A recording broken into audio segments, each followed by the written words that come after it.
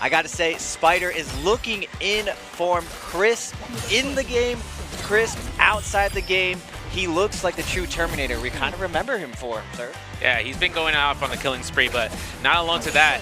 Mike here, coming out here, knocking through against Pace. Now, Pace was prepared for that first parry. He's like, I can sustain this out. He had his ultimate, but Mike was already attentive of that action, and he's been killing it this past couple of days, especially coming out for the group stage qualifiers.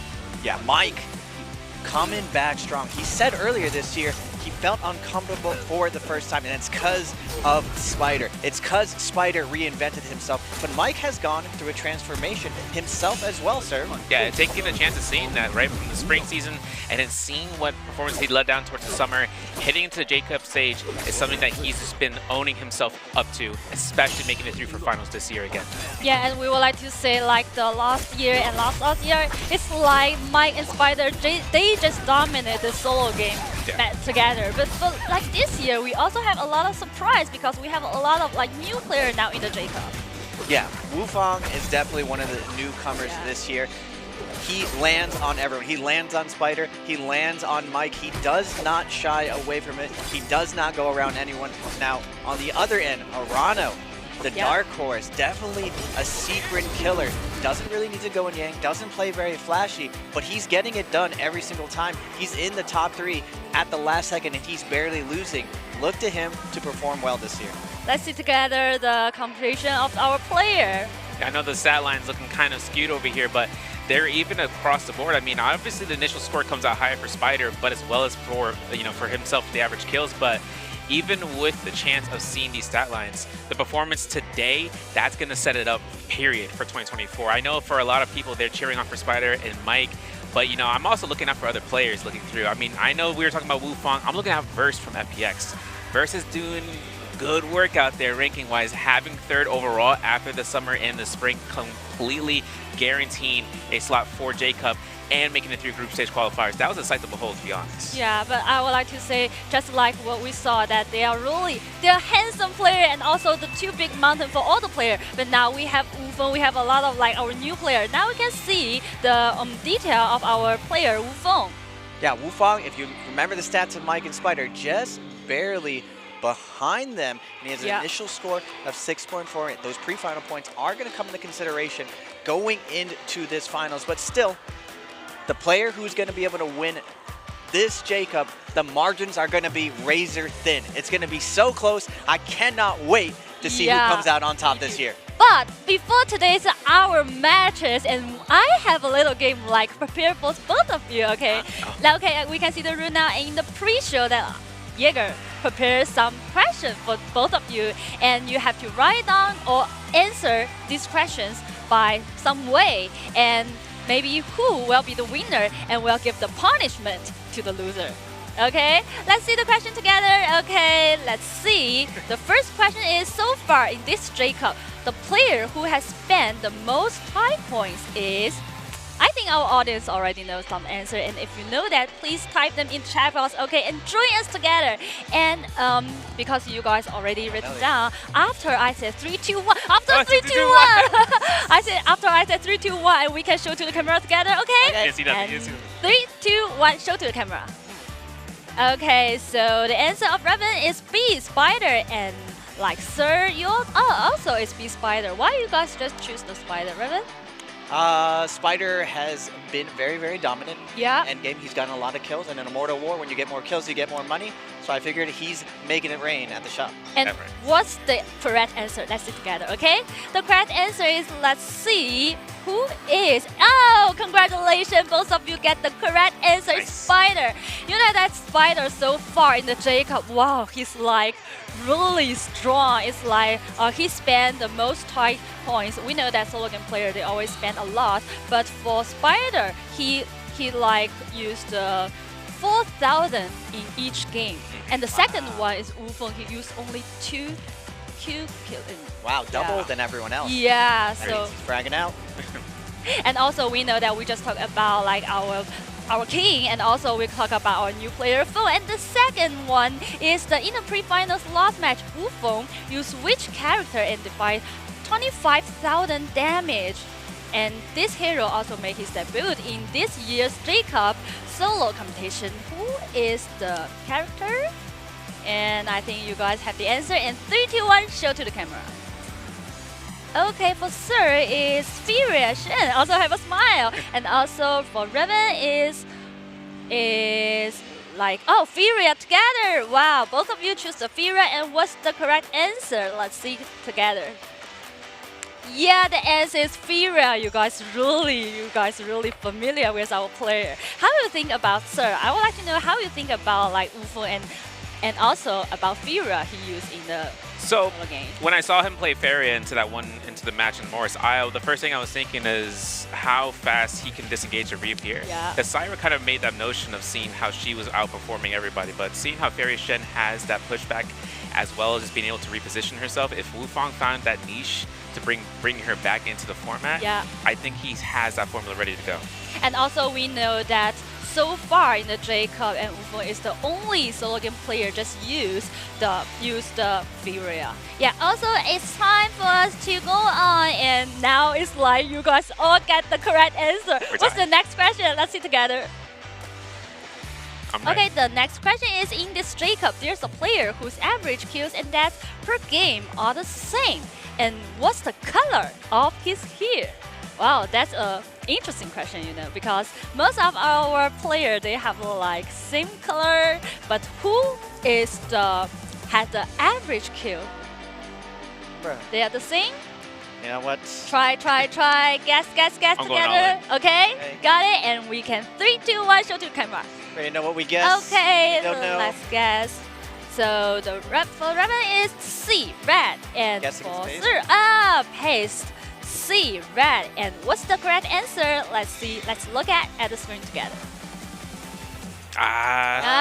It's game. It's our lucky here player, and we know that before the J-Cup, like a lot of players like to change their hair, but before the J-Cup, only Pace tried to change his hair because he said it was a lucky hair. And how do you think about his performance in J-Cup, Revan? Well, going into this performance, he's going to need all the luck he needs if he hopes to beat the monsters in this lobby. Mike, Spider, Bong, Verse. I've heard from the NBPL players that it's almost cruel how difficult it is to compete at this level. So any luck, any edge that he can do, dyeing his hair, dyeing his clothes, whatever he can do for luck, I'm going to say that's optimal. How do you think about his hair, sir? I think his hair, you know, reminded me of, I was looking at it as a candy floss. But more importantly, coming out from last year, right? He was performing under the banner for HLG, and then he knocked it out of the park. Actually been able to secure J-Cup, so seeing him this year again, it's good notion to see that consistency.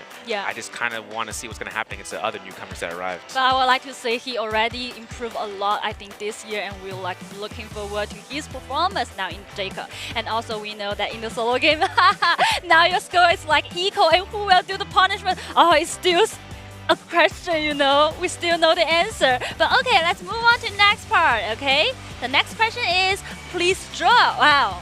I think this one, maybe we'll have the winner this time. Please draw the hero with the highest win rate in this year's J-Cup solo competition. Okay, who is that? And also, how's like, we would like to know your drawing skill. How's that? We don't have much time. Okay, just fast that. We have 10 seconds more. Wow, that's interesting, I just like to say. Maybe you need to, after the close-up, you need to explain for us, okay? Of course. We have 10 more seconds, okay? 10, 9, 8, oh my gosh, 7, 6, 5. You sure everyone can recognize it? 3, 2, 1, okay, put on the down and show together. It's okay. Let's show together to the camera. Okay, the sir. Everyone, you think you can know what this hero is? Can you explain for us? Of course. So, showcase. Welcome to my talk show. We're going to have a chance of actually explaining this, breaking it down. The halo on the head of Syra, as you guys can see on the drawing. Long hair on each side, smiley face, because she's, you know, she's happy. The laser beam, I'm going to fire my laser. That's where she comes out to be the most oppressive force, and that's just the cone of the, you know, attack. 20 meters, by the way. I think that's great. Not too bad. Okay, not too bad. Raven, you think anyone can recognize it? Can show if you know the answer, there's a please reason type. why I chose photography instead Yeah. of drawing. It's not my strong suit, but she's having a great time winning every single round with her ultimate, with her giant beam. Yeah, She's flying around, you know, dominating Yang yeah. and being the first pick. So I think this is going to be a critical reason of why. And she how wins. you think about like Sarah now in the solo game? OP. Yeah, Very, very OP. Very OP.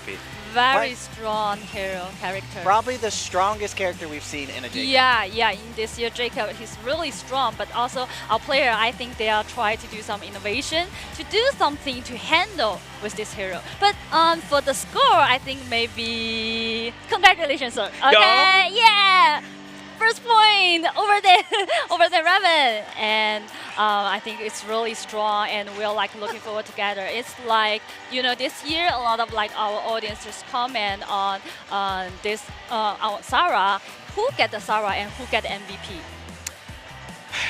I feel like if the person who comes out as with playing Syra and getting MVP, Yeah, but I think there's maybe some player try to find something to handle it. they cancel And it. I think next question, let's see together, okay? And it will be a listening part. Let's see, let's hear the skill together.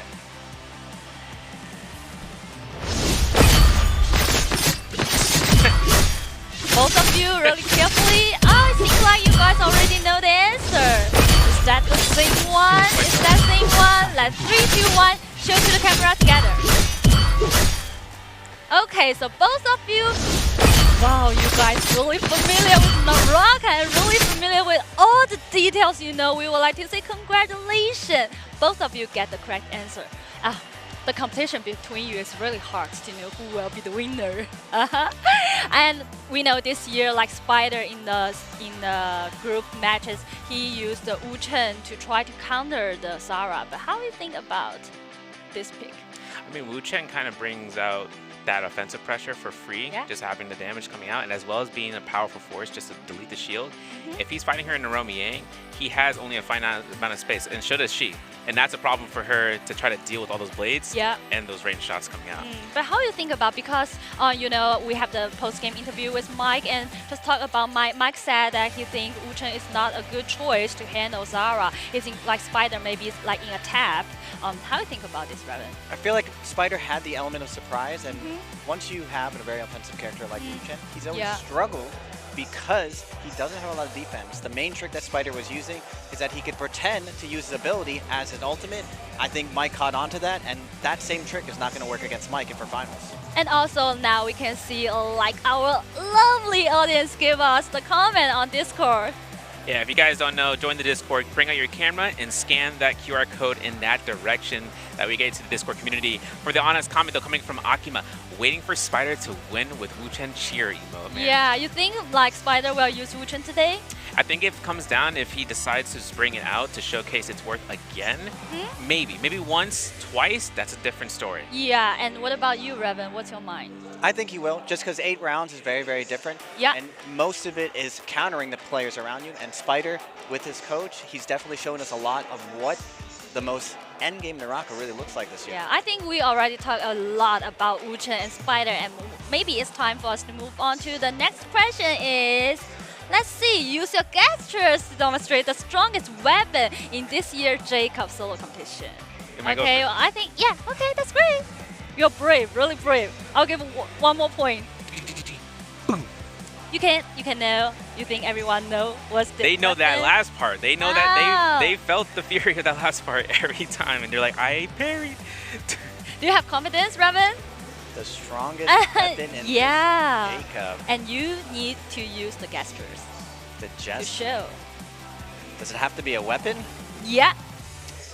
You wanted to show us a hero or something? Can I show a hero? Can Really? I show a hero? Sure. The strongest thing? Yeah. Oh, that's great performance. That's a great performance. Oh my God, both of you, I would like to say, but because according to our question, we would like to say the weapon, but I like your show. Thank you. Can our director like give one more point to Raven? I like your show, really. that's great. But we would like to say now in the Jacob, like our weapon, Fist Blade is really strong. What do you think, sir? Fist Blades have the wild sweep motion to kind of work against other players to Yeah. dodge through attacks. So that having that in your kit enough makes it that much more of a strong weapon. And of course, having to anticipate when they're going to release, that mind game already is enough for the player to fall apart. And how do you think about Raven? I think most of the pro players feel like Fist Place after it's been adjusted. Yeah. Don't feel like it's that strong. And you see from Spider, he's using weapon swap a lot now. Yeah. That's what Frostifus had picked up on. He switched to Hong Sword Dual Blades, and I imagine that was going to be used a lot more, especially with how defensive the game is. It really keeps you safe, and it has that offensive capability. Fist has been nerfed to the ground. Yeah, it seems like you guys have the really different idea, but because it's a little game time and we would like to have a winner and have a punishment, right? We can see the score now is Sir has 6 gold and Raven 5, a little bit 1 point, but we would like to say I'm sorry. And I think it's time for the punishment. Uh-oh. Oh, and let's show what the game we're going to have is. Doo-doo-doo.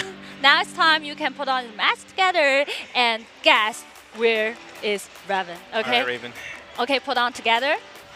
You ready for this? You bro? have a 2, and after I count 3, 2, 1, you can have a hit. Just smack him. Yeah. You know how to use it?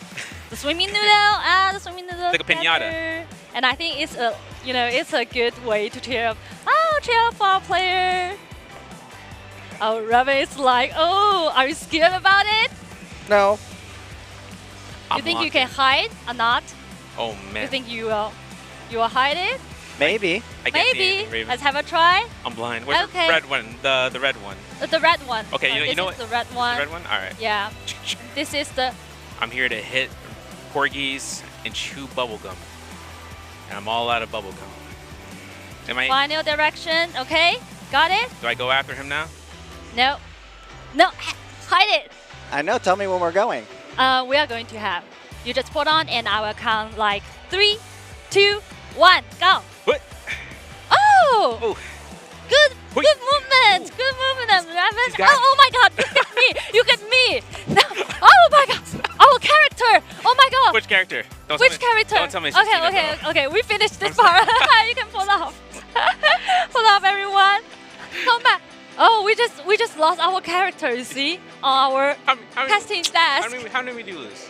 You can just put off your mask, okay? Easy. Oh, Oh my god, you really have good movement, but like our character, I even don't know which character we just we lose. lost Viper Ning. Oh my god, you hit the wrong person. Oh my god, I'll give you the punishment after the pre-show, okay? Just have fun. Okay, I think it's time to move on to the next part because we have more interesting things now on the the internet and also Discord or something. Let's see together, okay?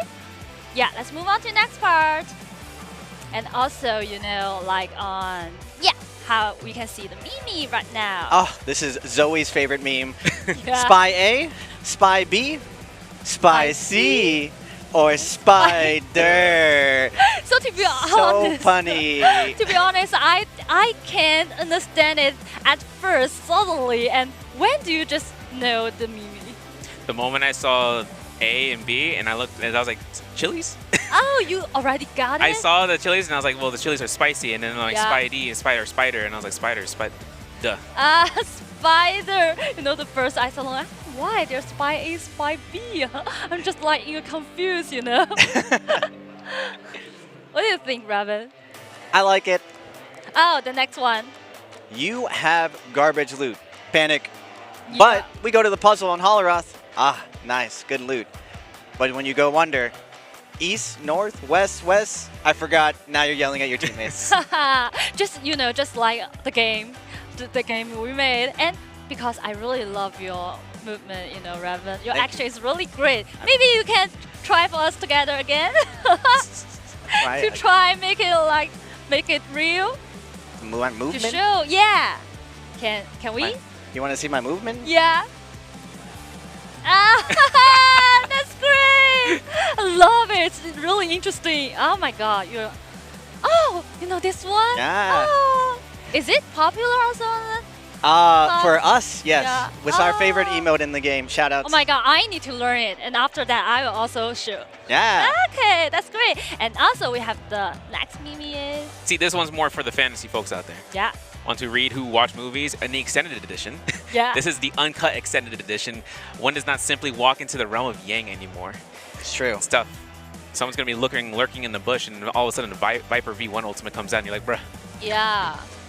No. I think it's funny. Maybe we can do it together. Okay.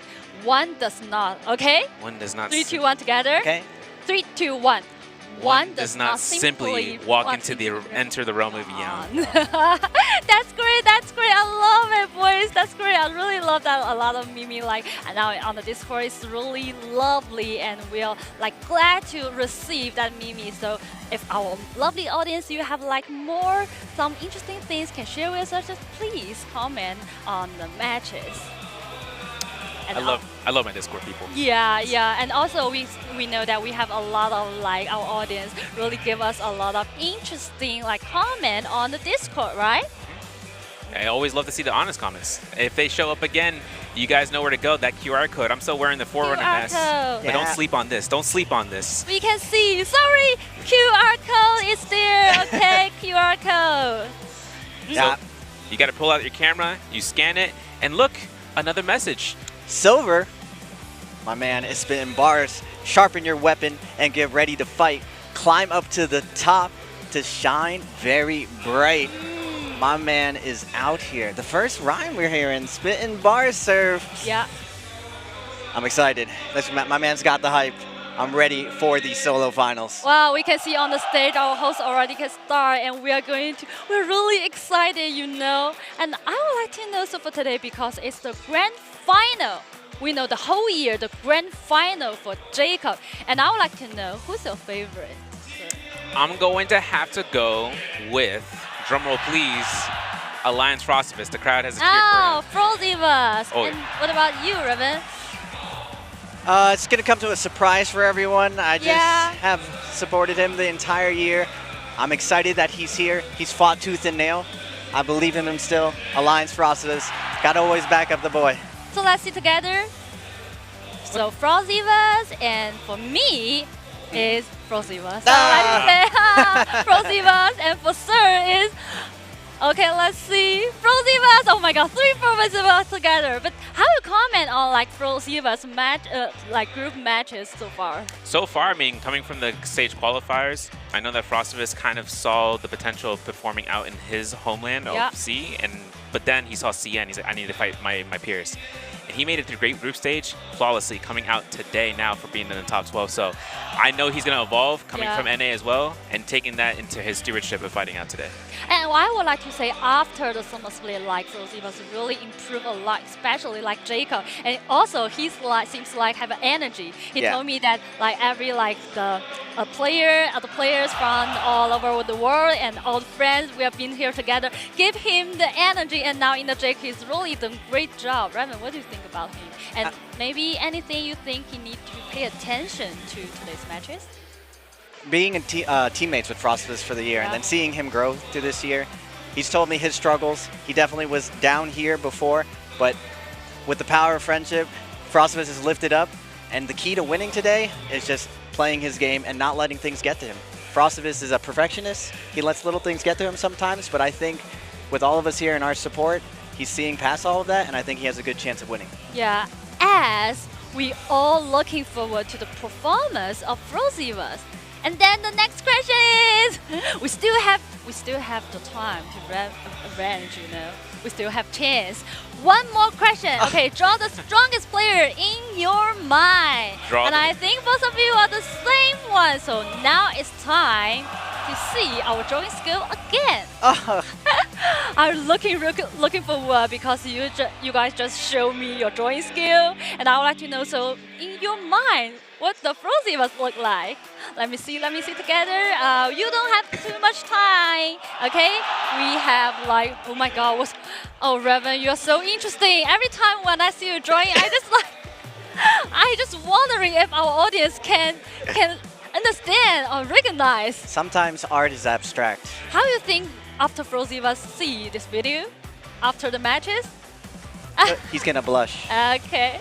I think it's time and 3 more minutes. 3 seconds. Okay. 3 seconds. Yeah. 3, 2, 1. Put on your pen. Show us together.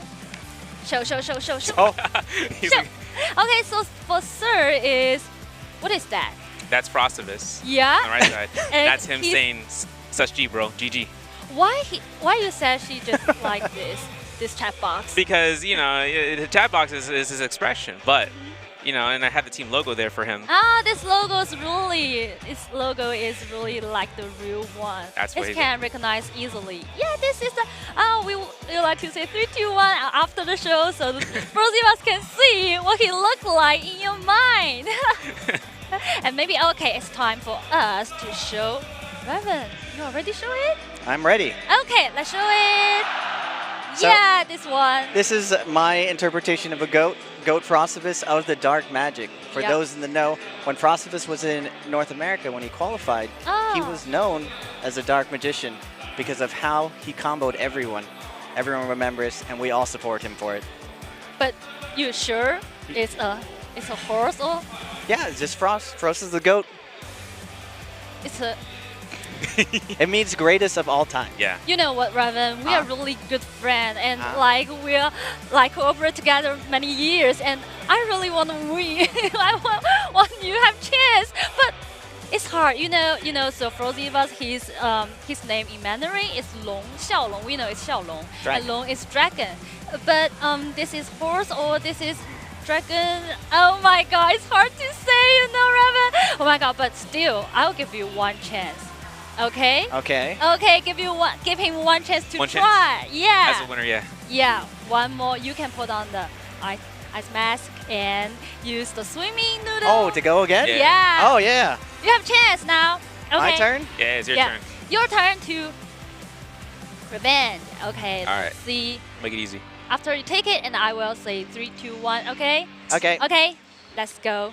3, 2, 1. Go. Oh. Oh my God. Oh Direct my. hits. Dang. Okay, done. Congratulations, thank you, both of you, thank you, my boys. You really did great job. Wow, I'm really excited now. The stage, they already have the music and the opening ceremony. I'm looking forward to it, and also I was looking forward to who will be the champion. Well, the Frozivas have really good performance today, and we would like to looking forward together. Do you have any expectations for today's matches? I think it'll be very close. I think it may go the distance. Yeah. In all of NBPL, it's always been 5 players. I think we're going to see Spider, Mike, Arano, Wufang, 2-2-5, but Frostus at the top, hopefully. Yeah.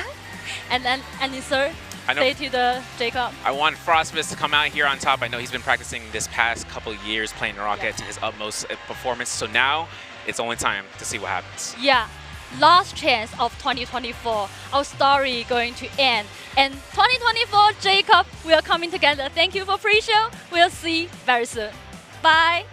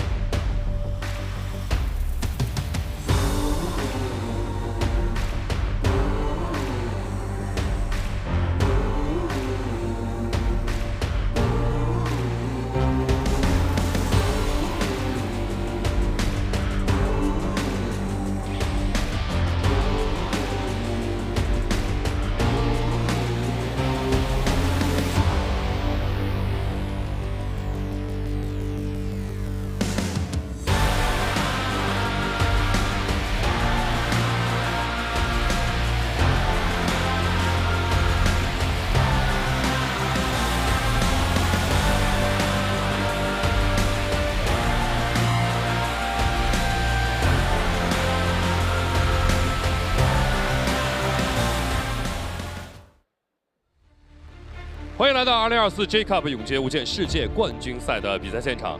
那么，在我们的开幕式开始之前的话，首先请允许我隆重的介绍今天出席活动的领导嘉宾，他们分别是湖南省体育局副局长张连彪，网易集团高级副总裁胡志鹏，长沙市政府办公室2级巡视员卢新印，长沙市体育局党组书记谭果，长沙市体育局副局长秦世平，长沙市体育局副局长吴伟辉，网易集团副总裁程龙，湖南移动副总经理段书。再次感谢以上嘉宾领导的莅临。那接下来，让我们有请的是长沙市政府办公室2级巡视员卢新印先生致欢迎词，并宣布比赛开始。有请。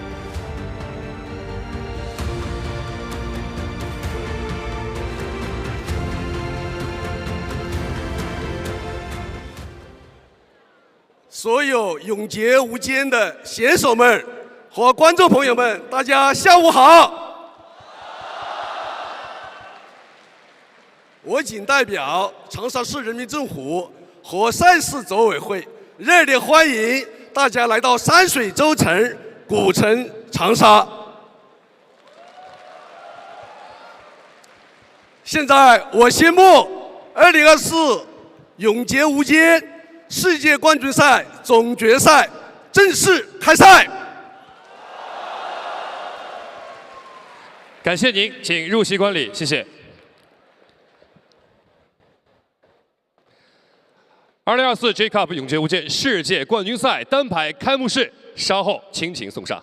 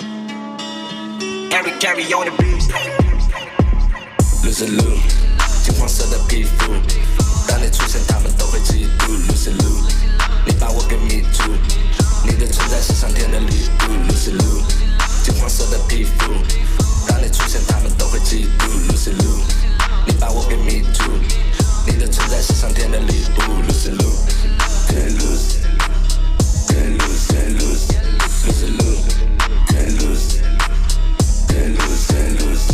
动作优美，无法后退，被你吸引，像神秘的力量让我充满了好奇心。会武功，证明了你并不普通，就像是在这炼成的古董，锋利的拳头还在往前走，华你的招数，不过是前奏，让他们害怕的是你的拳头，留下了传说，让后代们慢慢研究。在日本斗争中优秀拿得到，只用了8个字就能把对手打得到。快速的反应，下手很干净，看到了破绽就像是按了暂停。红色的玫瑰和黄色的夕阳，我穿着皮鞋和一身黑色西装，充满了诱惑的你让我无法抵抗。在你电影里出现的地方。金黄色的皮肤，当你出现，他们都会嫉妒。Lucy Liu， 你把我给迷住，你的存在是上天的礼物。Lucy Liu， 金黄色的皮肤，当你出现，他们都会嫉妒。Lucy Liu， 你把我给迷住，你的存在是上天的礼物。Lucy Liu， can't lose， can't lose， can't lose。Lucy Liu， can't lose， can't lose， can't lose。Can't lose, can't lose, can't lose, can't lose, can't lose, can't lose. 欢迎大家来到永劫无界世界冠军赛，我是 CP。下一首歌《街头艺术家》 ，Let go。Carry on the beast, yeah.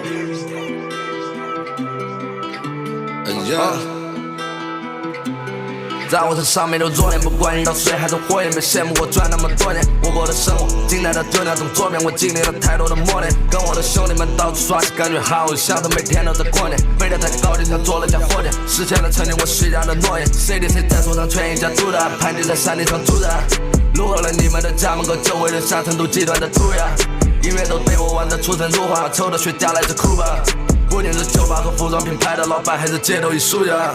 别来蹭热度，别来。跟你不同，我的身份很特殊，不怕有比不，只是我现在应该承受，所以比原来成得住。有的人生得帅，但有的人他们确实真得住。那些是朋友，那些是敌人，不用担心，我们都能够分得住。挑战你们所有人，拿出这本事来跟我斗争。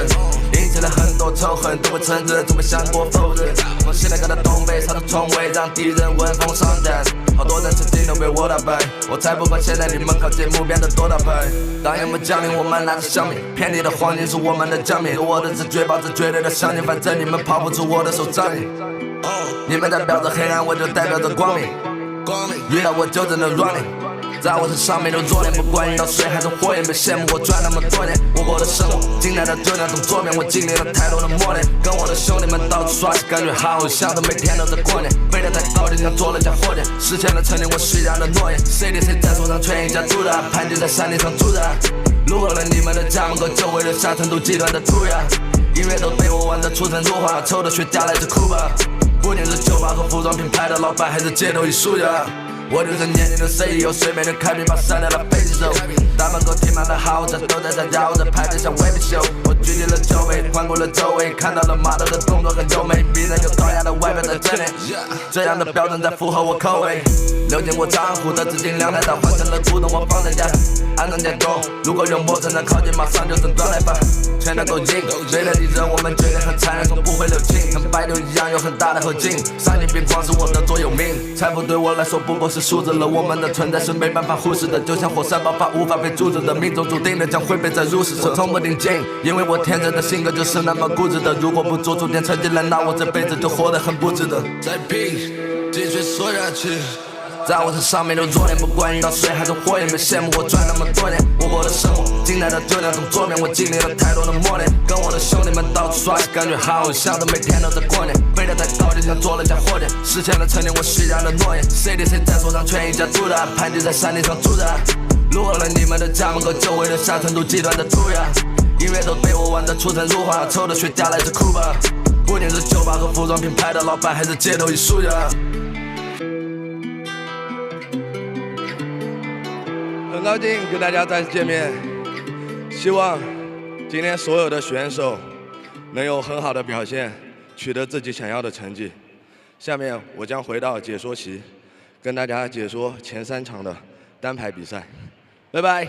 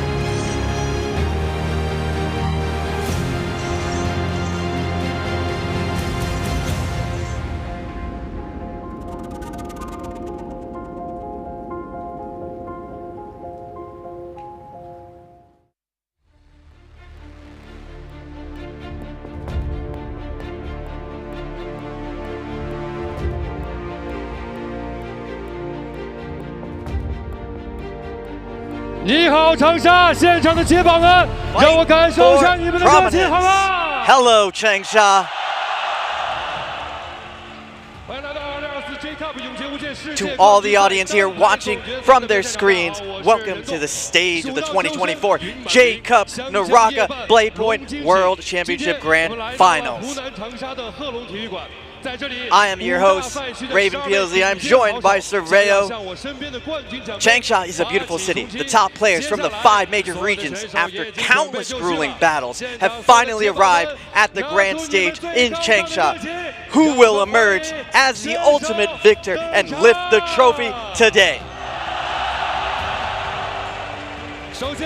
Let's give our loudest cheers to welcome the grand finals players to the stage.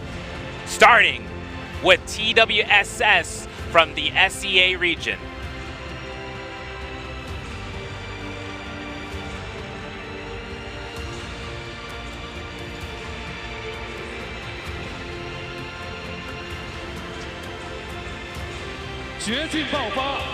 With unwavering perseverance and an explosive performance under pressure, he secured the very last ticket to the grand finals. Welcome, TWSS Polaris.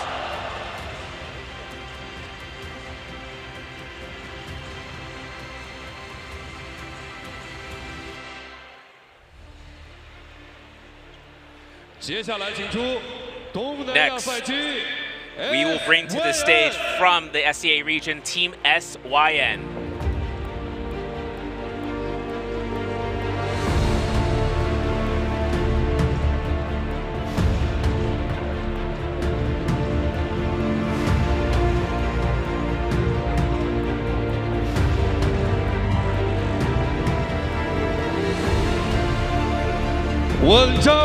Steady, poised, and strategic, winning step by step with his plays. Let us welcome SYN's Minds.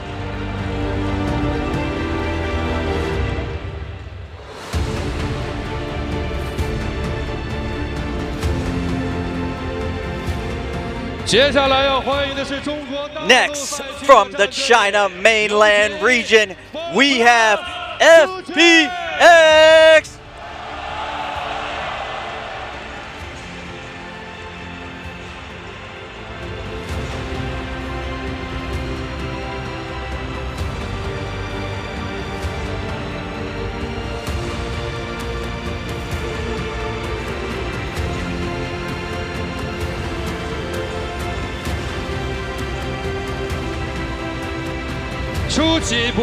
Once a rookie sensation, now transformed to the action into a dazzling contender.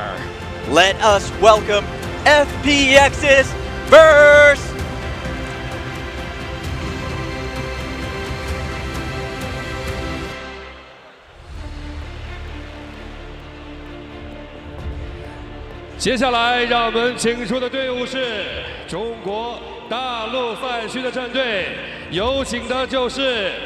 Now, from the China mainland region, here comes Alliance Frostivus.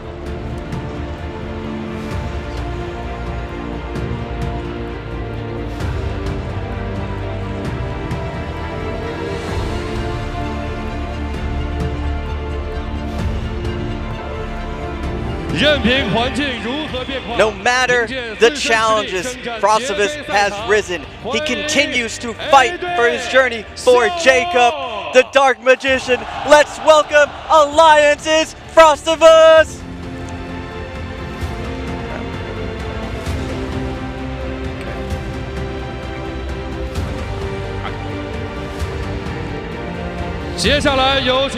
From this point going through here from Team FPX's ZQ, arising from the China mainland region.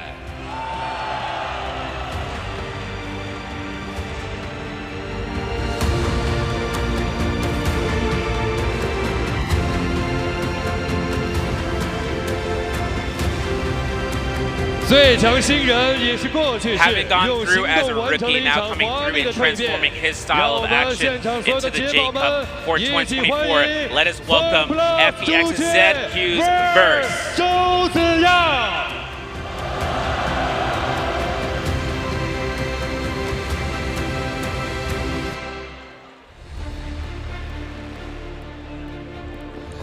接下来请出的同样是中国大陆赛区战队。 Next, we're gonna bring to the stage from Team SS1 arising from China's mainland.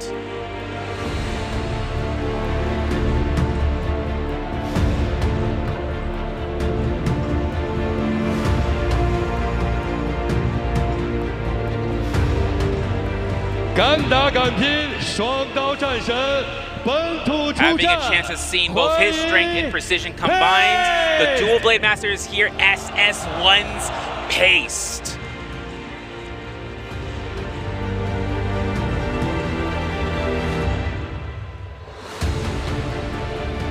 接下来请出的是中国大 Now, 陆 from 赛 the 区战队 Chinese mainland region, here comes YZG.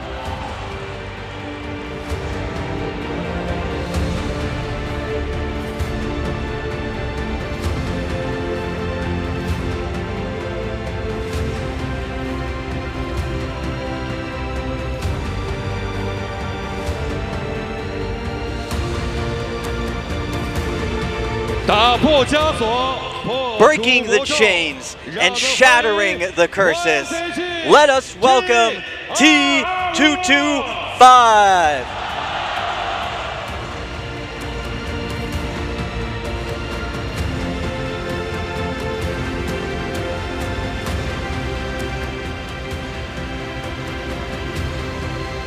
接下来请出的是中国大陆赛区战队。 Next from the China mainland region, let's welcome TE.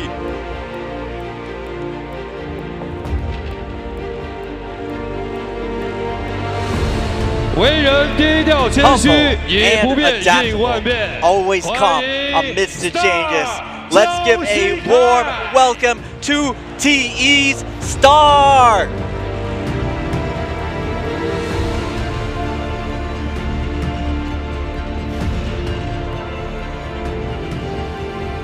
接下来请出中国大陆赛区战队。 Coming up next, from the mainland region, we are introducing Team EWG.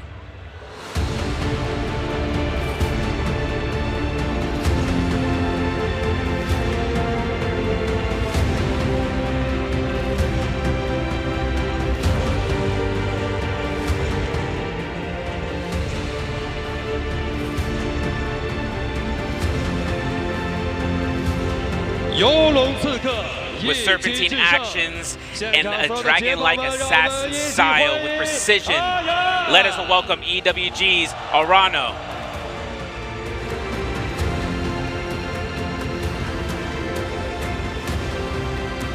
接下来有请中国大陆赛区战 And 队。 now from China's mainland region, X1 is brought to the stage.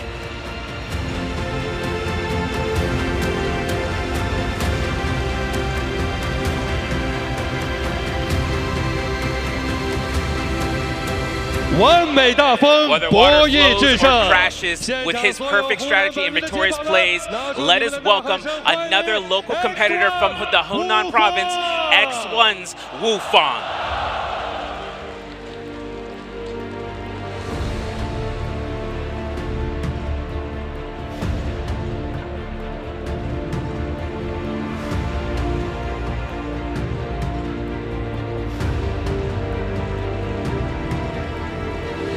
亦敌亦友，宿命对决。 This is what you've been 最后 waiting 让我 for. 们用最高的 WBG's 纪录 Spider and OUG's Mike. 神盾 WBG Spider OUG Mike。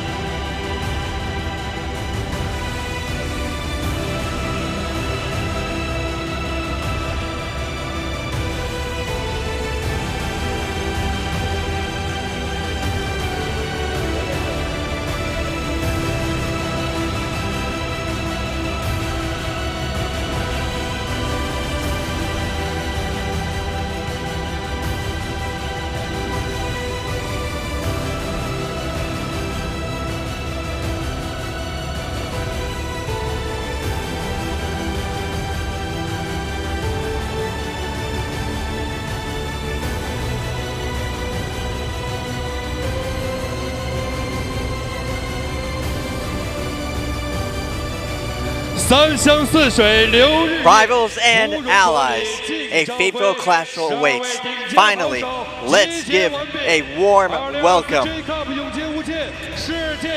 12. Welcome to the champions of 2022 and 2023's J-Cup, WBG's Spider, and OUG's Mike. The rivers of Hunan flow endlessly, and the land of hibiscus blossoms with vibrant promise. The 12 players have assembled, and the 2024 J-Cup NARAKA BLADEPOINT World Championship Solo Grand Finals begins now.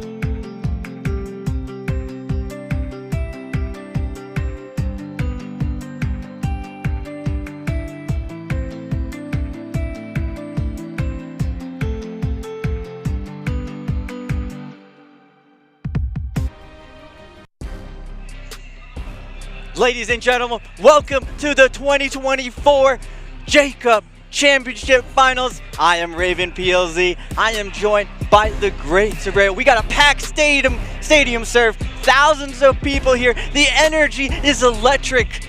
I'm so excited to see what is going to come for today. This is absolutely sublime to be through into the grand finals and seeing the crowd here.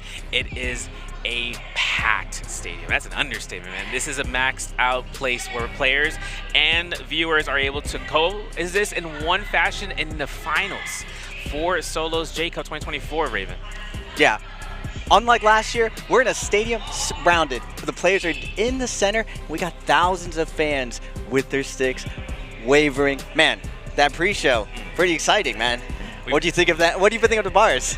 Well, we got hit with both sides, but I'm gonna hit you with 1-2 guys, 1-2-3 blue, more specifically Discord QR codes. That's right, over there in that corner. Make sure you pick up your camera off your phone. I did it so fast you didn't even see it. I'm already in the Discord. But more importantly for you guys who haven't been able to connect with players from the NARAKA BLADEPOINT community, but you've been watching us, you've been seeing all the events, that's where you're gonna be able to kind of give a good grasp of just having that interlocking connection with not only players that play NARAKA, but even doing artworks, having moments caught from J-Cup this past year with the honest comment system, and allowing for your comment to be read on broadcast, as well as just sharing your favorite moments everywhere.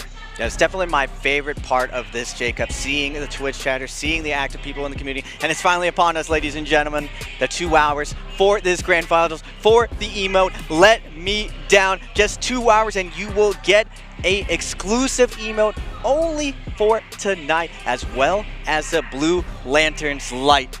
I cannot wait to get these emotes. Dude, I've been waiting to kind of get the Let Me Down email for a while now, seeing how it's gone through, and we're into today. Today being for solos, tomorrow for being for trios, but I know a lot of players have been looking out for solos this past year, especially being able to take a new viewership and a good kindling in terms of that fire that's been burning, because the competition has been fierce this year, especially coming from the performances and the top 2 players in the world going against one another again. Mike and Spider going up against the ropes. Yeah, it's been a rivalry throughout the year, especially with the change of the name system. No one can see each other's names. And before, Mike and Spider, they almost had an aura around them that they were untouchable. And for the first time this year, Mike's admitted that he feels mortal. Spider admits that he's having fun at the game. We might be seeing a change of the guard. I believe Spider has finally reinvented him. He's finally answered the call. The first year when Mike came back, he shied away from it. He tried to be friendly. This year, it's all business. My man's looking as cold as ice. Yeah, and talking about someone who looks cold as ice, even with the new guard coming through, X1's Wufang. my man is cold-blooded killer on the battlefield. You've seen how fast he would look to try to take a fight, even if it's against the odds, against one of the top players like Mike and Spider, or even TT25. So seeing a new player coming through this past year, performing so well to now be in the contention for that status quo of just being one of the top players, it's a dream come true for Wufang for sure, but it's also to him to try to lift that trophy up when the time comes. Yeah, Wufang did excellent in pre-final. That's a great point. He has been spectacular all year. Not the most strategic, but with blunt force. Going into Realm of Yangs, fighting off spawn, fighting non-stop, and then still finding a ways to navigate these very, very tricky endgames. And with the addition of Syra, Wufang has definitely risen to the occasion. He was the first person to show that Balda can really beat Syra and Yang, and I think it's going to be critical if he hopes to win this J-Cup. Yeah, especially bringing out Balda and being able to be the progenitor, bringing out Fairy Shen again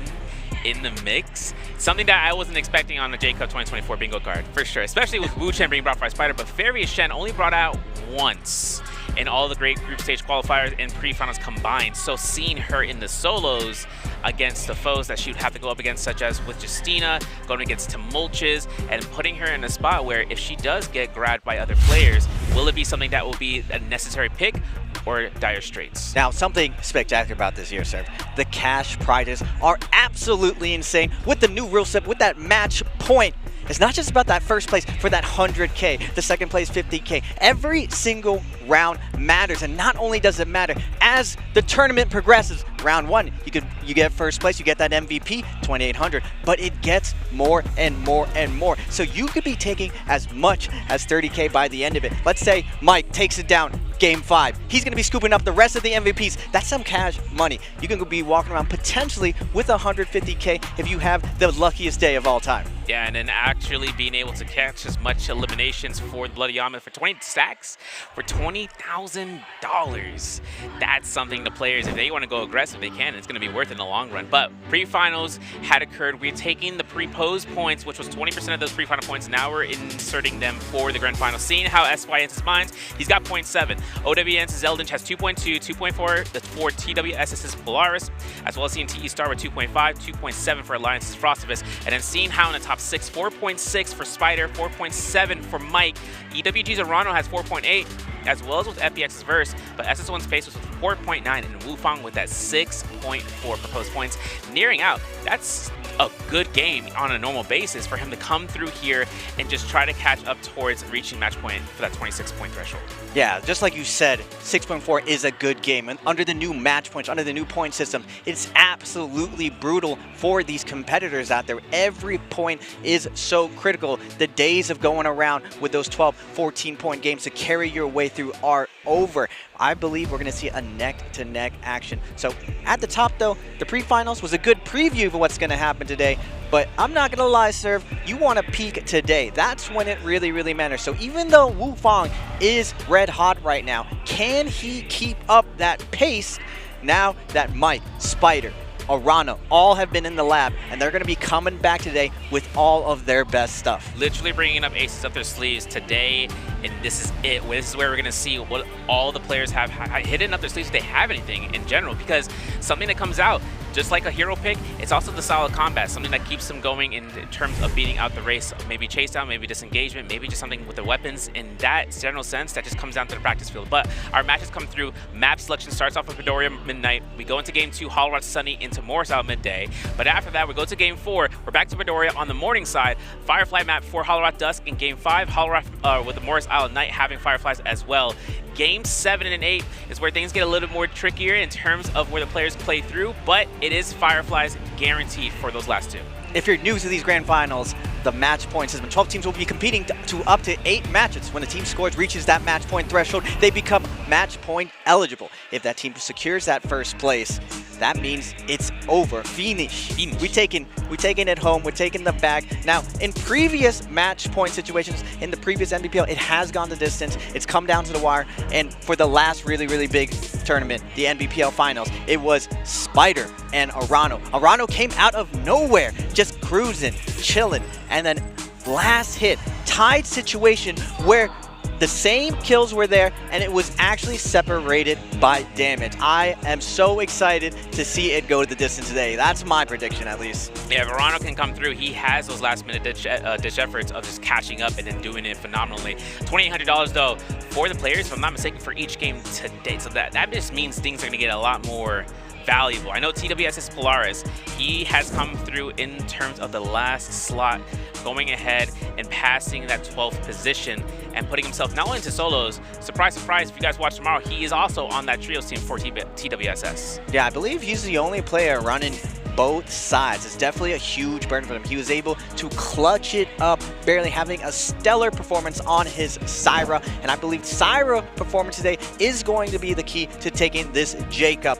The Syra pick will probably only be a pick once. If you're lucky enough, you might be able to pick it twice, but she just has had so much impact in this meta that everyone is scrambling to counter her. We've seen the Valda counter, we've seen the Wu Chen counter, we've seen possibly the Feria counter, we've even seen Alkos do decently as long as you can kite out her ult. I'm excited to see what these pros have prepared for this Syra. Now, looking at those player cameras, they're all sitting in a giant circle right now. Mike looking poised, he's looking calm. I believe if Mike can keep his cool, we've seen him for the first time this year really get emotional when he goes down. Just a lot more energy than we're used to. Normally, he looks like a business as usual, but this year, definitely a lot of pressure is building up on him. Yeah, and see on Mike's shoulders, but it's cool. Oh, that is a cucumber spider, man. He's ice. Man's locked in. It's cold.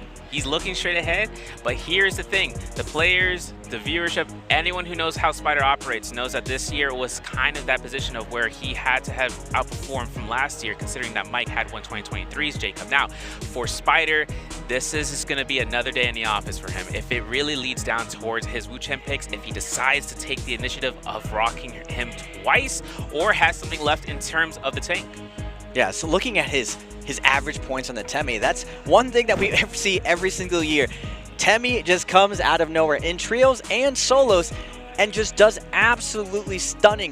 His F ability, just that low cooldown, allows him to maneuver a lot of the new gimmicks, and right now Syra is a new gimmick. Temi still doing really well, but Verse on his Liam right before Jacob. Liam was the most dominant character. It completely changed everyone's neutral game. The ability to throw focus attacks and not be punished showed the rise of these new stars. Verse, Star, Wufang, all really known for their heavy focus attack playstyle, but it's all on the back of Liam. Now that with Liam's nerf, can people still get value? Because all we really see as far as value is Arano, is Star, but Arano really uses a lot of that V2 gimmicks, being an assassin, grabbing people when they least expect it. Yeah, Fusion Orb for that variation, for the second variation for Liam, and just having the audacity to pick someone up and throw them into anything you would like. Fire Cage, Flaming Cage, a Plaque, and even the Moonbane strikes that do spawn in the map into the last minutes. But TU Star having the opportunity to see in his stats and being Liam as well, and attacking himself with the ultimate and catching combos, but TT25 with a card with a thumbs up. Where's my smirk? Yeah, he's smirking out there. My man is out here gaming. TT25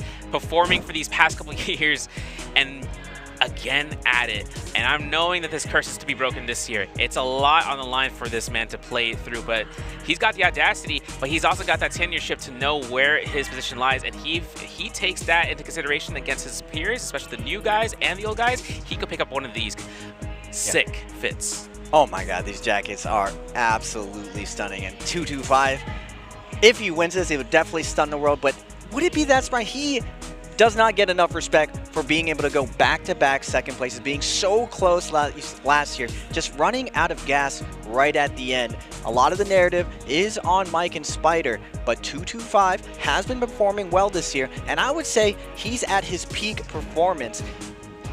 His debut, he was super strong. Everyone thought he was the threat, but he kind of slowed down a little bit and he would pick up at Jacob. But this year, he was finally able to break the curse, finally able to ship a tournament, and you can see in his body language, he looks poised for some victory today. Yeah, and SS1's paced.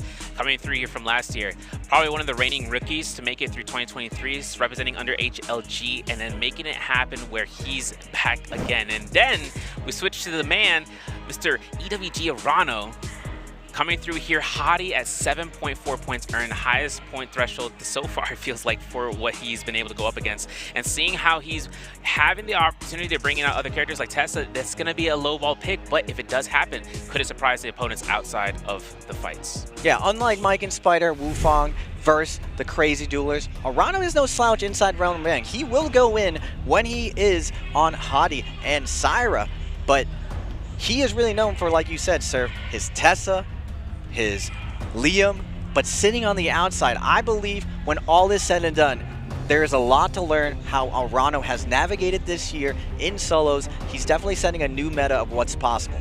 Yeah, now looking into our face selection process here, it's a stacked selection coming through for the first 3 sets, and then having to see what's going to lie in between, because like we said, the games today can potentially go up to 8. Usually you've been normally seeing 6 games, but when it comes to a finals or to a grand final solution, just like how we see he's pulling out the card, he's pulling out the ball, the first round pick, that's great. No. But more importantly, how it operates today, guys, is the flow of combat comes out to the choice picks, to whether or not the players are going to be holding on for games 7 and 8. But option 1 has always been Cyrus from what we've seen from the group stage qualifiers. It might translate over here as Zeldin from Team OWN decides to pick it out, decides to go for the Liam, allowing for that slot to be open. A hero can be chosen twice or 3 times. After that, they are banned. That is a huge pick from Zelsic. This is going to open up the pick of Syra for Phase 2, and we're going to get a triple Syra game. Zelsic just sending the lobby into chaos by picking his comfort pick instead of the pure meta pick. Now, Frostivus has to be surprised that Hadi is going to be possible right now. This is definitely going to throw all these competitors for a loop. It looks like Frostivus instead is going to go for a map pick. He's not going to go for the meta pick Hadi. Instead, he has Wu Chen prepared for this map. Same thing with Mike. He's going to go with zipping. Everyone using their warm-up game very, very wisely. Really interesting stuff coming out from these pros. Now, I know the zipping is going to be what Mike would love to bring into this play. Valda from WBG Spider in response. Round 5, round 6 selection here has a lot of characters available, so we're holding on for another Valda from EWG Arano. FBX's Verse is still holding on in terms of what his choice options are right now. We have a chance of seeing another Zip or potentially just seeing another Valda be locked in for the 3 count. That would be a lot of like just having to fight against Cyrus. A Matari, though, comes out from Verse. Okay, so now Phase 6 has Pace and Wufang. Anything's on the table right now for either single selections or it's double pick for the heroes to be in the pool, Raven. Yeah, Pace and Wufang have to be absolutely flabbergasted that how is Hadi not banned right now. During the pre-finals, during group stages, always went Syra, Hadi, Valda.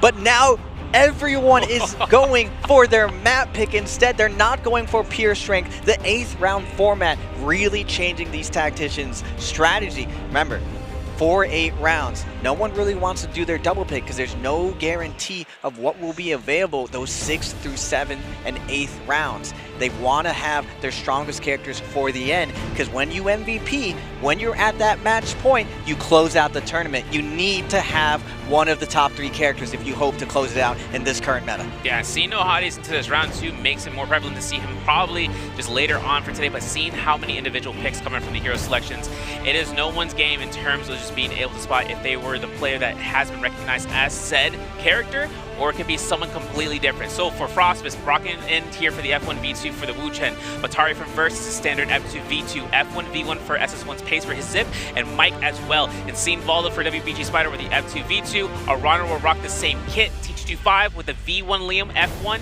Star with the F1 Syra V1. Zeldin bringing out the F1 V2 variation for Liam. Wufang with the F1 V2 for the variation. Mines with the F1 V1, as well as Polaris from TWSS. This is going to be the first match drop locations, Raven, for today. And first, in the first round, which of the following 2 players will have a higher score? If the scores are tied, compare their rankings in the round. We got the classic OUG's Mike, A or B, SC's WBG's Spider.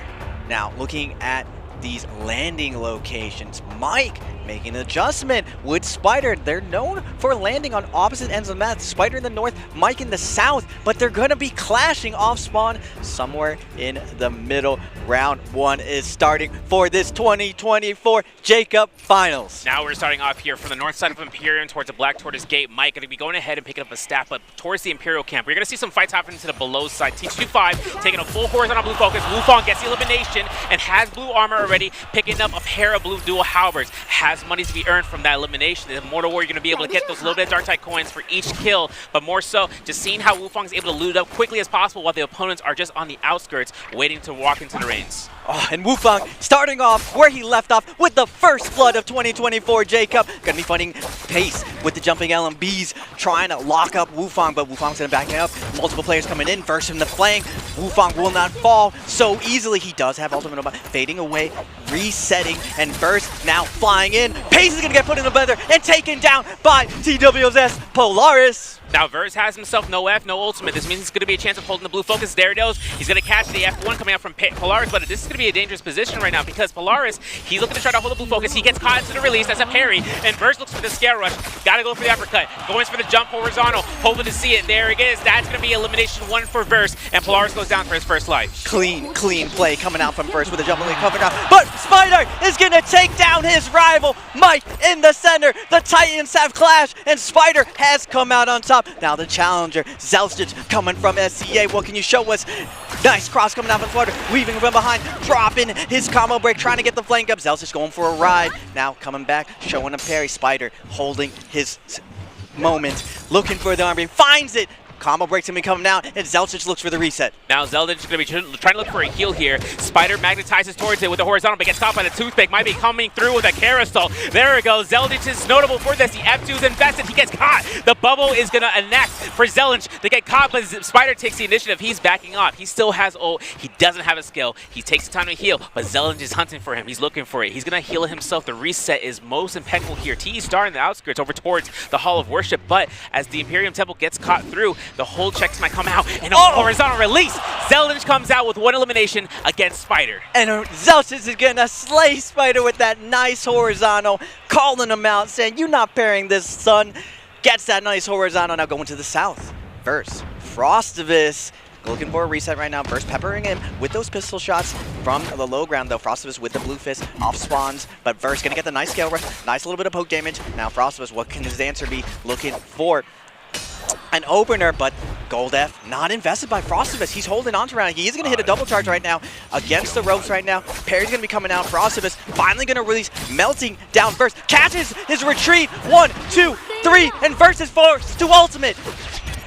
Weiss F1 coming up for the ultimate catch, and he throws it onto him, but he's got to back away, though. This is too dangerous. You're going to see a teleport come through here this time from Verse, but he's got to be careful. 1 HP in a dream, 1 hit. That's all we're looking for, and guess who's going to come out here? SYN's Minds looking for the R&B. Pistol shot comes out. 1 heal is what Verse needed to survive, and he's looking for armor swaps. He teleports towards Frostivus, who throws it at Minds unbeknownst, and Frostivus gets the elimination. Coming right back, Sin's Minds going to be going ahead for the ultimate as a Syrup, and Frostivus has no ult to counteract the offensive pressure being brought out. The laser ring comes out, the stagger comes through, and Frostivus gets caught by the dazzle, and that's going to be 1 hit for Minds, and he's looking for that 1 last hit coming through. The F1 is out, but Frostivus gets knocked down. Alliance Frostivus gets on the board, but immediately bedazzled by Minds. That ultimate just so oppressive coming out from Syra. Minds on the board finally, getting to 1.7, looking at the overall spawns.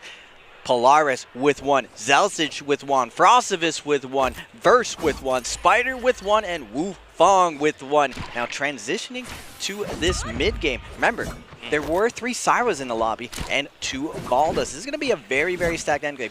Early tournament games end up going very, very slow. That's why Mike likes to open up with his zipping. What can he show us? Kiting around inside the center of the map. Yeah, it's going to be a chance of seeing whether or not Star was going to keep up here playing Syra, and having a purple weapon on standby. Romy ain't going to be a very significant poignant spot, if I should say, for Star.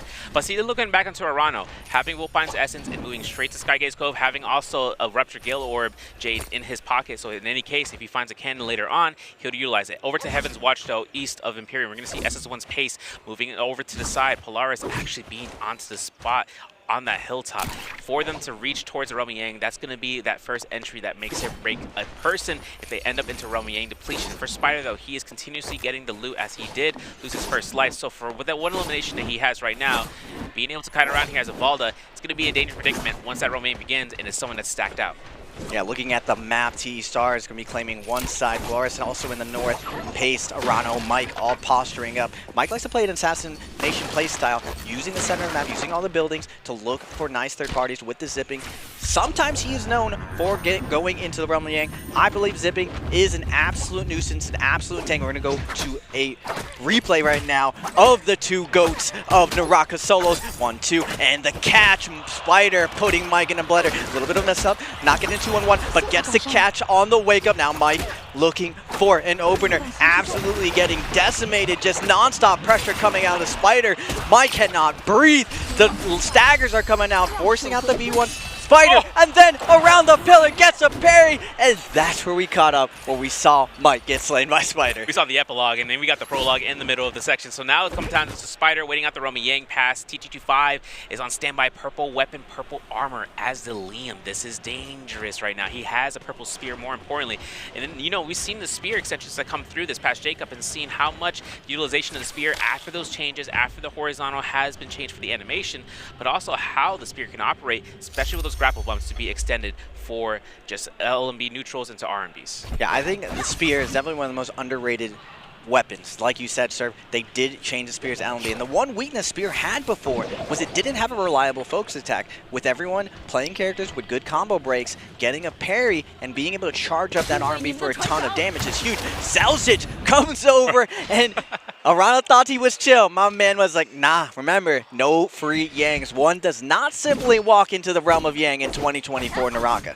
And that's a fact. And now we're going to switch over to seeing explosive armor on Pace, though. Seen into his kit, having only blue weapons, is going to use the pillars to his advantage to try to catch a high ground spot. As you can see, the drop down pistol shot from Arano. Look at the RMB hold check. Darius goes through the release, and Pace try to tap dodge through, throwing at himself another pair of blue focuses. Now comes down to the beta. Oh, nice tap dodge coming out here. As Arano looks to sky it around, he's going to be going to the sky, looking for the pistol shot. Nice. Goes for one, doesn't get the hit the second. And now the whole blue focus gets released there. It's coming out for Pace for a free slap next to the RMB, burning out the F2. We know there's going to be a grapple bomb into the RMB. Now V1 is still active, but the explosive armor has been procced. This is going to force Arano now to use his ultimate. He's got 18 seconds to throw this out here as the ultimate comes out from Pace on that zipping game.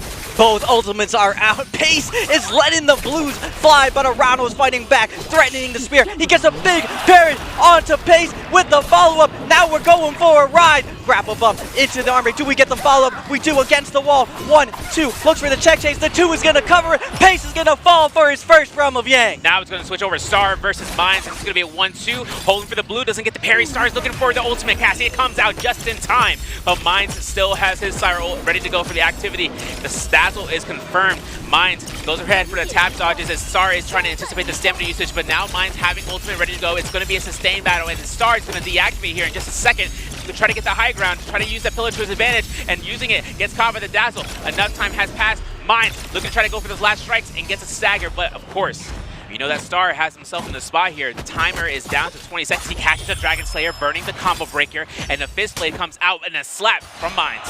Wait a second, the slaps are going crazy right now. Star, though, showing the weapon swap, looking for the follow-up, getting the uppercut, and Mines is going to fall. Star, cool under pressure, turns it around and seals the deal. Now we're switching over to Imperial Camp. Pace up against Frostivus. Frostivus' ult, his cast is down for 1. He still has 1 more. He confirms that Pace gets caught through, but Pace's whole blue focus, a parry like that confirmed, but Frostivus isn't able to do anything with it. The blades are coughing through for staggers. 1 horizontal to an RMB. Frostivus looks towards it, try to disengage and trying to find an armor swap. He's successful for a common one, but then there's a toothpick. There's a setup here. I see a lot of terrain position here that he can take advantage of, but then there's going to be a point in time where he's going to have to disengage completely unless he takes the fight to Pace. Nice shot from Pace, using his F to deny the stagger right now. Frostivus with the scale was trying to close the distance, but Pace is sustained, zipping, an absolute tank. He's going through Frostivus pressure right now. Frostivus doing his best, but he's going to fall to the focus attack to the back, and Pace is going to be able to cure his Yang depletion. Now Pace has himself to come through with a purple armor and losing out Roman Yang in a fight. It's going to be a case scenario. TT25 though had himself to win the Roman Yang against Frostivus earlier, but it's up to him up against a Cyrus such as Star, who has also won that run, as we witnessed. And for TT25, T25 getting caught by the dazzle. There's a third party waiting this out here. I know for everything, Mines is looking to try to drop down blue. He's looking for it. The Liam ultimate comes out, teleport with the V1 variation. Doesn't get hit by the flash. You remember what happened with Mike last time, but everything comes down. And there it is! I called it! And it's gonna be a terrible position right now by T25. He's looking for the R&B. The F1 comes out just in time. We're gonna see another dazzle. This time Mines takes the full blow and is losing his armor chip by chip damage. The casted curse is real. Severo calling out the sign. Sign falls down, but everyone's gonna be Cyber now.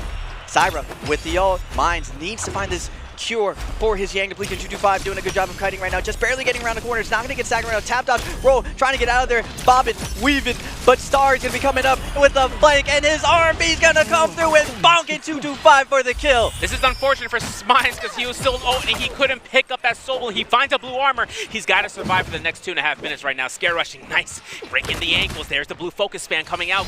Star was anticipating for a parry. Another parry, another dollar. There's going to be the uppercut, grab a bump into the R&B. Nope, horizontal release. That is Star's third elimination. And if I'm not mistaken, kill leader so far into this game, and we're not even by second round. Remember, ladies and gentlemen, getting an MVP, you're going to get that nice MVP extra prize, that $2,800. And on the Syra, Star is making it count.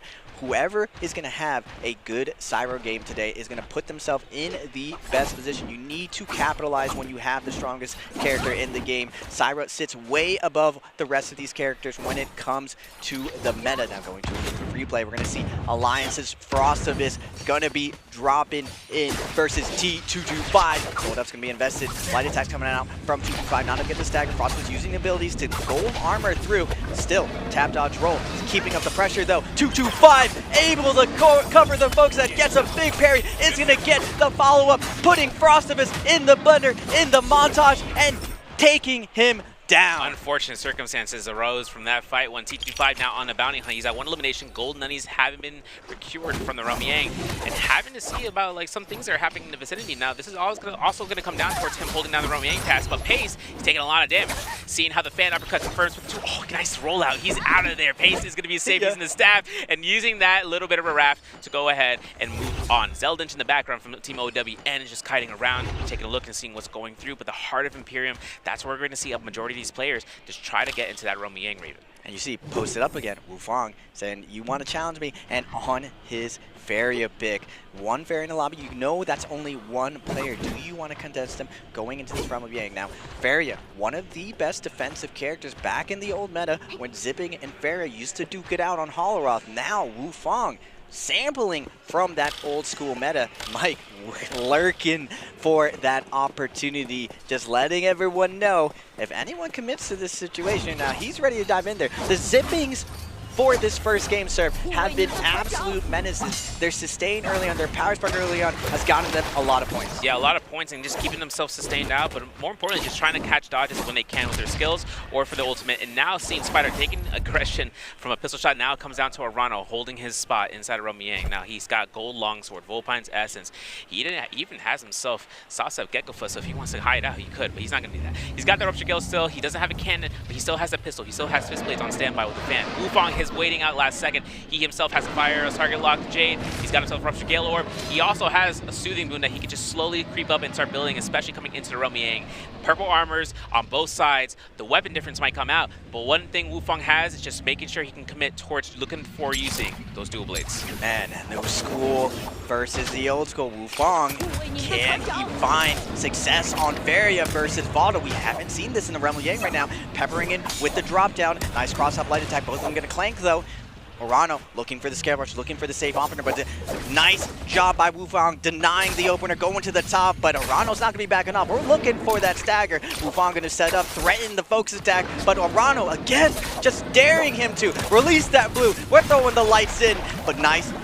Gold F going to look for the trap, not going to get it, but he does get the follow-up still, though. The F coming out from Wufang, getting the stagger, and he's forced into his mech. Now the mech's going to be active, and this is going to be Arano's death sentence for a couple of seconds. He can look for a full reset. His HP is not going to be affected because he still has the ult up, but once it deforms, he's going to have to kite around. This is something that Fairy Shen has always been notorious for. Burning out time to Romy Yang. Longsword beam is confirmed with that one spear, but now Wufang goes into cannon mode. He's got 3 shots. Well, for first shot, waiting it out for those tap dodges. He can see it coming through. The first shot is missed. Second shot is going to come out here. He's going to bait out. He's going to go ahead, and he confirms it. But Arano is double taps rolling. We got 40 seconds. The deformation from that med comes out. Now we're going to hold blues. First blink, looking for a pistol shot as a micro damage. Might be in Arano's position right now to look for a hold check, but this is going to be a dangerous game, especially up against Wufang. Yeah, Arano daring Wufang to release, and now Wufang's like, all right, you want me to release? We throw these blues, son. Gets a nice light attack, and now Arano has to put out the hands, gets the slap, gets the uppercut, but the gold F is still up. Wufang fading back, looking for the range attack. But the red jade is gonna be revealed, and now Wufang with a ton of pressure on him. He's gonna cross him, get the uppercut counter, put him against the wall. We got 8 seconds. He gets the follow-up, and X Plus Wufang is gonna win that second Realm of Yang. And he comes out with a gold armor as a result. This is gonna be a buff he can take. He gets himself a Heartstopper kick, gold fan, as well as picking up a Sky Punch if he's looking to opt in for that, and purple nunnies more importantly, because we know how strong the nunnies come out, especially for 2-1-1s, but now straight down towards the Gate of Heaven, we're going to see a chance. 6 players arriving to the scene here, and Star is looking to hunt out here. He's on 3 eliminations. He got White Tiger's prowess. He gets hit by a blistering edge, but he is stacked out of his mind right now for these engagements. Yeah, once Cyber gets online, where Star is with that regen, he can just have his way with the lobby. He has to be careful right now. It's not like he has a second life. He's just very, very tanky. Easily, people can turn and try to focus fire. Now, the benefit of being Cyber in these end games is she can drown you if you go for it. No matter what, if you're point blank with her and she ultimates, she can lock you down and trade out your life. It's why Syra is such a menace in this current meta, and why once one of them gets online for these endgame, you're going to see some interesting stuff of how everyone plays off the very, very stacked Syra in the lobby. Yeah, now we're taking a look at the scene. Zeldin getting aggressed upon Star being the first, Wufang being the second, and putting himself into the underground for the Imperial region. Now, Zeldin is safe to get one heal off, but this is going to be where he's going to have to start hiding immediately, but instead goes ahead, staggers out. Star goes ahead, charges R&B, releases it for this chance. There's going to be a blue focus coming from Spider, if I'm not mistaken, making sure he can try to catch him on the drop down, but didn't occur. And we still have 8 players still holding on to this area. 10 players totally alive in this game, but with 1 player on Realm Yang completion, and that being EWG Arano. Now we got 10 people left alive. We're going to a stacker endgame. We got that Yang depletion though. 3 minutes and 50 seconds. Arano on the Valda. Now this is something we saw going into this J-Cup. A lot of these players don't like to reveal that they are the player with Yang depletion. Now you can definitely look up at the kill feed, figure out which character is on that Yang depletion. But if you are a little bit too hasty, all of the lobby recognizes your desperation, and everyone just starts cutting down at you, chipping at you with the range, and it ends up being very, very difficult to get that Yang depletion cured. So you're seeing a lot more calculated play coming into these endgames when it comes to finding the right character, the precise moment to try to go for the kill. Yeah. And seeing how Arano is making sure he can try to force out a fight against Verse. Verse is caught out of using his F2, so now Arano knows that there's not going to be a soft combo use of using the skill. Of course, Arano is taking this point. He has the aggression. If no one wants to fight the Valda, it would make sense just to make sure that she doesn't come through after you. But for Verse right now, it's all about the investment skills. They are capturing out. He's got advanced heal. It is proccing slowly. He's got himself on the chase down, and we're going to see Polaris will try to look for a better armor. He is still on blue on that Syra. He's got a purple weapon, so the DPS is not going to be an issue, but sustaining out is going to be the most important part. But it looks like Arano gets a free blue focus release off of that skill. Nice light attack coming from Arano, getting the drop down focused attack, and now Atari Verse in a tough position. He doesn't have that gold combo break. It's very easy to keep that sustained pressure. Arano finding, cherry picking exactly the character he wants to go for. He may not necessarily know that this is Verse right now, but he knows Matari is one of the first characters to go in these endgames. It's so hard for her to defend. It's really easy for her to steal kills, but getting away without buildings, Matari is in a tough position. Verse has his work cut out for him if he hopes to fade the lobby descending upon him. This is a dangerous game, as well as knowing that Zeldin is on that V2 for Liam, and a Moonbane is right there, and Arano is just kiting around here. Here he goes. He's scare rushing out. Remember, Sawstep Gecklefoot's in play, so he can scare rush quickly. There it is, and then griefs him right there. And of course, as Arano looks towards it, he scales past this action. He is on the race to catch Verse, who found that chance of a blue. But one thing that comes next is whether or not the players are still chasing, and it doesn't seem that no one wants to take the initiative of being third. They are just hovering around like vultures to see what the next play is. We got 90 seconds for Arano. He catches Verse, and this could be his soul bloom to pick up Raven. Nice job up first. Be able to get that armor swap, dashing out of there, but the lobby recognizing where that Matari is.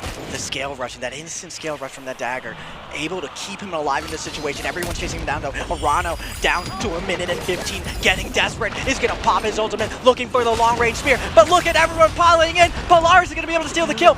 Arano's not able to get the soul bloom. Everyone's diving in, absolute chaos, but Arano picking up some loot, still has a minute to work with, still can make something happen, but his chances are getting slimmer as the minute goes down. Yeah, he knows he can't fight Avala because she still has ult, and that's just time on the chipper. 50 seconds on the clock right now for Arano to look for the chase down. He finds Pace, he looks for the stagger, gets the zipping, and then again you see the Heartstopper coming through here. Pace is going to be careful about looking to release the vertical. If anything, this could be a spot for him to go straight towards the Spearwell and try to contend against Star, but Star is a Syra. This is not looking good. We're at 35 seconds right now. Arano looking for the scare, maybe looking for the grapple strike after that scare rush from Mike. The problem is, there's the parry. He got 70, he's into the terrain grief, and this could be the extension he's looking for. Not like this. Arano has the sap, not able to get the big damage, but Mike is still under a ton of pressure. Arano with the half charge, LMB's closing the distance, getting in Mike's face. Combo break is out. Arano's out of choices. He needs to go all in right now, but Pace coming in, looking to take down the weakened Valda. He knows Arano has no ult, but he didn't know he had Hepta. Hepta into parry. Arano's fighting for his life right now, but with 1 second left, he's gonna fall to 225. This is gonna be a Loot Goblin moment here. Everyone wants that gear. They saw a Hepta, they saw a Sapjay, they saw a gold longsword, and now basically hits a double boot focus. He gets a parry. He's gonna go ahead on the chase down. He gets parried on his stead. Zeldin picks up the weapon instead. This is gonna be where Pace gets the staff out. He forces that Kalium F to be invested, but now Pace is gonna be that one person that the lobby's gonna look towards. He gets his F out. He's gonna get the healing. Since his ult is still proccing, it's gonna come to best value, but for Star, he is looting up that body for sure. 3 eliminations still for him, having that Mystic Might, picking up the Spearwell buff, and just being on standby.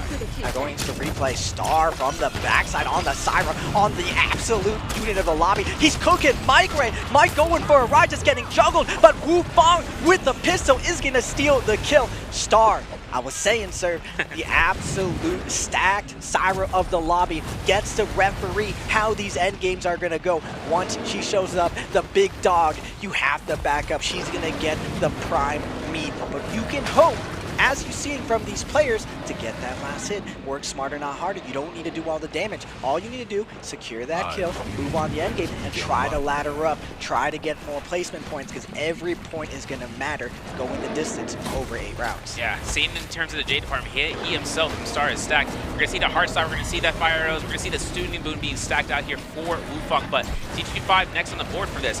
Seeing how he's able to get a quick shot charge call and a Sunwing shot, he's using that musket more so. He also has an Overlord Jade as well as a Rampage to be on standby. No Katana, no way of having a single edge weapon, but we know how fast T25 is with that musket trying to shoot it out. So him having Sunwing shot, if he's able to unlock that threshold, he will go crazy with trying to go for the snags. As we see, the focus is going to be shifting out here. All the players are just making sure to buy out for time for the final circle. Now Wufang on the barrier being chosen next from the lobby. The Cyrus ganging up on him right now. Wufang going to put down the V3 down, threatening and needing to go into mech. He's not going to be able to get a reset here. The pistol shots are too accurate. Wufang trying to delay for as long as possible, but he's forcing the mech. He's going to take to the skies, but getting shot from everyone in the lobby. That V3 mech just not as much armor as V1. He's doing his best. He's going to be able to get a couple heals here, but coming out of this mech, what are his options to survive? We got a flat ground endgame, barely anything to reset on, and already all of his armors are stripped. All of the lobby looking for a kill. Nice parry onto Spider, but combo break to come out. Base coming in with the focus, but he's not even landing. And from downtown, 225 with the snipe.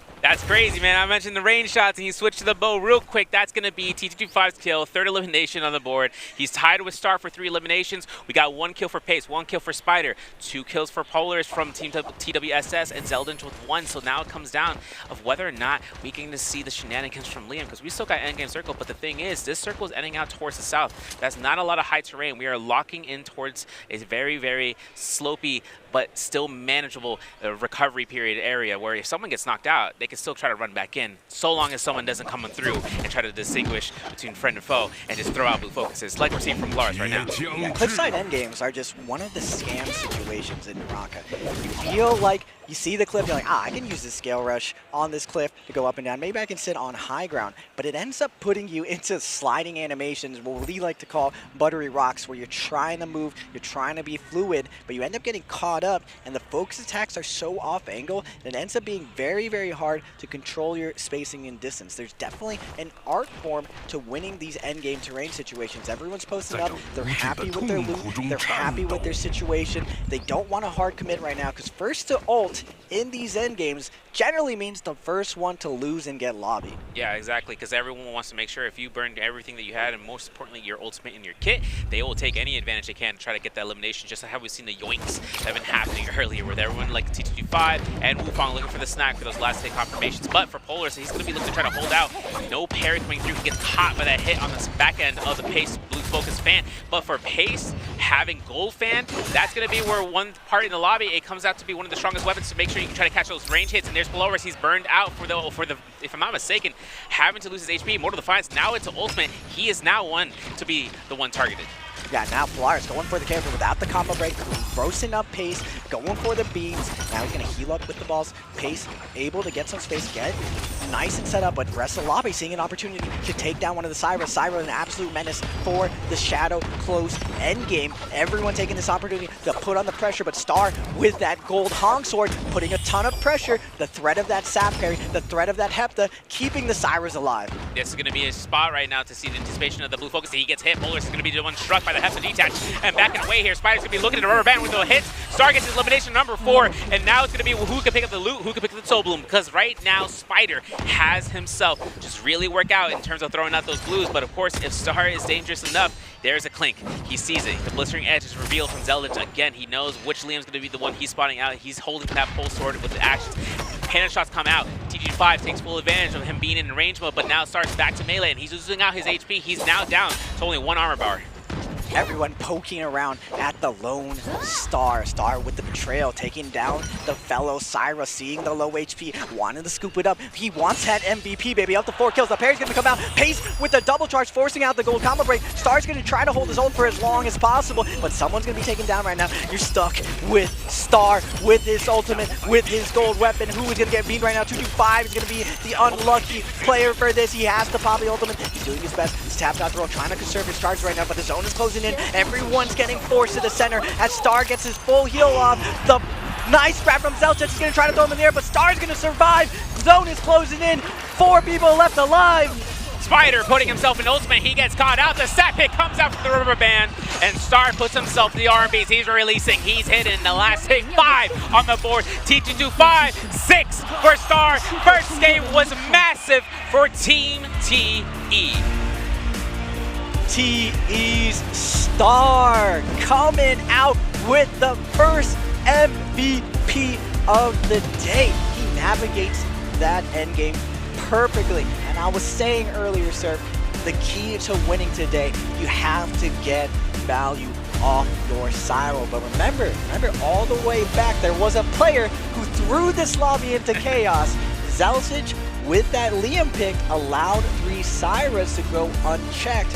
Now, it's the player driving the character that ends up winning it all, and we see Star show us exactly what to expect from Syra gameplay going forward today. Yeah, we've seen Syra kind of surviving out to the last points, and even the Zippy Inks having a little bit of emotion there. Obviously, you've seen how Mike was caught out by the whole party, and everyone took an initiation on launching against him in full frontal assault mode. T225 putting out his spot here, been able to take the yoink off with a bow shot of Destiny, but of course taking out 3 eliminations. I mean, this is going to be a good starting point for with those points. Now, placements, only the first place can get that multiplier. First place gets that 1.2 multiplier towards their points from the kills, as well as the placement points earned on top. For the first round, we enter into this idea for the players of seeing the value of which characters are used in Midoriya for the first round, but now into Holoroth, what will be the play next? Now, you're seeing everyone, first game, always that warm-up game, you know, get the nerves, get used to the setup, get used to the stage, get used to the energy of this arena. Every single time someone pulled something off, we saw such big roars coming out from the crowd. Every single parry, every single kill to get the game going today.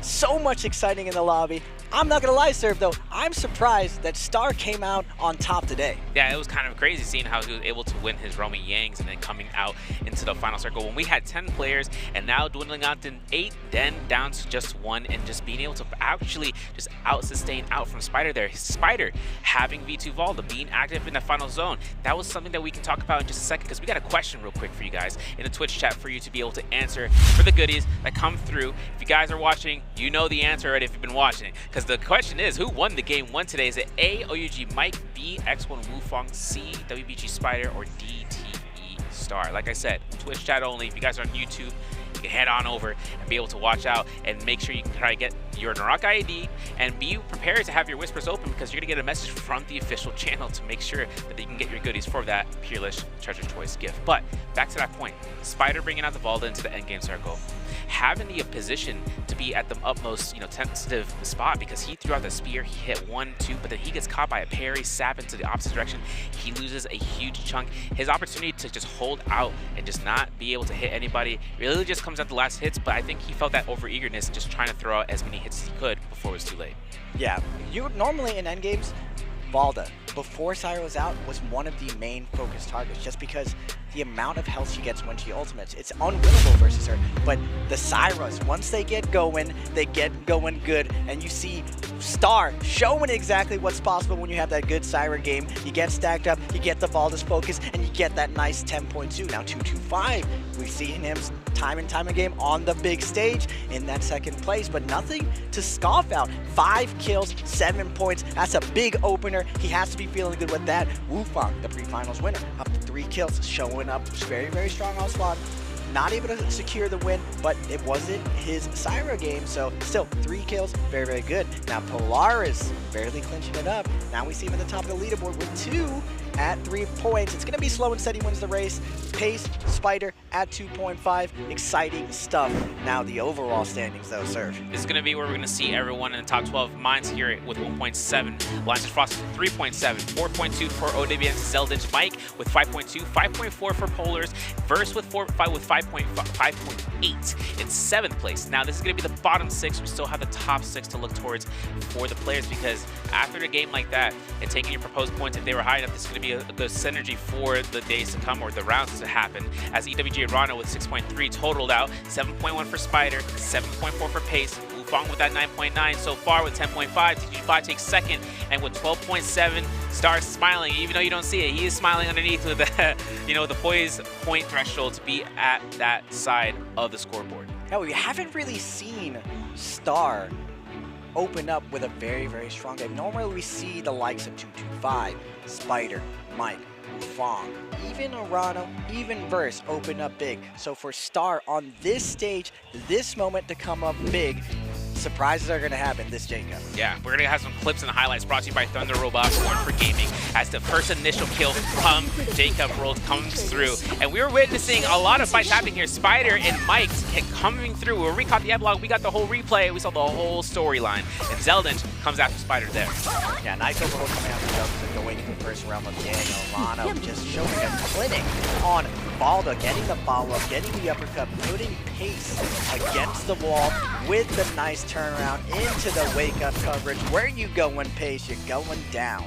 Now Mines with the delayed overhold release. Star, get that out of here. That's not working on me. Nice overhold trap coming out from Star. Wufang inside the realm again, winning as usual, business as usual, and you see Wufang popping up, glad he's taking down Arano. Yeah, seeing the yoinks coming through here in the final moments of the match. We see Star, Zeldin's get knocked out here as it comes through. We're going to see Star try to drop down. Sobloom picks up and goes ahead and catches himself with the blue focuses. There's a lot of damage being dealt here. He gets a sap hit. He strikes it back. Spider gets knocked out here. And Star just pulls out the vertical, I should say, and pushes out Pace. And then just goes ahead, even with T25 picking up that Sobloom, it wasn't enough. And it comes down towards him, just wiping his hands clean of the filth that he had to get rid of in that match of catching those kills. Yeah, normally Star, very, very animated win, but you're seeing another side of Star, that little bit of demon side, that poise, stoic moment. He just knows this is just the first round. We got 7 more to go, but he finds those horizontals and he does so much damage this round. 21,000. That's what you got to do when you're on that side. He's been MVP 3 times this J-Cup so far by looking at his Jades with that Hepta, came in big, keeping up that sustain, keeping up that heal, Juggernaut, keeping up the big damage. He has multiple ways to burn, and he got the glitch in the game, the ripple step, phantom step, allowing him to bob, weave. Even though everyone saw he was vulnerable for a second, everyone wanted to get him out, he navigates perfectly, putting everyone exactly where he wants and securing this MVP victory. Yeah, and we saw him utilizing the longsword a lot of times, right? Because once he saw them picking up that Head detach, he got himself to pick up the weapon because he had a legendary longsword on standby the whole time. He just wanted to make sure he had a way of throwing those out. Once he got parried, he switches to pole sword. Now, what worked out in the end is because that stone form proc from a heavy weapon and having the pole sword in action where he can be maneuverable, and as well as just using the shunt and just moving past, was something that caught out Spider in that last hit situation. And for Star, having Sapjade on top of that makes a whirlwind of just action where he knocks everyone off the stage. Yeah, seeing that sap go off over and over, we saw just how difficult it is to play off that cliffside. Everyone got a clutch play, but because everyone's maneuvering around the ledge, the sap would come out and they would just miss. You would think it was safe, but then the drama would ensue. Everyone's scrambling, and once someone got low, you just saw the whole lobby pile in. That's what's exciting about this meta. We're seeing the end games that I love so much. Not just the 1v1 fights, but those clusters, everyone maneuvering, every trying outlasting. We're seeing the absolute meta being pushed to its limits when it comes to these end game situations. And it brings out, right, we didn't get a chance to see any hotties that game, and usually it's a vertical game coming through. Just as how Liam can try to sustain out by using his V1 variation of his ultimate, teleporting to the sky, we got none of that. We attempted to see Cyrus using the F1, but that was usually to get out of the danger zone and try to catch that verticality that way. But once it hits into the ground, if you don't have ultimate for Cyrus, then it's going to be just sustain out. We've seen a lot of players utilize the HP Js and just trying to stack that up as often as they can, and one thing that comes out is also having the mitigation Js to work through, as well as just having maybe one attack J, maybe two. We saw Star having Juggernaut, and he was slowly picking up eliminations. When we first saw it, he had level 2, but that point at the end, he had level 4 to 5, and just kept on stacking it through, because if he can just maneuver his stat lines as it comes through for his mitigation, if he has the offensive pressure, that's all it comes down to, making sure he can just smack left field. Yeah, he was an absolute stacked raid boss going into that end game. When everyone saw the Siren, everyone just partied. They were just like, I don't want any piece of that. I'm good. Let's try to see if someone else go for it. But the Assassins, the Liams coming out 225 with the bow shots from a mile away. The Liams finding a lot of value in it. Now, it used to be a Liam meta. Everyone used to play this very hit and run playstyle. Liam used to be able to combo everyone inside the realm of Yang. So you mainly saw Liam stacked in these end games. So we've moved for this J-Cup Finals to a very defensive endgame. That's why Wufang played around with the Varia idea. Unfortunately for Wufang, Varia mech, a little bit lower HP, is able to get shredded. Everyone recognizes he's on Varia. It's very easy to see that one player. It's very hard for him to descend, get away from everyone, look for another Varia in the game to sort of help him out. It's just Wufang against the world, but I think that's what defines Wufang as a player, and if he hopes to win this J-Cup, that's what he's done all year. Can he do it and take down everyone, even though everyone knows it's him? Yeah, and especially coming out from the beginning of this year where we saw Fairy Shens kind of being brought out in masses with the Pings and usual maps like when we had Hollow before Padoria was released, but then seeing how it's so easy to pick apart one Faria, especially when the whole lobby decides to see, let's try to burn her ultimate, V2 comes out, that's just a matter of time. And that matter of time only comes down to who can try to capture her once she deforms. But looking into the crowd, looking at, yo, I can't believe, Frostmas? That's crazy. And having a chance of actually looking into the crowd though, the fans are actually in the position right now for looking at the stage of what's to come next for round 2, for what the hero selection will bring out. But of course, everything's A-okay when it comes to seeing that trophy on the stage, because once they see that, that's going to be that hope for glory for that fight for prominence. Yeah, all of these guys looking absolutely in form. Even Mines getting on the board, Selger's getting on the board very, very early. No one shying away from the moment. Now, I was talking to Ross about Star's playstyle. He's a very committal player, and under these bright lights, I always say people change under pressure. People change on the big stage. Who is going to rise to the occasion? The simplest things work. Going in, going for that one charge rate, going for that first charge, going for that overhold blue fry in the pocket. Star is known for this. Star just gets it. Very, very simple. And under this much pressure, it's very hard to do the finesse, to time the dodges, to time the crosses, and Star is taking advantage of it, and he came out swinging. He's blitzing ahead of everyone, but it's 8 round serve. Yep. Can he keep up that momentum though? It's a hard push to make sure. I mean, listen, one game come out to success. If he utilized Syra as well as he did to come through for that first round, his secondary option to play out Liam would be something where he's going through. Frost was still taking notes here and trying to make sure he's capturing up because he got one elimination that game. He earned himself the 1 point. He was able to kind of see, okay, this is what's going to be going through for this round. He played Wu Chen for round 1. So for round 2, it's up to him to seeing where his phase selection comes out to just try to see what comes next for decision making. And it brought up a point where we saw Verse. You know, Verse is very tactile when it comes to just setting up combos as well, but didn't get a chance to just seeing the massive amount of points he earned from that round. Yeah, Spider looking fresh with a new haircut. Everyone looking fresh today. Spider, though, not having that blowout game he would like to have. It's nice to get off with a good head start, but still, a lot of NARAKA we play first game, usually warm up. The moment is here. After this second game, the jitters fade away as a competitor. It looks like everyone has something special in line, though. We saw Zelsic, he's like, you know what, Syra, nah, Liam has that first pick, and everyone else just put into chaos, and you really got to reveal everyone's strategy. Normally, the phases, the character picks were in like a direct order. Syra into Hadi, into Valdo or Liam. That was the main 4 picks, but we just saw pure chaos on Predoria. Now, it makes sense. Predoria is a big map. It is a newer map, and for the most part, a lot of the key places were actually open. Usually Shen Yuan and Wang Lang work for that red jade every single time, but since they're not here, they didn't make Jacob. Arano takes advantage of, grabs that red jade, and ends up being critical for that realm of Yang. Yeah, rotating from Arcadia down to Verdant Castle straight to Skygate's Cove and looting around. Holoroth, a more familiar map for the players coming through, as it may be a chance of seeing those hot drops, but more sensationally if it comes down to those macro gameplay tactics. Of course, take a look into the spawns, right?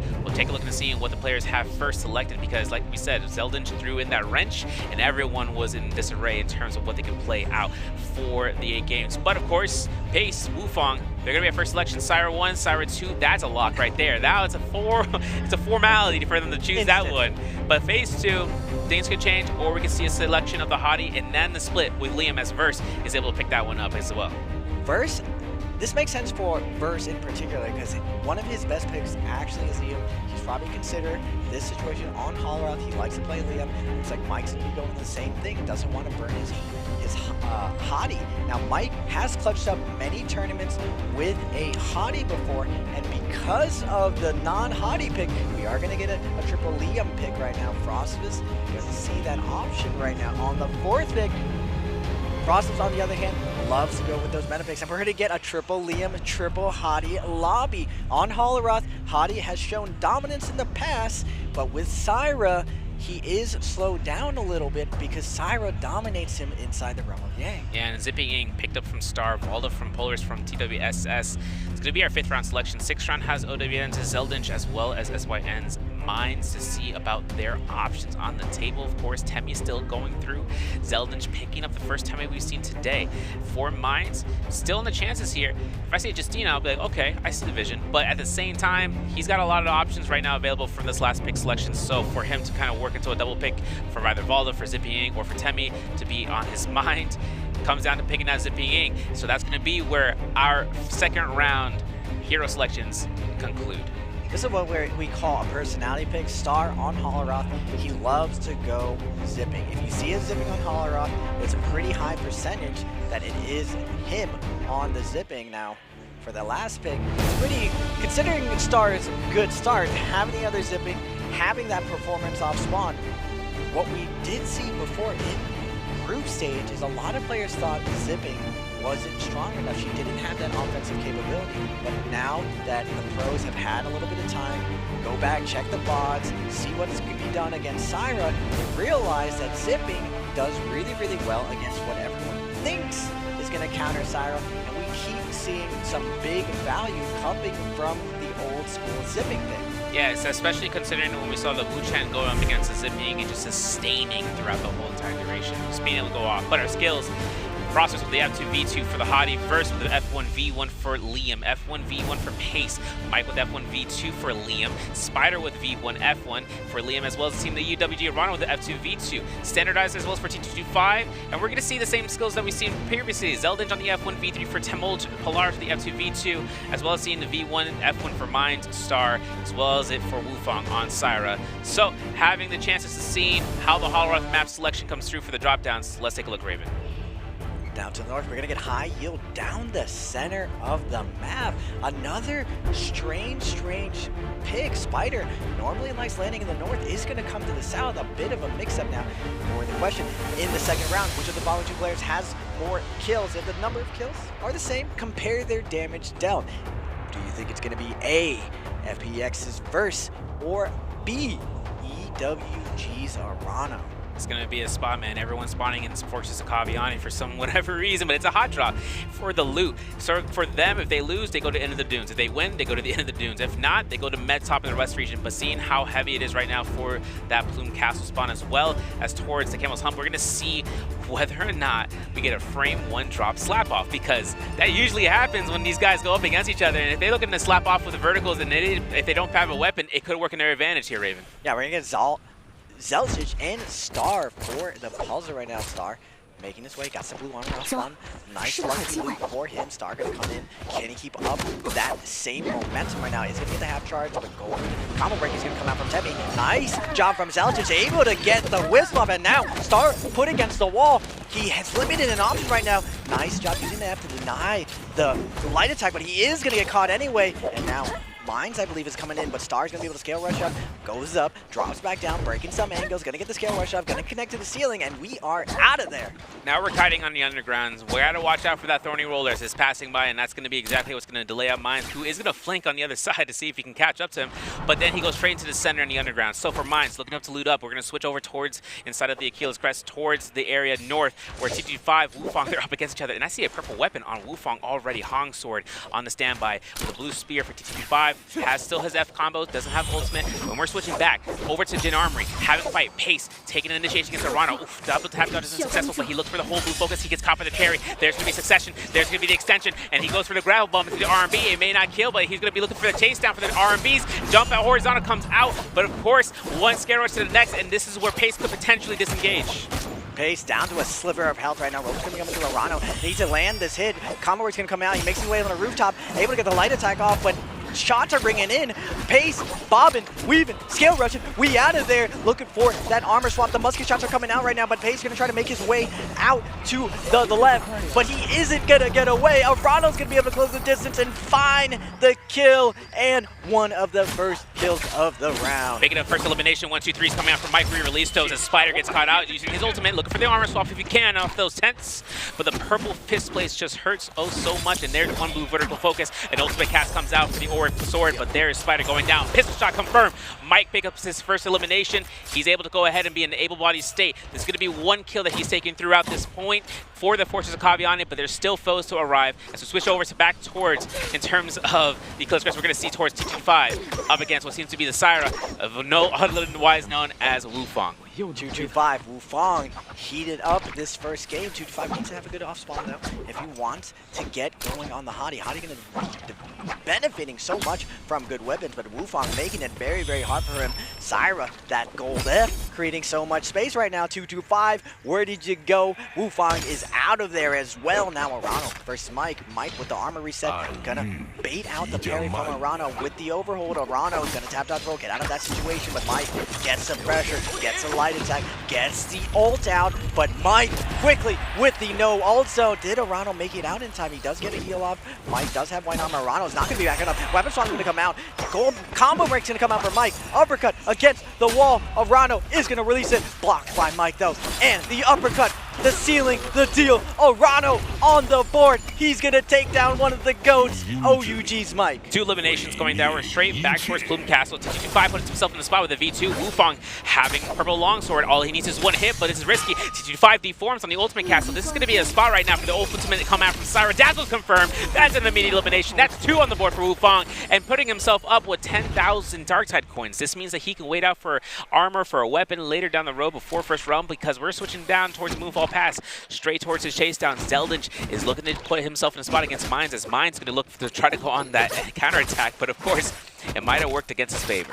Nice shot from Zelsic, waiting for Mines to try to dodge through, catches him perfectly, but Mines, what's up, Zelsic? Where are you going? Gonna hit him with the uppercut, catch the combo break, catch the wake up, 2-1-1's gonna come out, big damage coming out. Zelsic, though, does have his ultimate, be able to go against the sand right now. Mines has to be careful right now. Zelsic gonna call him out. Where are you going? You wanna go into an infinite? Nice focus at putting him into the wall, but he pushes him a little bit too far. Now with a 1 HP situation, Mines desperately trying to find the hit, but Zelsic in a tough situation. Zone's gonna be coming in. RMB's gonna come out. Zelsic is gonna fall. The chip damage from Mines. The clutch up from Zipping. Nice job from Mines to close it out. Like to see that aggression coming from Mines, knowing that he's safe no matter what. V1 still being active. The chances of seeing that Temi was to catch is just immaculate, but we still have fights ahead leading on to this. Polaris was thinking about engaging. He's backing off. Back towards the bottom of the Temple of Light and Shadow, we have Pace. He's using his ultimate to catch those orbs to heal up as soon as it comes down to the deactivation, because even though Pace is on the fight against Arano this time around again, this is going to be where Second Life matters the most, and Pace is on that point. He is catching himself out, but he gets caught by the level 3 Hottie Swing, and now Arano looking to kite around here, looking for the flank and looking for the level 3 again. He catches it once more, but Pace is quick with the armor swap. Arano keeping up the pressure. The burn damage is in. Pace not online yet with the stack. Cyro's going down from the pressure. The burn damage is ticking away.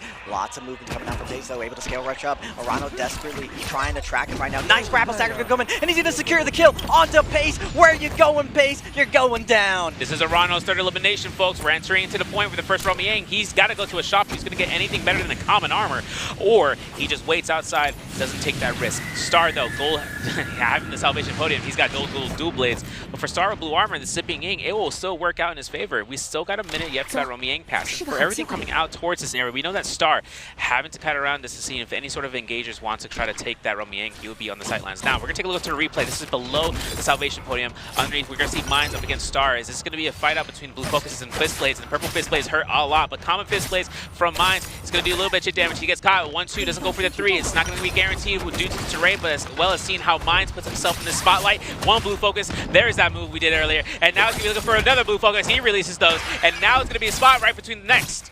Mines against the wall, though. 1, 2, 3. Star secures the kill onto them. And again, Star on his personality pick on the Zipping with gold duel. Halby's an absolute menace. Zipping on the outside, her sustained damage, especially if she's able to get that gold weapon. Now, unlike the other characters, unlike Syra and Hottie, Zipping struggles to find that gold weapon, but Star has found a way around it. He went to puzzle, he yoinked it at the time, and he was able to get that gold weapon line, and when everyone has blue armor, Zipping's offense is absolutely insane. Yeah, now we're going to switch and see the gear. Wufang having purple Hongsword, having purple Longsword. It's like we got the whole roster here. Now it's up to 20 seconds until Romiang opens through, unless someone takes the fight towards his direction. TT5, Frostmas taking fights around their ends, just trying to watch out and try to kite out if it comes down towards that. But of course, 15 seconds left. Now it doesn't seem that no one wants to take this fight. Spider's waiting this one through. He's got Rupture Gale Orb. Summon Cannon has dual blades, has a purple dagger. So for right now, Spider just waiting this out. Purple armor. He could take this coming through with that V1 Liam, and that's going to be the case. He's up against Polaris, who has the chances of just hiding out here for a moment. But once Spider takes the reenactment of what happens in the sky of Romiang, if he takes full chip damage prioritization against a blue armor Polaris, it would force that fight to be sooner than later. Balda versus Liam, with the nerfs to Liam and the buffs to Balda. Balda has the edge right now, but remember, Spider does have full melee resistance coming in with the dagger. You can bait out that parry, force out the combo break already. Double charge parry's gonna come out, but Polaris is gonna get the stagger. Spider, though, chipping away at him, chopping at those knees, chopping at those legs, looking for the committal, but Polaris is going to be able to fade out, cross up, get some distance, looks for the chip damage, but Spider, like, just spectacularly guarding against all of this range pressure. No poke damage, no free damage for Spider, and again, nice whip edge coming out for Spider. 1, 2, 3, and now Polaris forced to pop his ult. Now it's going to be a spot for 18 seconds. Spider's going to have to keep tap dodging left and right and making sure he can try to go through and walk away from this one. The spear hasn't been charged up. There's a release. It's guaranteed. The F1 still ready. We're going to see an army release coming out from Polaris, and that's going to be a 1-2. Maybe throws out. Not going to be the case here. Just burning stamina. Oh, we look for a crouch horizontal, and now we look to the F1 usage. Now now. Liam Ultimate's still available. I would be lying if I told you he's not going to go into the advantage because that parry was sick, and that jump LMB with that Auric Sword hit comes out, and Spider wins his round. Oh my goodness, Spider looking squeaky clean, just 0 mistakes in that fight. He gives no room for Polaris to breathe, just chipping away at health. Polaris just forced into a corner. He's eventually going to lose. He feels that desperation. Spider forces him into a bad release and gets that great parry. This is going to be where Verse is on the sidelines here, losing out his Romy Yang, blue armor, blue fist plays. Now he's tailing behind Spider, who you notice has the Romy Yang buffed with the Vermilions, having to worry about getting also caught into a bounty, so it's really a worse for wear situation for my boy. But we switch over to the Falcon's Perch. We have a spotlight coming through here for Wufang. He is chasing down and making sure he can look towards the levels of where the opponent is, which is Star. Having to kite around here is looking to hear where the directions are coming from. It's very hard, and Rocket try to make sure going catching it, but Wufang is practical with his approach and goes ahead and keeps the chase going on. Switching over to Arano though, still with his Verm's buff and has the gold post sword to be picked up. He is hunting down for that bounty that we saw earlier that has been activated on Versus for Arano. Clicking into that bell, launching in and looking towards his bounty target. It's blue armor. That's easy access aggression upon his target. He's going to be coming out for 1 Clink to 2 Clink, 3 Clink coming out here. Arano looking to charge up blues. Gets caught by the counter grapple because now it's up to Spider to see if whether or not he wants to take a target out who has already an extra life. Arano with this gold pulsar chunking out damage onto Versus blue armor right now. Army's gonna come down. What you doing, Spider? You wanna hit me in the back? Eat one of these, and now the RB from Versus gonna be coming in, shredding down Spider, and now Arano gonna activate right now. Pop his ultimate, look to get this last hit right now. Spider in a tough situation, tap dodge roll, out of stamina. Nice job on Arano picking up the kill, and now Versus, no more Liam next to him. Just him with an ulted hottie. He's gonna get tossed into the air. Big damage gonna come out from Arano, getting the follow-up. Does he get the wake up? No, Versus is gonna get that armor swap. This is gonna be hot for Arano too because he's got 5 eliminations and he's getting caught crossed between 2 targets and now getting caught by one last Auric Sword coming through here. Clinks again against Versus, clinks again, and now hoping to see whether or not this is gonna be a Stormform release. Versus gonna get caught out for the second Auric Sword because of that soul that he was able to kind of going through, but there's gonna be the uppercut, there's the grapple buff. The terrain's gonna grieve. Unfortunately, Versus missed it. R&B parry comes out. There's the kill number 6 as Arano cleans up. He's still up into a fight against OUG's Mike. Good googly mooglies, that big damage coming down from the parry, and then Mike with the quick velocity to Arano's chest picks up the nice third-party kill. Now going over to the other Yang depletion situation. Polaris with the parry on to Mine's gonna go for the follow-up. Big Fry coming back from the behind. Frostabus with the duel. Halby's looking to steal this kill right now, but Mine's gonna fly too far away. And luckily into a nice white armor swap. Spider now diving in right now. Polaris doesn't want to hard commit to this. Still has a minute 40. Is going to opt to wait and take that reset, but it's going to give an opportunity for WBG's Spider to get on the board, get this kill right now. 3 people here all contesting for this kill, but Spider does have gold. A katana in his back. He can find his focus at big damage possibility with that ult charge, but he's going to get forced out, and now Polaris is going to tag back in and try to find this kill. Conserving that rage, Spider's going to be back off, and meanwhile, Polaris is going to be having a spot here with the F2 still available, no ultimate. If anyone recognizes that fact, they can take care of the ball right here, right now, because there's under a minute in the moment for Polaris to make sure he try to pressure out with a solo pickup, but so many targets at Pinnacle Town right now.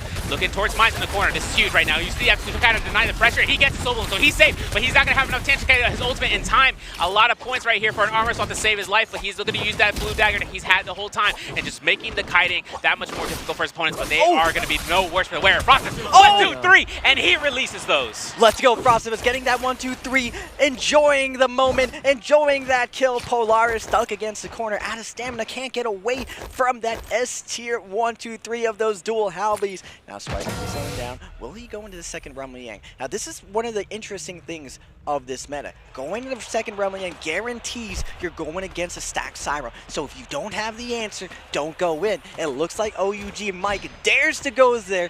Fortune favors the bold. Does he have the answer with Liam versus Syra? Wufang, his op all year. What can you show us? Horizontal blocking string comes out. Mike goes ahead and releases. He's catching himself with that trigger. There's another one, and he's got the meter dump ready to go here. Ooh, uppercuts clinked out because, you know, Mike's holding up for the pistol shots. He avoids the fist blaze blue, and he's blocking the range shot with the trigger, and now it's going to be a spot. There's one jump horizontal. There's another. There's a parry. There's an immediate F usage, and now Mike procs ultimate. This is going to be B2 variation. He misses the first region orb, but now the second one's still on standby. Wufang He's got to be a little bit careful. Oh my goodness, he procs just to deny it. And that's going to be where it's going to be an upset moment for Mike. The Syra now ult's popping him. Can Mike survive the situation? He's putting on the moves. He's putting on the rolls. Dodging, weaving, back through, breaking ankles, breaking hearts. Wufang is going to get a heal up though. Back to full health. Mike now forced to pot the combo break, but he's back in there. Combo break on the combo from Wufang.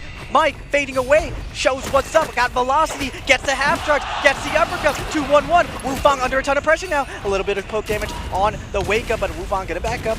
Happy to pepper up Mike with the cannon shots, but Mike, you want to let me have some room? I'm going to pop a heal right now. Mike with the velocity, putting on the pressure. Goldap's going to come out. He clips him with the uppercut, and the follow-up is there. Mike's going to take down a Syra with Liam. That's a nasty setup there, my guy. And Spider is on the other side up against Arano, the kill leader of the lobby. Jump R&B burns Immortal Defiance. Now it's going to be Spider looking to hold that horizontal. If everything comes out, he's anticipating it. We got 43 seconds. We don't have Liam, but for Spider right now, it's up against the Hottie, who still has the potential of using that combo breaker. Nice parry! And that's the elimination.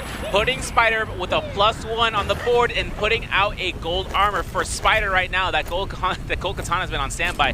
He's now able to pick up a Skyforce, gold dual halberds, and having a chance of picking up Vajra script. That means he is safe for a moment of getting caught in a parry and not losing his weapon. But still, that pole sword is still in action, and he now has in his arsenal. That it's just so satisfying getting a parry with that pole sword, the slam coming down. No combo break is saving you from this, that big lump sum damage. And Spider catching him with his hand in the cookie jar, baiting him, you know, sliding a little bit in, then fading back with a nice S shift parry. Spider, like I said, looking in form and looking at the overall leaderboards. Surprise, surprise. One of the Syras, Wufang, getting taken down by Mike with 3 kills right now. Arano up to 6 kills, but he lost in the realm of Yang. Spider up to 4 on the Liam. Mike up to 3 on the Liam. Both of the GOATs letting everyone know even the top tier characters will bleed and can fall. It's going to be a crazy spot for Arano right now. Dropping into the Igneous Mound. It's up to him to try to catch his lead because he has 6 eliminations. He's outpacing everybody with it right now, including Mike and Spider. But having Roman Yang depletion, not so fun in the second Roman Yang because now we have 11 minutes total, but he's got 4 minutes on the clock to try to find a fight that's going to be initiated. And Wufang, he's prowling because he also lost his Roman Yang, which would be very interested in hoping to see if they're going to want to take a fight against one another, because if they realize if it's a one Hottie that goes down or a Syra that goes down, the lobby can recognize that, but it's up to them on where it had occurred. 14-5 though, getting right past him. Arano is going to make sure that he doesn't take any sort of fights that he doesn't need to take. He's still got 3 minutes and 40 seconds on the clock. Yeah, Arano with the Hottie, biding his time. Remember, there are a lot of Hotties in the lobby and a lot of Liams in the lobby. Both of them had 3 picked right now, so maneuvering around, you want to figure out exactly who has Yang depletion, because you don't necessarily have to go for that kill. You can wait out for one of the Yang depletions to go out. There's multiple ways to play this situation right now, but Mike doesn't want to wait for that situation. He wants to get in there with that gold pole sword. We've seen the pole sword all day doing big damage with those parries, with those big R&B flanks. Mike with the Liam. Normally we don't see Mike with the pole sword. I'm excited to see what he has in store for us today. Well, he's going for a clink for number 1, looking for a scare rush for number 2, and looking to try to force some stone form. You could see a parry, tries to take the initiation, look for a blue focus strike if he can. He's going to kite around here. Another opponent has joined the fray. The White Tiger's prowess is going to come in and clutch here as he's able to take a little bit more titch damage here for the next couple seconds. Dead around strikes, but he's not going to have a worry, at least for a moment. CD5 looks for a reset here as the Hottie. Caps goes down. Purple Nunnies is maxed out nearly. It's 59 out of 60 durability, but all it comes down to is whether or not he's got to look to hold out as much damage as possible before having to use ultimate. 2.5 minutes right now for Arano. It's like a blink of an eye when we saw him have 3.5 minutes. So for right now, Arano is now in the spot just looking for any sort of extra gear he can take into this. 2 minutes for Wufang, who's next to Star, off the south side of the circle. So for right now, Gold Fist Blades, he can chip a lot of damage. Yeah, it's going to be a good spot. If it's a zipping ink, she's just going to go ahead and now sustain it. That's just a win-lose-lose situation for him, especially coming out here in Pinnacle Town. Yeah, Star still leading the pack with the total points, up to 1 kill. Being able to fade this super stack lobby. Now, the reason why Zipping faded out was because of the Hottie menace, because of the Liam menace. She has such a hard time getting under the sustained damage. Mike, though, under a little bit of pressure right now. No slouch to this, though. Known for his movement, known for his disengage, has that blue fan now. It's going to be instantly scale rushing out of here, but Wufang, minute 20, is going to go around the corner. Spider's going to be waiting for him. throw that focus attack out. Now the burn is up. Wufong in a tough position right now on the Syra, still has ultimate up, but a minute and 10 seconds. He has to find a play right now if he hopes to survive. Now he has that Syra ultimate, better used now than later. Doesn't want to hold it for that NARAKA 2 with gold fist plates online. Someone's going to go down to Wufong's desperation. There's going to be a spot right now for Wufong having to be very worried in position. 50 seconds on the clock. For a scare rush for the blue focus, looking for the 1-2s.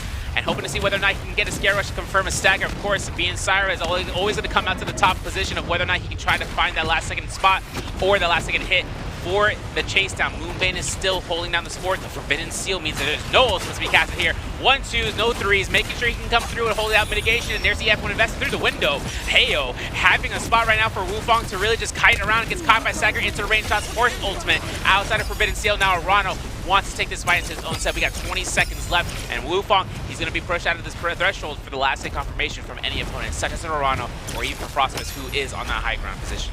Now remember, even though you don't get the actual damage for the kill, as long as Yang Depletion takes down Wufong, Arano with the play, with the big brain play, he's tracking Wufong into zone. He knows he's about to go down. He just has a couple more seconds than Wufong, and he's going to make a play to get the Soul Boom. But can he make it back to zone? He's a little bit far away. A couple seconds are left. Frostip is waiting right on the edge, and he sees Arano with the clutch of the 6 kills. Gonna find the Yang Depletion cure. Gonna be seeing the reset coming through, and now with the Spirit Well, Mike has secured it. He's gonna find another gold pull sword. Martial Art will form hook. Look at the inventory, bro. 3 pull swords on standby, Mana stacked with 2, and also being able to have a Aurora Burst as a Jade. So if he finds that single edge weapon, he's gonna be going ahead and trying to convert it. But for Mike, goes straight to the heart of the Forbidden Seal. Sees T25 in the distance, sees the hottie, just gonna go ahead and kite out. He's got a good amount of supplies, 20 grapples to his hand, and of course, having a spot right now for Mike. He's catching himself up to the high ground, but for right now, it's up to whether or not he can try to use his Mystic Might just to try to look for the benefit of the mitigation as well as vision. Again, Liams are peppering up those hotties. They can't. The Liams cannot let Hottie take this to endgame. They will lose to that V2 burn. But with Mike, with that blue Mystic Might buff, there's nowhere to run, nowhere to hide. Mike and Spider are both chasing down 225, looking for this free kill right now. Mike doing the heavy lifting, chopping away at him, throwing out those horizontals with those gold pole sword. Now taking the heal, doesn't want to overcommit right now. The hotties are closing in right now. Mike and Spider trying to push this advantage that they have briefly before the hotties recognize the threat, recognizing that Liams both have gold armor, but 225 has forced himself into a corner. He's trying to fight his way out. Spider with the cannon shots, putting a ton of burn damage, and now 225 is forced to ult and get out of there. Now T25 has the time to reset. He's got baby armor powders in the dream right now, and the Moonbane could be his salvation. And for him, just to kite through here on Hottie ultimate duty, but level 3 swing comes out denied. Spider is nicely aptly put for the timing for the F1 to kind of push back, but of course, for T25, for another level 3 swing, trying to look for against Spider. Spider's on that pulse where Stone Form prediction comes out, and then vertical blue focus from Mike, and a quick parry action. Sap hits come out, and C25 finds a parry himself up against Spider, knowing the F1 is down, and a scare rush comes out from Mike, and a whole check comes through. T25 on Death's Door right now, goes for Dragon Slayer, goes right past and kites past, but of course one hit on the cannon. Now he goes down as Mike picks up the elimination. Mike able to get that kill with the spear. 225 with spectacular parries, but unfortunately just taking too much chunky chip damage off the back of OUG Mike's gold pole sword. Now on the end, Star knows he doesn't want to get in there. Not one of the strongest characters, but this is what Zipping was known for. If you get to the end game, if you get to the zone, you can keep your health topped off and hopefully have the zone and do enough damage that you can find some kills. Now the trick to these end games is that burn damage, the name of the game. Now all these hotties left alive, Arano, Frostivus, they're gonna have an edge as the zone closes in, but OUG's Mike and WG Spider has something to say about that. Yeah, especially Arano, he's stacked on a level 4 Juggernaut. This man is on the menace grind right now and holding out for a blue focus if he can. Rupture Kill burns come through here. Now it's going to be Mike looking for the chase down with the army for those nunchucks. As we've seen, it's going to be coming out for a blue focus against Spider. Spider looking for the cannon shots, confirming that Rupture Gale, putting him into the corner here for the hottie. Dangerous predicament right now for Arano, for himself, not having to utilize ult is his best case scenario right now. He's got enough supplies to heal us out. He's got 7 armor powders, 4 vitalities, but for right now, Arano putting himself to the corner is now going to be in the spotlight, whether or not he's going to get caught in the parry. And Mike, quick with it, gets the sap hit, and he continues that pressure as the hottie ult is invested. Arano with the Hadiol gonna make his way around the pillar, denying all of that range pressure. He is gonna get this top off, get this heal off. Oh, big bow shot gonna be coming out from left field. Arano dodging, weaving, wants to get this full heal off, but he has the likes of 2 Liams with gold armor, the likes of the 2 goats, Mike and Spider, trying to focus him down. They know he doesn't have ult up right now. Big R&B gonna come down from Mike. R&B gonna be responding with Arano, but multiple hotties coming in, looking to take down Mike, and Mike wisely is gonna switch to these nunchucks. The vertical, the velocity untold is doing work for Mike, staying safe. He gets for the armor reset, and Frostivus is forced to back off. It's going to be a spot right now for Arano, waiting out that R&B to come out. Their blue focus is coming left and right from Mike. Quick swapping from the full sword straight to the nunchucks. And now the whole check comes out. Arano gets almost caught out for the elimination. Armor swap is going to be good. Is it not? It's going to be Spider's elimination. Coming through 5 eliminations, picking up the Soul Bloom, and now having to loot to pick from his opponent's body. 4 players left on the board. We're at 2.5 minute marks at the Pinnacle Town. In this round, Frost was still alive with 1 elimination, 4 eliminations for Mike, 5 for Spider, and 1 for Star, who's still on top of the entirety of the leaderboard.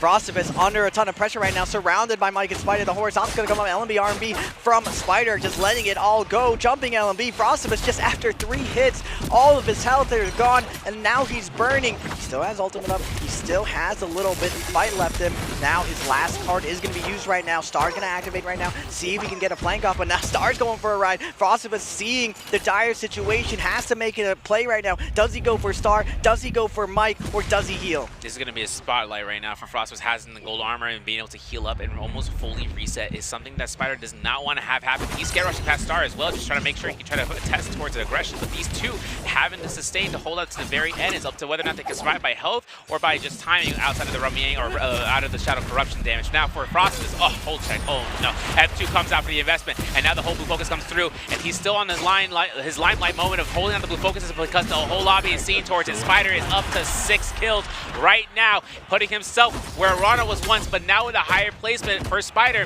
Gold pole sword goes to the sky, watching out for Star, has no armor for him to try to invest his ultimate. Oh my goodness, off of the terrain. Spider will look to try to use the ultimate now to space out, but for Star, this is going to be a chance for him to try to look for a quick 1-2.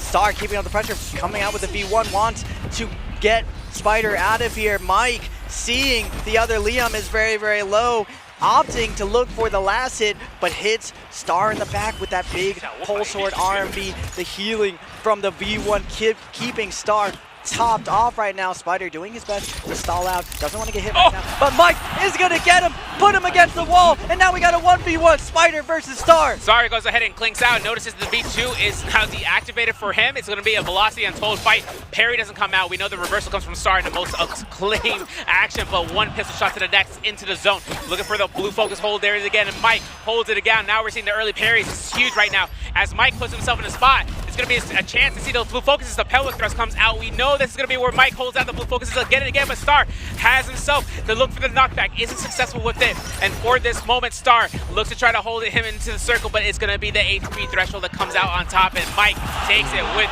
6 eliminations, knocking out the previous round's winner and taking it in round 2. No way. The GOAT is back, and not only is he back, he lets Star know, not your time, not your era. It is still mine on the back of his Liam. Mike, with that velocity untold, absolutely decimates the lobby. And we were hearing that it's almost impossible for Liam to beat Syra inside the realm of Yang, but we see the likes of Mike and Spider prove us otherwise. Maybe it's not the character, maybe these 2 are just built different. It's all about the player when it comes to J-Cup Finals. Absolutely detrimental to see Spider. Yeah, I was gonna say, he was like, I got caught by a V2, that's crazy. Seeing in the last one, the last HP threshold, it knocks him out, it threw him off of his gaze, but that just comes into clutch. And then Star was into the mindset of thinking that was gonna be available, but it was canceled out, and it comes through. For the pole sword action, we saw Mike kind of utilize it, it brought it back for the moment, and we've seen how devastating he is with it in the past, so seeing him bring it out again at J-Cup, something that players are like, oh, he's going to be using nunchucks or Grant. Nah, he's using that pole sword again, and he's not going to step away from just trying to throw that out in the last possible moment, especially at the grand stage. Now, Mike for the longest time in Immortal War, and just very vocally said that V2 Liam is kind of trash. He didn't like it at all. But preparing for this J-Cup Finals, Frostivus said he spotted Mike preparing some V2, preparing for this moment. He definitely took notes from EWG's Arano. Arano, known for his V2 Liam, known for griefing people, grabbing people, throwing them into lanterns, throwing them into signs, and getting value off it. So Mike was like, hey, wait a second. Let me just fill in this last piece. Let me see if I can secure these endgames. Let me see if I can secure these Yangs. And we see Mike able to come out with the MVP on a V2 Liam. Man, I'm gonna tell you something. It's crazy to think that he's bringing it out in Holoroth on a daytime cycle. Something that's very rare because there's not a lot of terrain griefs like the Blacks and the Flaming Cages. But like that coming through, we're gonna throw a Flaming Cage question type into the chat for you guys. Listen, I tried. We got a chance here for you to make sure to go through how many kills did EWG Arano get into game 2? Is it A5, B6, C7, or D8? Make sure you guys go into Twitch chat. Make sure you guys put a spotlight in terms of, you know, having your name in your, you know, the answer and putting yourself with the letter. Once the timer goes down, you're gonna should get a ping saying congratulations, whisk me your ID from the NARAKA BLADEPOINT official channel, and then that's gonna go into your whispers for you to get that Peerless Treasure Choice gift. So going back to that point, seeing how it's utilized for V2 Liam inside of a daytime map. Something that we were talking about, you know, coming through a couple days earlier, of seeing how Liam V2 having the opportunity of using as much terrain positions as you can. And another thing in Holoroth, right, is the amount of ice cones that come out, but when the circle starts to RNG and it starts to move away from the area, you're only limited to certain options there and just using it in a small offensive manner, seeing how we saw today. Yeah, the wide open terrain, a little bit of rocks, a little bit of ice cones as you're calling it, Serve, puts you in these weird situations. I was surprised that Mike was able to get value in that endgame with it, but it was because they set themselves out perfectly. They were able to win in that realm of Yang. Now, Spider definitely had to have gotten caught off guard. Didn't really notice that the enemy Liam happened to be playing V2 instead. To be honest, if it was V1, I think Spider was done anyway. Unfortunately for Spider, he does take that second place, but they are both neck to neck with kills. Both Mike and Spider, 6 kills, 10.2, 7.5 respectively. Arano as well with 6 kills. So that endgame situation, navigating that 1v1v1 where it's like, do I go for the Liam? Do I betray? What do we do here? Mike weasels his way to this victory, stays on top, and that's gonna skyrocket him in contention. The momentum is going back and forth for this 2024 Jacob Finals. Yeah, and keeping into mind that Star with those 3 points means that he's still, with the amount of pressure he got from the first game, now is tied up against with Mike in terms of holding out the standings. But we're gonna have to take a look at the standings in the overall, with 12th place having SYN's Mines at 3.2, 4.2 for OWN's Zeldin, Polaris here in 10th place with 5.9, 6.2 for Alliance's Frostbus, Verse with 6.8 in 8th, and Pace having 7.4 points in 7th place. There's still a chance here for those games to kind of go crazy in terms of a slow roll, because things could happen for Mike or for Star, who we know who is at the top, having an explosive game between both of them. But more importantly, seeing where the dire straits come out, considering like we've seen, and we're going to go to the scoreboard as YCG's TT25 with 11.5 in 6th place, EWG's Arano with 13.3 in 5th place, X1's Wufang with 13.4 in 4th place, 14.6 for WBG Spider in 3rd, 15.4 for Mike, and Star still weird. If you're wary of the action, still in 1st place with 15.7, but you know, you could have a 0.5 game, you could have a 10.2 game. And that is showcased here clearly as it comes out from OUG's Mike. Yeah, that's the benefit of being one of the premier fighters in the world.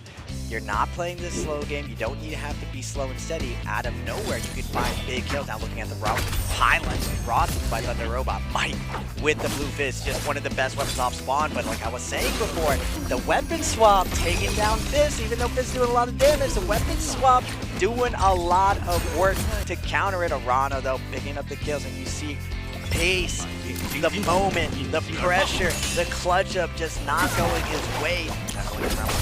This was an absolute masterpiece as Spider picked apart Polaris. This is going to be that shunt parry that we saw too from Arano, picking up Verse against him the odds. Spider finding the kill against Mines and finding the solo come through here from Mike. This is going to be another Roman Yang fight. Notice coming through with that uppercut confirmed after the F1 cast for the 1-2 as Wufang went down. He's like, got him. And now puts down towards those final moments. Spider puts himself with a cannon shot, confirms against Arano, and looks for another cannon shot. And guess what? He gets against Frostbus. But then all of a sudden, V2 Leomore comes out as Mike is backing him to the rock face. And then it's up against Mike and Star for the velocity hold checks of Destiny, because Mike has had all the opportunity right in the roll just to hold it if he needed to, and holding to be in the zone for that one block, which burns time, which burns HP, which gives him that final kill. Star, man, I gotta give him credit though in that last sequence. He played that as best as he can. given that Mike had velocity untold. Velocity untold you're really able to narrow down your opponent's options, force him into tough situations, and really on the back of the weapon swap to the nunchucks, the pocket nunchuck, he's like, yeah, pulse sword? Nah, tempo change, we got the nunchucks on, and MVPing 5 times, OUG's Mike back at the top. I'm not surprised. You can't take that. The GOAT is not going to go down easily. He's not going quietly. He's going to be swinging all throughout the day. But again, he took down first. Both Mike, Spider, and Arano had 6 kills. They were all neck to neck. What really decided the ending right there was the final moments. Yeah, and one thing that kind of capped it through was the usage of the nunchucks, but having the pulse sword in the back pocket. Even though he had multiple pulse swords, he still did 6,000 more damage with the nunchucks with a total of 12k. So for having the nunchucks on standby, we saw head into that preview. If you guys were here for the opening ceremony, you've seen him wield those nunchucks, putting it out in terms of showcasing what he's up in terms of worth, and then having the chances of seeing his kiting doesn't even come through. The aggression that he kind of puts forth with the pulse. We saw when we saw parries from YZG's T225 against Spider, how quick he was to aggress and reinitiating right back in. Even with the gold focus, he knows that within the frames of that Dragon Slayer coming out from the spear, if he catches one strike through in, he would have gotten the elimination against T225. That would have been an easy victory. But Spider, he still kept on. He still tagged along into the zone and got that last hit at that moment. Yeah, that's something new about this year. Pulse Sword has made a really, really big debut in 2024. Initially, everyone kind of scoffed at the Pulse Sword. It's not one of those weapons that are very flashy, not looked as very, very technical, but at Koi Cup, we saw just how technical Pulse Sword could be with the range, with the denial of options, and we see Mike and Spider. If you get a gold pulse sword, you got to use it in these end games, and they find a ton of value. They definitely learned that from someone else, and it doesn't surprise me that more players are using pulse sword now, and we're seeing it come on top. That's why I was really surprised that Fistblade is the #1 weapon, maybe doing a lot of damage, but I would say 2024 NARAKA, a lot of weapons are almost equal to Fistblades. Yeah, but we're going to switch on over and wild sweep our way to a break for you guys. We're going to be back in a minute to try to catch you for round 3 into the Jacob Solos Grand Finals.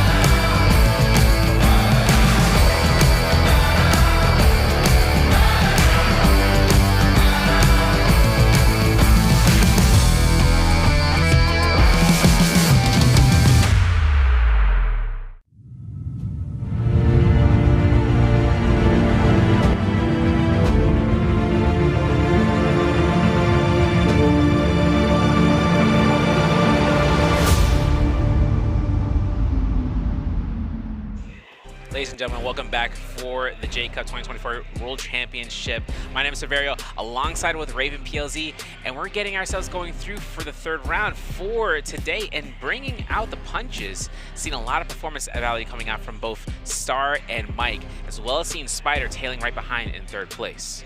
Yeah, just like I said, neck to neck. The competition this year is so close. So many players rose to the skill level of Mike and Spider. Now it's just a lot of tricky, nuanced things that really separate you from the rest. You see the likes of Arana going toe-to-toe. It's not like Arana ratted it up, got to endgame with no kills. He was up there with 6 kills. He was looking for kills, and he had to deal with 2 juggernauts, the 2 strongest fighters, the 2 most feared players in the game, Mike and Spider, and he's right there with them. But it's just these razor-thin margins. That velocity, the way Mike plays that endgame perfectly, and we still see Star there at that endgame, slugging it out. And I'm not gonna lie, Stars has been impressing me. His choices, his clean fighting has been absolutely spectacular for this J Cup opener. It makes me smile, you know, just how often as he smiles whenever he comes down, starts playing, and seeing his moments like, yeah, I can't believe I did that, you know. I threw that 1, 2, 3 blue without even realizing, okay. But more systematically looking at Star's performance, right? Hatching into 3 points to earn that game, just by being able to place out in second, even with 1 elimination, he still is able to kind of slow roll himself and still keep the first spot. But this comes down towards this next round, right? We're entering into Morris midday, Morris Isle more specifically, and this is going to be where the spawns are more favorable for some of the old, players coming through, especially the OGs, and making the old guard having the systematic effort of just, being true to their roots. And then having those players like Wufang that can come out the mix and just go ahead and snipe them out.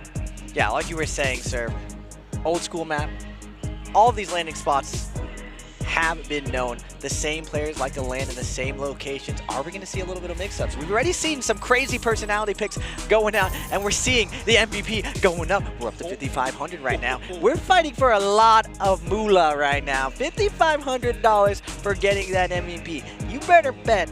Now, you're going to play for that MVP. Star does a good job of salvaging his zipping game. Very, very hard to MVP with the zipping. A lot of things have to go your way, especially when we see surprises today. Triple Hottie, triple Liam. We got the opener. Triple Syra.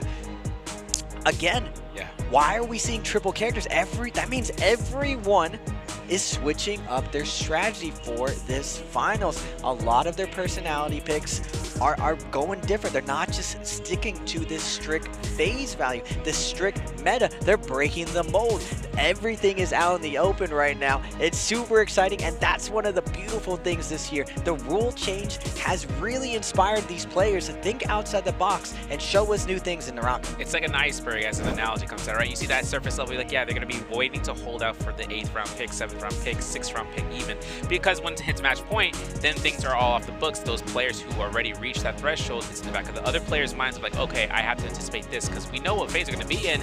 Let me just see if I can try to snag it out. But below the iceberg, that's where all the coaches like, listen, you have the option of choosing this, but we can counteract what they might want to believe, so that way they have to play a weaker pick in their roster pool, or you just go ahead and use something that's so valuable in your stead that you can just slam it out for that round. But then again, seeing how well the coaches kind of operate, this as being the coach for multiple teams, having the chance of seeing what the idea is to be brought out from the players, but more importantly from their leaders, comes down into a full chasm of just ideas that can just spurn out when one person chooses something completely different. Yeah, it throws a huge wrench in the strategy, like you're saying, sir.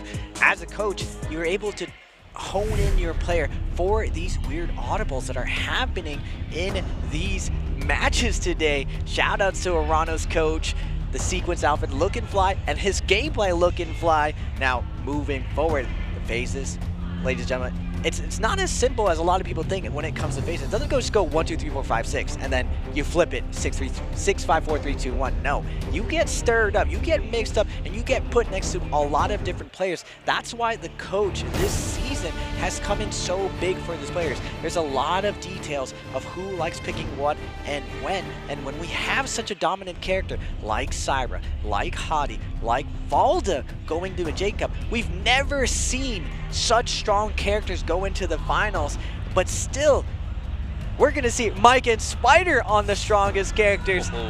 Now, how is the lobby gonna react to the 2 GOATs being in that first slot, being on their Syra pick. Now remember, ladies and gentlemen, you got to get value off your Syra. They got value off their Liams. If they get going, they could create a lot of separation. They could blow out this tournament. Exactly, and we're seeing the separation of picks here. Fariushan from YZG225, Liam picking up from Frostvis, as well as seeing from Star. Now Polar's picking up Hottie here in the third round selection. This opens up the door for Zeldin and Mines to try to hold down their options on the table for these guys. Oh, triple Hottie in the Morris map selection. This is now going to open down a Fariushan pick options, or even the Tumultuous Justina, something that we've seen more case scenarios for those options to be available for those last 2 rounds. 5th round selection, SS1's Pace, picking out the Valda, having X1's Wufang, deciding factor, picking out his Valda. Double out here for the Valdas. That means that Arano and Verse, they have a little bit more reach in terms of what they could choose.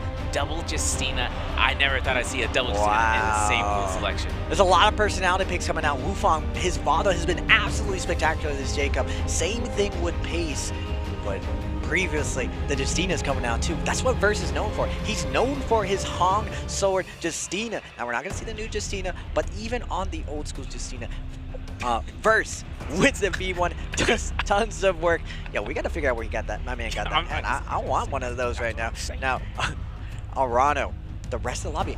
Something that's surprising me today is just the amount of Liam picks coming out. Now, Star is one of the best Liams in the lobby. He does not care. He's already prepared for 3rd round. I'm going to go Liam first if it's prepared, just because on the back of his Liam, it has carried him through the NBPL season and through his qualifying rounds to get here. So we'll have to see, can Star keep up the momentum? He has blazed ahead right now. First 2 rounds though, sir, it's the warm-up rounds. We still got a lot of NARAKA to be played. Everyone's warmed up. I'm excited to see who is going to heat up now. Now, 225, he's known for being a slow starter. He rarely gets that first momentum going, but remember, my man's gotten second every single Worlds. He's still going to be showing up. He always shows up under the biggest lights. He's got 1 word in his mind, 2 words in his mind, Gamers United. Now it comes down towards his skill selection, and Frostvis is using V2 Liam this round. We're going to see Justina for the V1 off of first with the F2. It's going to be the same for the Valdas. I'm seeing the same for the Syras, V1 F1s, but of course, seeing Arana picking out the F2 V1 T225, bringing out the F1 V2 for his Fariushan Star with the F1 V1. Seeing the Hotties all mirror match for the F2 V2s, and then with Wufang being on that V2 F2 for the Valda. So everything kind of standardized around here. No F1 Justinas if you were surprised to see it in it. It's just an option selection for the players. Just make sure they have that combo breaker ready, because we're entering into Morris Isle night, or rather Morris Isle midday, and we are in the 3rd round. Moonbane was looking down on us, and we're looking at the map. But before that, I've got a question for you guys for that prediction that comes through into the site, into the portal in the 3rd round. Which of the following 2 players has a higher score? Is it, if the scores are tied, compare the rankings in this round? Is it A, SS1's Pace, or B, X1's Wufang? Make sure you guys go to the site and make sure you put your predictions. Our spawns, though, looking kind of spicy as OWN Zeldin is by himself at the cave. X1's Wufang's in the event side, but a flurry of spawns coming in from the southern end of the circle spawns. Yeah, well, I don't know, Wufang are going to have to be careful for Zelshit's timing attack, using those Fireflies to time in. But on the right side, Alliance, Frostvis versus Mike off spawn. This is both of their favorite landing spots to the right now, 225 in the south. What are we going to see? Off spawn, Frostvis going to be coming in, looks for the light attack, not able to get it. Bike crosses up, combo break going to be forced out by Frostvis. RMB's going to come out. He does have an armor inside of there. Blue armor's going to come out, double parry going to come out from Mike. He gets the white armor, but he's juggled against the corner. Big damage for Frostvis now, but Mike, he's not backing out. He's not going anywhere. Gets the grapple kick, gets the 1-2, looks for the scale rush up, but Frostvis crouch roll out of that situation. RMB on the outside. Mike with the scale rush going to be coming out to the outside. Both of them opting to reset right now, but on the lurking, a third party is lurking in the background. Dangerous spot right now. Blue focus release, gets caught for the heal, and Mike is not going to look for a clink. Now this is where Frostvis looks to hold RMB. He releases it immediately. Blue trope gets opened up. Is that an armor swap for my boy? I don't know. Mike is going to go ahead and kite out here. He's going to be getting himself into another door and through the Wand Shrine, but kill on the leaderboard. Star finding an elimination against SYS's Mines. Mike is still kiting around here, and he's moving further down to the west side, but hopeful to see whether or not Frostvis can come out on top, because listen, it's been a long time. The armor swaps are in the back of Mike's head if he can find one, but Frostvis is already putting that pressure, especially with the rarity of Purple Staff. Nice trap from Mike. He fades out, grabs the fan, weapon swap. Max range R&B going to come up. Now Frost was going for the overhold trap, but Mike's going to space out right now. Pressure is going to come in, and Mike scoops up the armor at the last second. 1, 2. Now Mike putting up the pressure, leaving, bobbing. Frost stuck in the corner, and on the outside, Mike's going to deny the exit and take down Frostivus. Double blue focus comes out here at the least expectation, and now Stars in the vicinity. Remember, from the kill against SY and his Minds, Polaris getting kill against T25, if I'm not mistaken, because now it's up to Arano, putting out the spotlight and making sure he can hold out blue focus. And this is north of Eventai Temple. Wufang is looking towards his tap dodges. Uppercut's good. The jump LMB to R&B is good.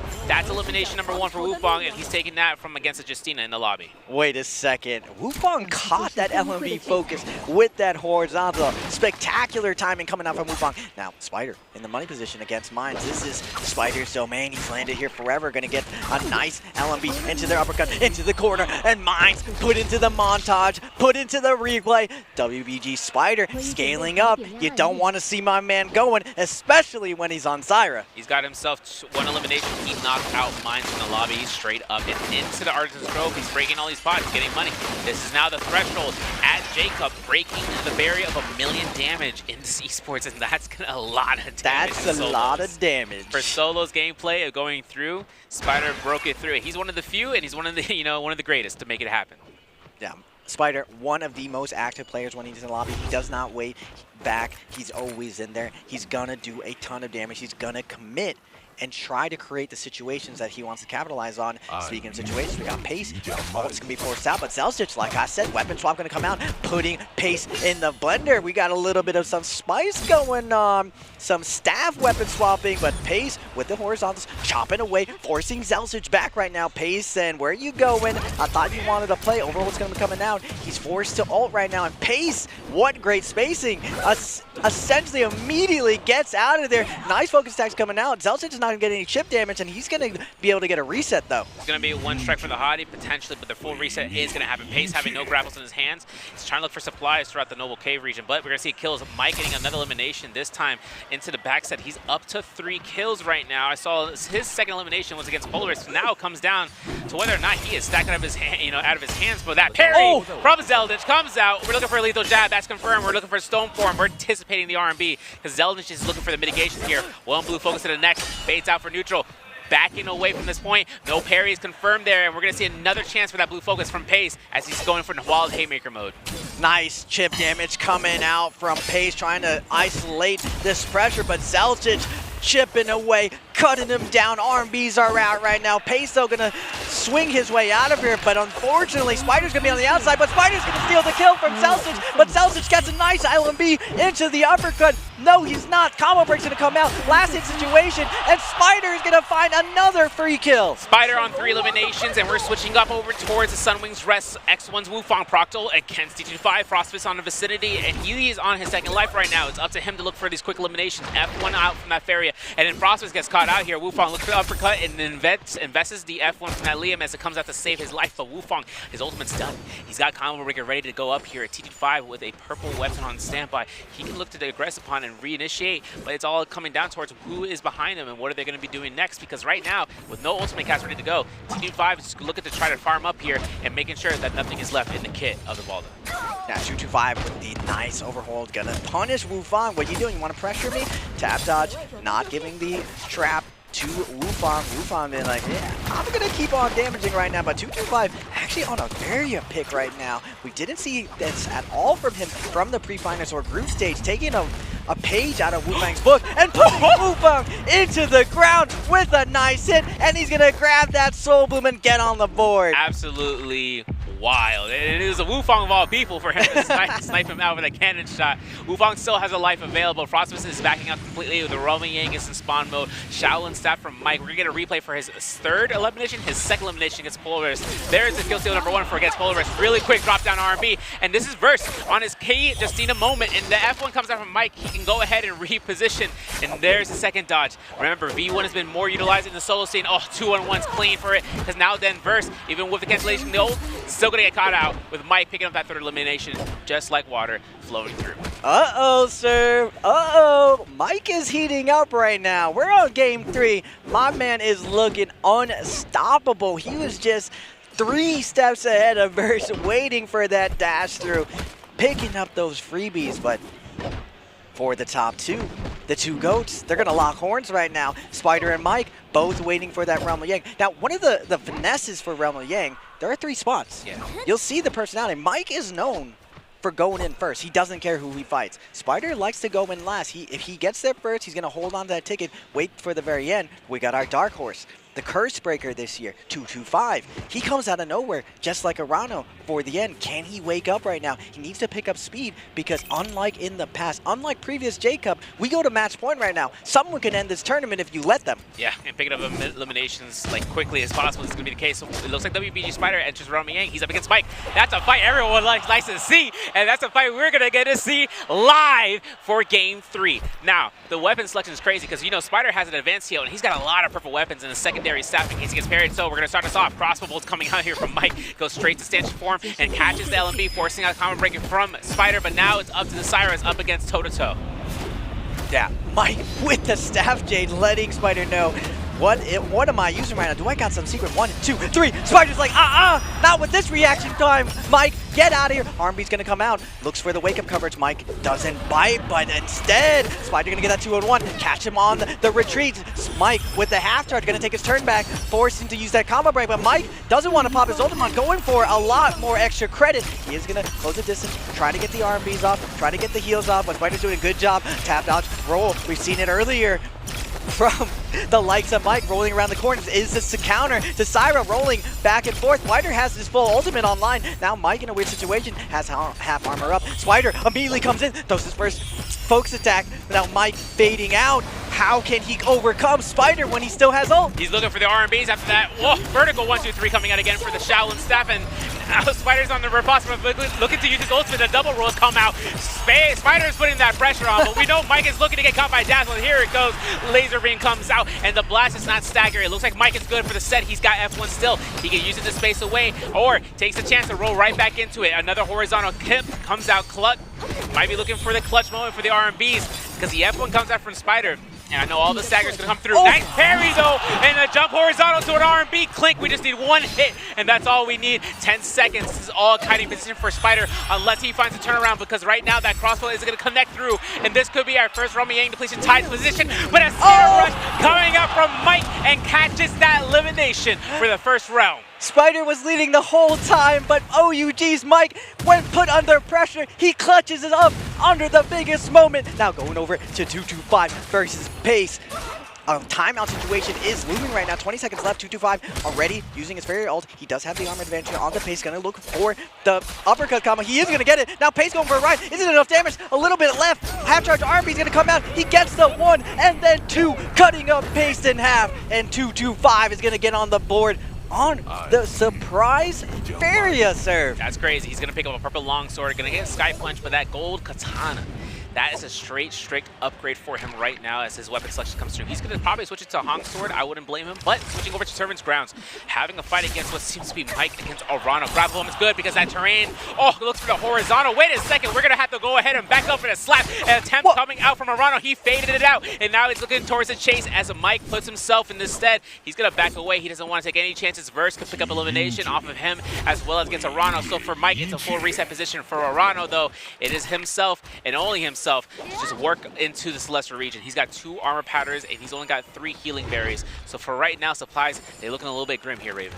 All puns intended. A cheeky fake slap into light attack coming out from Arano. Justina looking for those uppercut combos, but Mike not going to be falling for the shenanigans. Slap with this low latency, with these guys' reaction times, not true in these situations. You can really only get a small opener. You got to trap that second option, and Mike just fully denies, gets out of there, and is going to live to fight another day. Yeah, and now taking a look over towards the temple north of the Noble Cave, we're going to see Mike cutting throughout as Polaris is going to get ambushed upon thee, and this is going to be where that grapple is going to be dodged, but then Polaris finds a blue armor swap. He's good for it. The 1-2 comes out. The F skill from the Hottie is going to be invested. So Polaris, having played Hottie and having a huge ravine next to him, this could work to where he can just kite her through, because considering the zone is at this very edge, it's going to slowly collapse. We're switching over to Celestial though. Realm of Yang depletion right now for watching out for whether or not Spider can come out on top, because as a Syra, he's got 7 grapples, yeah, but there's so much terrain that's going to affect him, especially if he decides to ult. But we're switching back to that ravine I mentioned prior, as it's going to be a chase down between 4 opponents on the field. OUG's Mike. He's getting it, going up to 4 kills, taking the lead. Spider trailing him at 3 kills at 17.6, but Spider does have Yang depletion right now. So does Pace. 2 minutes, 17 seconds. Polaris trying to fade the pressure, but these dual Halbies have a mind of their own. He's moving really fast, trying to close the distance. Hadi ult's going to be forced out by Pace. 225's going to jump into the mix. Afaria, out of all characters, looking to chase down Hadi in 2024. I cannot believe my eyes. Afaria back in the meta on the biggest stage, chasing down the old meta, the current meta. Hadi, even after all the nerfs, this character has been super powerful. You're able to create the space that Polaris is doing, but a minute and 40 Pace with those blue Halbies. He's gonna connect. Can he find the kill before time runs out? Yeah, making sure you can try to look for a bait out parry. The fan wind blast comes out. There's going to be the Hong Sword from the backside. It's going to be a lot of damage, and Pace gets one blue focus from it, from a vertical especially. But of course, there's a stagger. Now we're going to see about whether or not Pace can look for the quick blue focus. Uppercut, grab him up. Oh, looks for the double hit, but it's denied. But 2-5 gets it. Can we get that solo for the F2? Yes, we will. And Pace comes out. He's avoiding the V2 coming out from that Fairy Shed Beacon. He's got a space away from it. This is going to be where Pace is just good to go. He got rid of the Yang depletion. That means he's safe to go ahead and kite out for the majority of this match. For right now, though, it seems like we are still in dire straits because Spider is still under that Yang depletion, and he's got 30 seconds to make it count. Yeah, this is Spider's playground. He loves fighting in this area, but Verse on the Justina. That's one of the benefits of Justina. All those dashes provide so much mobility, and with 24 seconds, feel like Spider, his time is ticking. No one is available right now. Everyone doesn't want to commit to a possible Siren. Now Rano, though, with the blue. Nice follow-up's going to come in. Mike's going to come in. He knows the time is ticking. He wants that last hit off, but Spider is going to pop his ultimate, staring around, looking for a hit. Unfortunately, Syra, with her limited mobility, can't chase down anyone. Down to 2 seconds. He doesn't want to give up the heal. Someone gets his chip damage, though, and it's Alliance Frostos. He's going to yoink the kill and picking up one for the boys. This is the XDD moment right there for Frostos. I know he's looking towards the elimination for a +1. Now it's going to be coming towards Mike at the Zest Winery. A lot of momentum, though. And even with that, you know Mike has a position right there for it. And that's going to be a Zinger type moment because whether or not we see Pace put himself off this rip with a blue armor swap, it's going to be a heal position if he can find the time to do so. Zest Winery has so many windows, and for him to try to find his way towards it, he gets it. But he gets caught. 1-2 to the ultimate cast. It's dangerous for Pace right now. He's looking to try to mitigate himself from any sort of stagger, but one heal to the next. This is going to be where Star is going to catch up. Remember, Star having one elimination this match. He is still in the top 3 of the leaderboard right now. Spider goes out. He's in second, and Mike is still in first. 4 eliminations, 19.9 points, and we still have that second Roam Yang, seeing how T25 is able to accrue it up. Yeah, 225. All of the usual stars rising to the occasion right now. Mike, Spider, 225 climbing to the top 3. This is their playground, the world stage. Jacob, 225 on the fair. He's played this meta before. He's showing everyone why he's gotten second place back-to-back years. It wasn't luck finding that nice horizontal, but Frostivus again coming in with the yoink. The Rupture Gale coming in huge. Alliance Frostivus climbing up the leaderboard on the back of this Liam and this cannon. Yeah, my man is a dark magician when it comes down to catching those cannon shots. Because I don't see where he's at, and all of a sudden, boom, elimination +1, and he's backing away. And he's stacked out of his mind. Oh my goodness, let me read all those J's. You got Rampage, you got Advanced Heal, he's got Assassin's Lunge as well. No, Soul Shatter, I should say. But picking up the Rupture Gale Orb is working in his favor predominantly. So for right now, if he goes right back in, he's definitely going to be one of the jaded out ones. But Zeldin forced to ult, not in a great spot. You can take the time to heal, but one of those pistol shots starts striking, and Zeldin is in a bad spot, especially if he's going to be looking to try to heal. Luckily, though, he's got Advanced Heal, so he'll take a little bit less time. It's just whether or not he can get caught out and using his ultimate at its full value. But it looks like he's canceled the Raven because he knows that rage is going to be more important in holding it down. Yeah, very observant. Serve that Advanced Heal. It allows you to just salvage your heals, all of your resources, especially in these end games where you're just getting constantly pressured by the range of multiple players. Zelchich doing his best to survive in the situation, down to his last white heal, 5 blue heals in the back, and he's surrounded up multiple gold armors, everyone poking at him. The Tiger buff is closing the distance. Zelchich trying to grapple out of here, but 225 is going to hold him in. Where you go with Zelchich? Double hold's going to be coming out. Light attacks from 225. Big chip damage coming out onto Zelchich. Everyone surrounding. Scale Rush is being charged left, right. Selfish is out of there through the window. getting out, but the grapple of Frostivus is going to keep him stuck there. Nowhere left to go, nowhere left to run. Who is going to pick up this kill on the bleeding Zelzich? 6 players left into this Zest Winery, holding on to 7 players total left alive, and this is going to be a spotlight where it's like, are we looking to the heal off, but are we going to be going ahead and just full W key? Because now T5, he's the one on the approach. Seeing Zeldinch here. Zeldinch is on 220 BPM for his heart rate right now, because now it comes down just working around the blue focuses, and the parry, there it is. There's a musket shot coming from Marauder from outside the window. And for right now, Star is locked in here with TT25. The gold scaling is going to be massive, but you can see TT25 puts himself in the high ground for a scare rush and confirms it. Oh my goodness, he's looking for the R&Bs. He's backing off into that sidelines just to make sure he can just catch a good vision of what's happening around him. And meanwhile, Prize follows in his kit. He's got switched out, so hopefully that doesn't grieve. I'm got security, I'm knocking on wood. Rampage, Sky Punch, and a Juggernaut level 2 on the standby. Yeah, the Rampage of 225. He was doing a lot of work right there. Not to cast a curse, 225. Unfortunately, again, his kill is going to be yoinked away. Frostifus early with the cannon, then Arano from downtown with those musket shots. And we're seeing a little bit of mortality coming out from the Syras. Mike is in a very dangerous position, even though he's up to 4 kills right now. No one wants to see a Syra in endgame. Now, he might be able to get 225 out of there because no one really wants to see a Faria either, but still, if you have to pick who has to go first, unless Mike takes the initiative, gets 225 lobbied out of there, offers up a better piece of a character, Mike's going to be the next piece when the zone starts closing in and everyone realizes he's still alive. And he also has an advanced heal picked up from the body of Zeldinch. He got himself a swift cut so he can bait out for a soul slash if they think it is. Octa Slash Blade though on versus hands of Ripple Phantom Step as well as Shaolin Staff, having Cav Bloom and a Sap Jade, and he has dual blades on standby. We're going to see Alliance and Frostmas though activate that Valiant Challenger, having full vision, and this is 9 minutes. This means that he has a lot of time to look towards that. But Verse, looking at this replay up against Wufong, and this was 8 minutes prior of where we were just at. So for seeing Verse up against Wufong, you know it's going to be a chance here for the 1-2s, potentially for the 3, but parry opportunities coming out from Verse, and Wufong is just trying to survive by dear whole life. That Verse, gonna get the follow-up, gonna get the 1-2-3, sends that baby. But I mean, the 1-2-3 of dual halberds and dual halberds, definitely the best 1-2-3 in the game. Super, super fast, even under the lowest of land ping. Still really hard to dodge, easy to commit when your opponent is not paying attention. That's all I'm saying, man. The Justinas, that's a personality pick for a lot of these top players. They love the technicality of Justina. They love looking for those traps, looking for those uppercut combos. Now Mike, work is cut out for them. And same thing with Star. He started off the day red hot. Now he's slowing down a little bit. He's losing a little bit of steam now that Mike and Spider have picked up.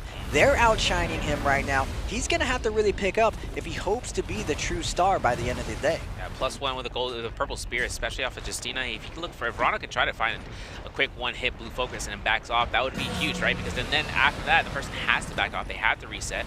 But then someone else could try to go ahead and disrupt that process. This is going to be where Arana can play Justina as like as Kamatari, right, in and out, and just try to catch as quick as possible, just a short amount of damage, but then utilizing the skill just to back through. The only difference is that once you proc Justina ult, you don't have a combo breaker. That means that you are susceptible to anything, and you might have to cancel as the reason for it.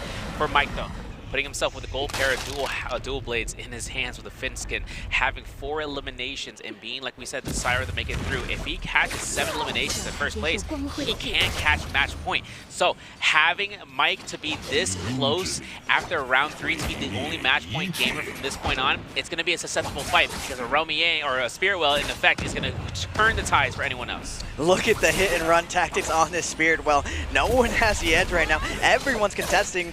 The nice cannon shots coming out. Mike is going to even challenge. No Syra to back him up right now. He doesn't care. He wants his Spirit Well. Whoever gets this Spirit Well is going to have a ton of momentum and is going to be able to dictate this endgame. They get to choose who is going to get lobbied out for first, just because the buff is such a big advantage. The armor reset is such a big advantage, and you can piggyback off whoever is able to claim the Spirit Well. This is why everyone's contesting. The drop down left and right. Frostivus coming into play, peppering in with those cannon shots. 2-5 though on the Faria. Are we going to see the first Faria claim of a Spirit Well in this J-Cup? It's going to be interesting because we've seen it in trios where Faria with a free beacon to be dropped down is something to behold. But for TT25, This is going to be a spot where he's looking to hold it down, hold down the fort. The Spirit Shield is up, and now it's down, and now it's claimed, and now he's going for the R&Bs. He's got himself to have that ult refresh, and even though he already had it, he's going for the jump horizontal extensions as Frostbus looks past this point.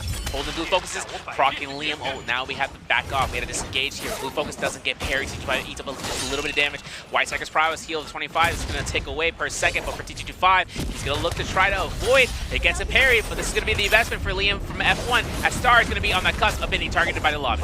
Yeah, 225 just taking it to the Liams right now with that buff, with this gold Hong sword. He's putting on the pressure on the Star, but Star fading out, gets the half charge in. He is going to get grabbed and tossed across the map right now. And now Verse chasing him down. The Justina is activating, looking for the kill on the Star. Star with the overhold, looking to pry, but 225 keeping up the pressure, drops the mech on top of his head. Star forced to ultimate. Nice parry's going to come out. Nice heal gonna come out, but the stagger isn't gonna be there. Star denied the desperate siphon that he desperately needed, but he is gonna get an armor reset. Moonbane's gonna be coming in. 225 is close to distance again. Can Star survive?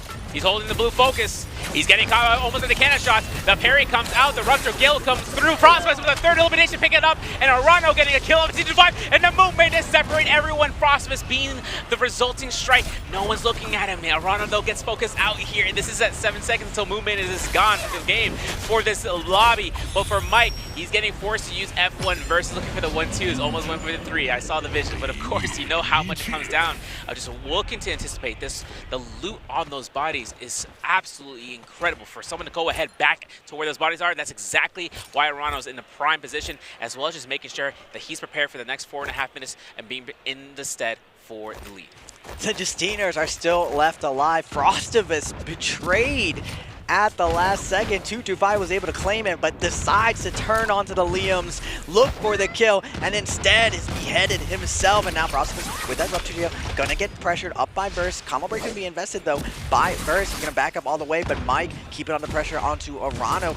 Both of these players with gold weapons. Poke damage is coming out. Rampage coming through from Frostivus. Combo break's gonna be coming up. Arano down to no armor. He is gonna force the ultimate, and now both Arano and Frostivus in a tough position. This is gonna be tough for Arano because now he's gonna invest his dash to get out of sight, out of mind, and he's got no armor. Now it comes down to Mike. If he looks at it, there's a cancellation of the ult to get that combo breaker immediately, and now 1, 2s, 3s. Cyan Fang comes out with a stamina strike animation. You know this is gonna be coming through for Arano to look to the skies, but of course Mike is not going to let this one down. He needs to get that Justina. She has no ultimate. This is perfect situation. Frostbus background, looking at Verse, and looking at the blue focus get spammed out here. Verse is a one hit in the dream. Now this is going to be the position. If Frostbus gets his kill, it's going to be a 4 eliminations, but if Mike gets it, which he does, all he needs is 2 more eliminations and capture first place. Wait a second. And Frostbus comes out, but wait a second, Mike is coming out here towards it. That's going to be 6 eliminations. No, Verse gets it from that point. Mike with the last second betrayal looks for the kill of the Frostivus, but Burst is able to secure it. Now with a focus attack, can Mike take down the second time? His ult is still up. Burst in a tough position. He needs to be able to dodge it. He is going to get stunned though. Tossed into the zone, and Mike is going to secure it again with 5 kills and another MVP. Picks up $5,500 just like that, but also picking up those points. He was 1 kill away with the multiplier and ensuring match point, but he is literally a placement point away from being able to go ahead and full throttle as if he hasn't been doing so already. He is catching round 3's MVP. Mike with a 6 elimination again, first place game, and putting himself completely ahead of the competition. Yeah, unlike previous rounds, we didn't see Mike as active. He played a little bit slower, but even Mike slow, you see him influencing the Spirit Room. You see him active, looking for those last hits with purple armor, with the Syra.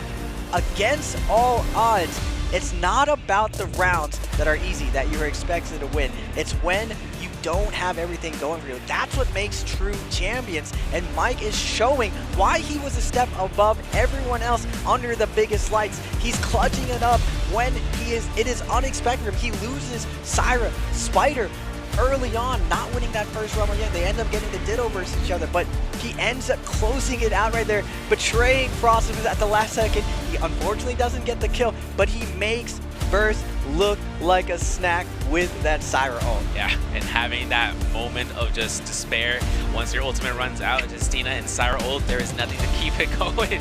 And the zone was right there too, giving Mike that purposeful action of just laser beaming out. Now for the players, you know, we saw Wufang get eliminated from Verse earlier, right? The 1-2-3s, they came back and forth. And Verse was one of the players that's just been throwing those with the halberds, and it's a very susceptible hit. And then you see him throw now 1-2-3, and you know, seeing it not be of dual halberds, but looking at it from a katana's perspective, and having something to kind of throw out under the table as a wrench for someone to not notice what the move is. That's something that these players have come through. We even see a chance of looking for players utilizing that horizontal to uppercut cav loom extension, something that makes it come through. Mike attempted to go ahead without cav loom, and it didn't work out. But seeing where he stood with the dual blades that game, man, it's good work, man. Yeah, man, I was saying, the weapon swap meta is back, and it's a lot of times with that dual blade, with that dual halby, it's just the amount of movement these top players have now is been unmatched. 2024 has taken NARAKA to a new level. Now, I'm not gonna lie, I'm surprised that Mike is letting everyone know why he's the GOAT right now. He hasn't performed as well leading up to Jacob. He didn't look like his old self in the group stage, in the pre-finals. He was lurking though, he was right there, just letting everyone think that he's not the one, but he's looking like that guy right now. And I was saying, sir, third game, everyone's heated up. Who's gonna have that faster start? And we see Mike and Spider, if they get going, I don't know who can stop them, especially over here at 2024 Jacob. Yeah, it's kind of like they're reversing from Spike Hits 3, seeing Elijah, what is it, I'm the guy. And everything, you see the lightning bolts first, and then that was first round, 0.5 points earned, and then double 10.2. It's like, I'm like, wait a second, my man's right behind me. He's already going through. He's like, I'm chilling. Because now it comes down towards, okay, fourth round begins. What is he up to next? And seeing what the cards come through, you know, TT25, right, having a slow roll and is burning straight through. It is only a matter of time before those match point gamers start stacking up. And knowing that Star, right, he is still right beneath it. Spider's right beneath it by just around a couple of points, 6, I believe, points or so that he has to try to catch out. And just having the chances of just seeing Mike being at the point, it's like in the back of the head, okay, what's he going to be playing into round 4? Yeah. Especially for the rest of the day. We got 5 more games. Don't go anywhere. It's still going. It's going to go. I hope it goes the distance, but when the match point system came out, Mike was known for ending it early. Not in 4 rounds, not in 5 rounds, but he would end it early, and the lobby had to adjust for it. Everyone has seen this before from Mike. I'm sure a lot of people are prepared to slow him down. Spider definitely has to if he hopes to be crowned right now, just because unlike previous tournaments this year, match point is very different. Whoever can MVP, once they get past that threshold, will be taking it down. Yeah, now we're looking at the standings for the points earned that game. Mike with 10.2 points in first, Frosters with 4.5 in second, TT25 with 4, as well as with Verse, Spider with 3.5, as well as with Arano. And Star picked up 2 points that game, and while Polaris and Wufang picked up 1 point each, 0.5 was given out to Zeldich and Pace, and Mines just came out here with no points earned. Now, obviously we saw Mines, he got double eliminated before even the first roaming. I think in the first couple of minutes after he res back at Artisan's Grove, Spider was quick to find that pressure with the spear, got the elimination, and knocked him out. Same thing came out towards Wufang, being able to be Evalda, being at Servant's Grounds, and just being spotted out as Verse was able to surprise attack him, even with the third party to try to ambush them. And then having a chance to see Narano kind of work out here with that musket shot through the window and catching the last hit confirmation. I know the Spider has just kept his cool in terms of holding out his spot, but putting out a Justina in the game and being one of the, seeing a Justina perform better than another one, this is where Verse kind of just put himself at ease of just catching a little bit more, usage of that hero to see if she might show up later on. It really just depends on the comfortability.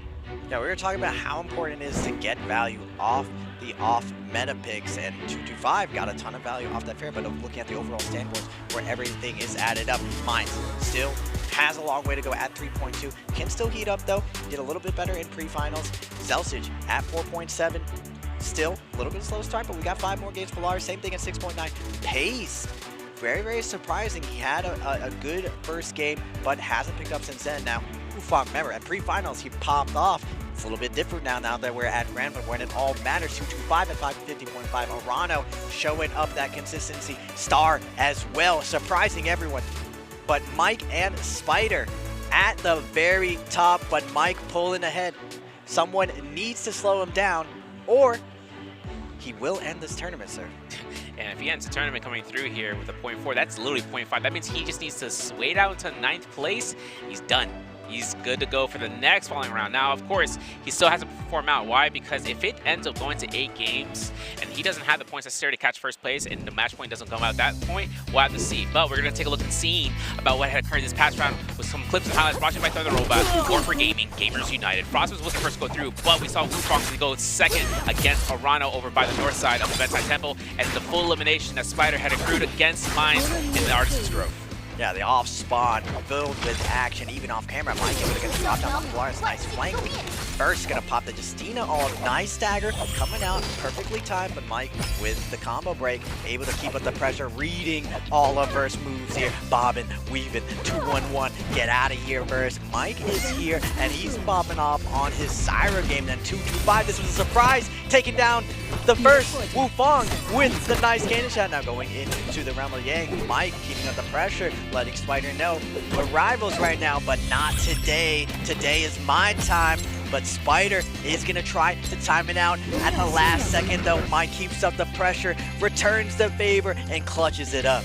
Yeah, Spider was like, man, that was close. Now putting out towards TG5, gets a kill elimination against Polaris, and then you're gonna see Mike up against Arano with a quick succession with the vertical blue focus. And solo pickup from Mike means that he's able to get himself just a necessary sustain, but also having that range per second, even if it doesn't need to be counted for it. And finding kill against Verse, putting out his jersey, putting out his insignia for his team, representing for OUG, and putting out the emblem on the grand final stage. OUG's Mike. We were talking about it earlier, and I keep reiterating, the Syra game is one of the most important parts of this 2024 J-Cup. You need to get value when you're on her, and you need to know how to take her down, not only inside the realm of Yang, but how she plays an endgame. Everyone is shying away from Syra right now, and the people who've had the most success are cranking up their aggression and taking it to them. Mike's able to navigate this endgame. He doesn't go with his normal 20+K damage at 17K, but he still gets a ton of value, still able to secure that MVP, even though he was the biggest threat to everyone this game. Yeah, and not using a lot of ranged weapons at all in terms of that game, even though he had a Jade for one of the pistols. But if he worked himself to using the staff when he got early on, especially picking up the loot from his early on set kills, and then utilizing the dual blades, he's just using that comfortability of using the pitter patter comes out from the staff. Some players don't really want to expect it, but it's also that extended range to come through. But just like an extended range, I'm reaching for a question for you guys to try to see about answering. And that question comes out here for what hero did Frostus use into Game 3? Is it A, Hadi Ismail? Is it B, Liam Leu? Or is it C, Akos Hu? D, Tumult? A lot of options on the table for y'all. If you were paying attention, you would have noticed which hero it was. But more so, we can get an answer coming through here in just a moment, because guess what, chat? We got a chance of actually getting the man himself to actually go for the spot. And that's going to be Alliance's Frostus dropping to the stage, man. How's it going? Hello guys, I'm Frostivus, and I play for Team Alliance. So far, I think the game is okay, I guess. Nice, yeah.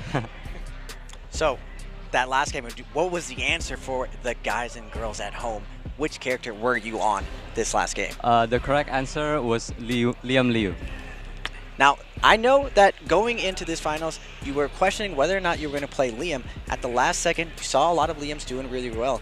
What triggered you to pick this character in this big moment? I think it's because there's 8 games, and I think Liam is one of the stronger heroes. And at the time, I was thinking it was between either picking Justina or Liam, and so I think Liam is doing better currently, so I picked Liam instead. Well, one thing I want to mention is in Game 1, you brought Wu Chen out, right? Something that directly competes against the Cyrus, which you saw was 3 Cyrus in the matchup. And having to go through for that game, do you think Wu Chen still kind of is getting caught up in terms of being countered against the lobby? I think Wu Chen might still be picked, but only Spider and T225 is the only 2 players left who plays Wu Chen. So he might still get picked, but I'm not sure. I do like Wu Chen though. I hope I see Wu Chen again later. The boys are definitely supporting you at home. Any words for everyone and all your supporters out there of what you're going to be doing these next 5 games? What can we expect from the Great Alliance Frostivus? Well, I haven't picked Syra, which is the strongest heroes, and so I don't know. We'll see what happens, but of course I will do my best. And thank you for all the support that you guys are giving me. Yeah, Syra, like Frostovus said, one of the most important picks. Everyone has been adjusting to this Syra meta. What was your biggest surprise so far in the first 3 rounds? My biggest surprise is I think people are letting Syra be alive at the end game. Like game 3, I thought for sure that the other Justina would fight Syra first instead of killing me. But I don't know, it was unexpected and unlucky, I guess. I mean, one thing too is Fairy Shen. We've seen her kind of being brought out, Wufang, and then seen T225 try to bring it out in terms of seeing the usage of her. Do you think Fairy Shen has a rival for the stage for the next 4 rounds or 5 rounds? I think Feria is actually pretty good against Syra because she can survive the ultimate. And that was also one of my consideration to pick for a hero, which is Feria. But I don't know. I feel like she's pretty good, but I think people are still not realizing it too. So maybe we'll see more Farias and Wuchen later. Yeah, as the match point has been closing, Mike on the threshold, 0.4 away. Do you think he's going to be slowed down? Do you think, what are your predictions moving forward? Do we go the full distance or is it going to be ended earlier? At this current rate, I think it might end early, maybe around game 6 or 7, because I think right now Mike is on game 4. Mike will slow down and pick maybe a less stronger hero. And after that, he will pick his stronger heroes after once he reached the match point. I think that will be his strategy. Well, I'm hoping that things go your way in the future, brother. Mike is going to be slowing down. It's going to be an opportunity for all these other players. Look for Alliance Frostovus to show up, ladies and gentlemen. I know I'm going to be rooting for him, and everyone at home, let's root for Alliance Frostovus. Thank you.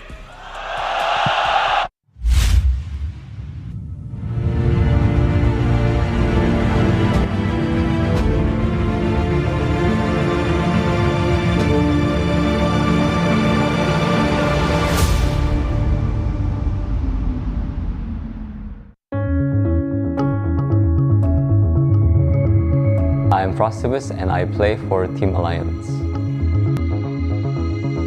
One of the unforgettable experience is when I win the Asian Challenge, and then the next year I won the Morris Cup, and then they call me the first international champion. In the spring is my first season for NBPL, is when I first transferred. My expectations was to at least get top 5 in the grand finals, but at the end, I got 8th place. And so going into the summer season, I was just going to try my best and see how I do. But as it turns out, with the different scoring format, I didn't do quite as well compared to the spring season. And I ended up not qualifying for a lot of the bi-weekly finals. Technically, I could go back to Southeast Asia and compete in the Jacob qualifier there, which is easier. But I felt like if I stay there, I feel like the game will be too easy. It will be quite boring for me. So my goal was to transfer to NBPL because that is the highest level of competition for the game. I always look at their winning perspective. Like in Bilibili, there are videos where the players who won the tournament or like each game are posted on the website, and then I just look at them and try to see what they do differently compared to me, and then try to apply it myself on the next tournaments. During the day of the qualifier, on the last day, I didn't get any sleep. I think it's because I was too nervous and excited, I guess. I was too tired, but I was also happy. I still make it to Jacob. Kicked one of the emperors, they call it in China, which is DRG. I think of myself as always good under pressure. I think I can manage the pressure quite easily. For my own goals, I would try to at least get top 5. And if I can do that, I would try to maybe be at the same level as Spider and maybe Mike also, because that's also my last year's goal. I go into Jacob and go into stage, and when they call my name, a lot of people were cheering for me too.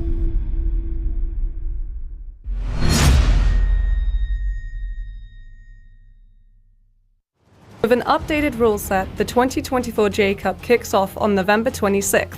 Here's a detailed breakdown of the competition format. The 2024 J-Cup is divided into two phases, the group stage and the grand finals.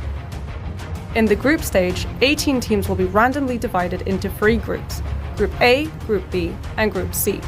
Over the course of 3 days, the teams will compete in both solo mode and trios mode, with 6 matches played each day. At the end of the group stage, the top 12 teams, based on cumulative points, will advance to the grand finals. Before the grand finals, the 12 qualifying teams will participate in a pre-finals round.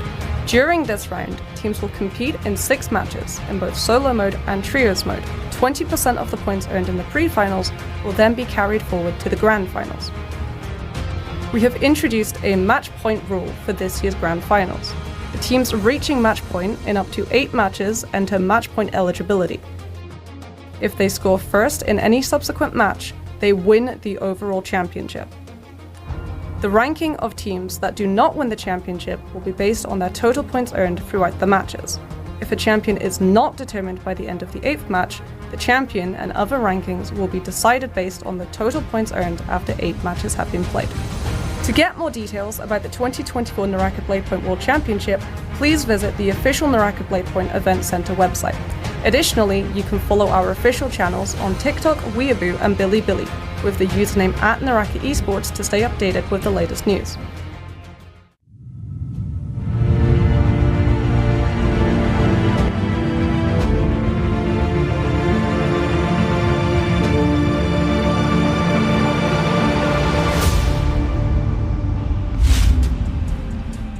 Hello and welcome back, ladies and gentlemen. I am Dunkin' Donuts. I'm joined by the lovely, spectacular Moxie. We are here in Changsha to bring you the second half of the grand final solo day. It is amazing to be here. We've been feeling it, you know. We got to watch the intro, the opening ceremony. Yep. It was electric here.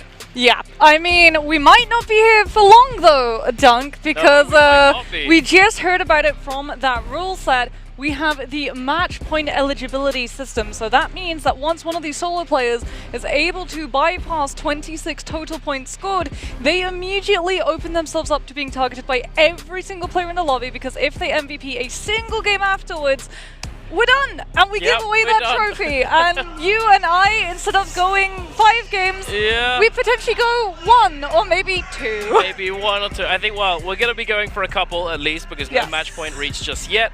But, you know, unless things sort of really go wrong for Mike, those people at the very top, it's likely going to be closed out a little bit earlier than 6 games.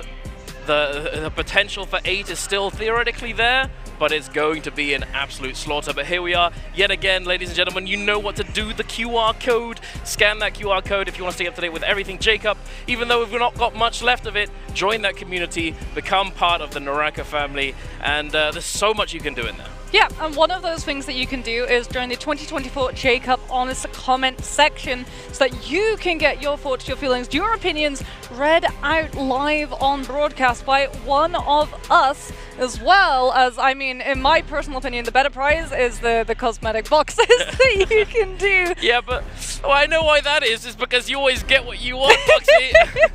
But these are, of course, the Twitch drops. If you've been watching, if you can see it in the Twitch chat, I'm sure you're on it. But if you're not, make sure to get your account linked, your Twitch account linked with your NARAKA account, so that you can progress and get these drops for yourself, get all those goodies, because anyone can get them as long as you got it done. So make sure you've done so. Go into the top right of your screen on Twitch. You can go to drops and rewards. You can check your progress and make sure that you're claiming those free goodies. Yeah, because you're running out of time. We have today. Not much left, is there? And we have tomorrow. And then we are done with 2024 J-Cup. It has passed by in an absolute blink of an eye, but something that we're already getting to see is it still is not without surprises. Like you and I, like you said, we got to see the games earlier. We were actually in the spectator seats, right over there. Yeah. We could see. And you and I, we were both incredibly surprised by the curveball that came on through, where we got 3 sirens in the lobby. That was mad. What was going on? It's it made me immediately think, wait, what's going on? Is that Yak up there? Because Yak pulled that out in the group stage, and he like, I don't know, why did they not learn from this? Yeah, well, we've had, what is it, 3 Cyrus, we've had 3 Liams, we've had 3 Hardys. We've had a lot of these players actually, instead of going for the double pick, right, going with the 2 Valdas in the same phase, or the 2 Hardys in the same phase, or the 2 Cyrus in the same phase, actually go in 2 diverting paths, which then opened up the potential for the 3 of the same heroes to be able to come through. Because if you don't know, if you're new to NARAKA Esports, the way that solos works, right? There's 2 things that these players have to take into account, right? 1, you can only double pick the same hero once, so you only get to play, say, 2 games of Syra, and then every other game that you play has to be a different hero. But you also have to take into account the phasing and the bans that phasing provides, which is when we see the same hero picked twice, they're gone. They're fully eliminated. So if one person in one phase, say like phase 1, picks maybe a Valda and a Syra, you can still in phase 2 both go for Syra, but then in the players for phase 3, the opportunity to pick Syra is taken away. It is indeed, and here we are taking a look at the players, or essentially the how much they all need to get to that match point, and there it is, Mike, 0.4. 0.4 is crazy, absolutely insane. After just 3 games, and I think I mean, there's no chance that he's not getting to match point in this game. I think, considering how well he's been performing so far today, it is extremely unlikely that that's not going to happen. We do have Spider coming in with 7.9 that he needs to get. Definitely doable. It would have to be a very solid game, of course, but it's definitely doable. And then, unfortunately for the rest, it's not gone as well for them, but there it is. We do have the potential for quite a few games left, so we'll see. We'll have to wait and see. Oh, I'm excited. I'm so excited. Let's go. Let's see it. What's gonna be brought out for all of us here. Oh. So the thing for Mike as well is that, like, you saw from that graphic, he's 0.4 away from being able to hit MVP eligibility. Even if he crosses the threshold of 26 points in this game and manages to MVP, he still doesn't get the trophy. But it does bar out one of his hero picks. So he has the opportunity to maybe play something that you wouldn't normally see in solos, just to be able to get that one confirmation and then move on to the rest of the day with heroes open to him, either the double pick of the Syra or something that we do have to talk about in regards to Mike, Tiger King. ACOS. True, that is true. However, maybe he'd like to save that, you know. His ACOS in the past has performed extremely well. You know, we've seen him come out in bi-weeklies to get to that bi-weekly final, or just to clutch up in those last few games with that ACOS, and he manages to consistently perform well on it time and time again. So perhaps he wants to save it, perhaps not. We'll have to see. But as you said, I completely agree. I had the thought as you were saying it, it could just be a throwaway game. He could just go Wu-Chan. He could go whatever, really. He could save that character for later on. Today is also apparently one of our players' birthdays. Oh, yes, indeed. So we do have to say a very happy birthday to FPX's verse. Indeed, happy birthday, my friend. I hope for your sake that you get there. You have a happy end of the day, or at least can be happy with yourself. You know, at the end of the day, this is a very competitive place. We're at the pinnacle of NARAKA here in China, in Changsha, at the grand finals for solos. All of these players, they fought tooth and nail to get here.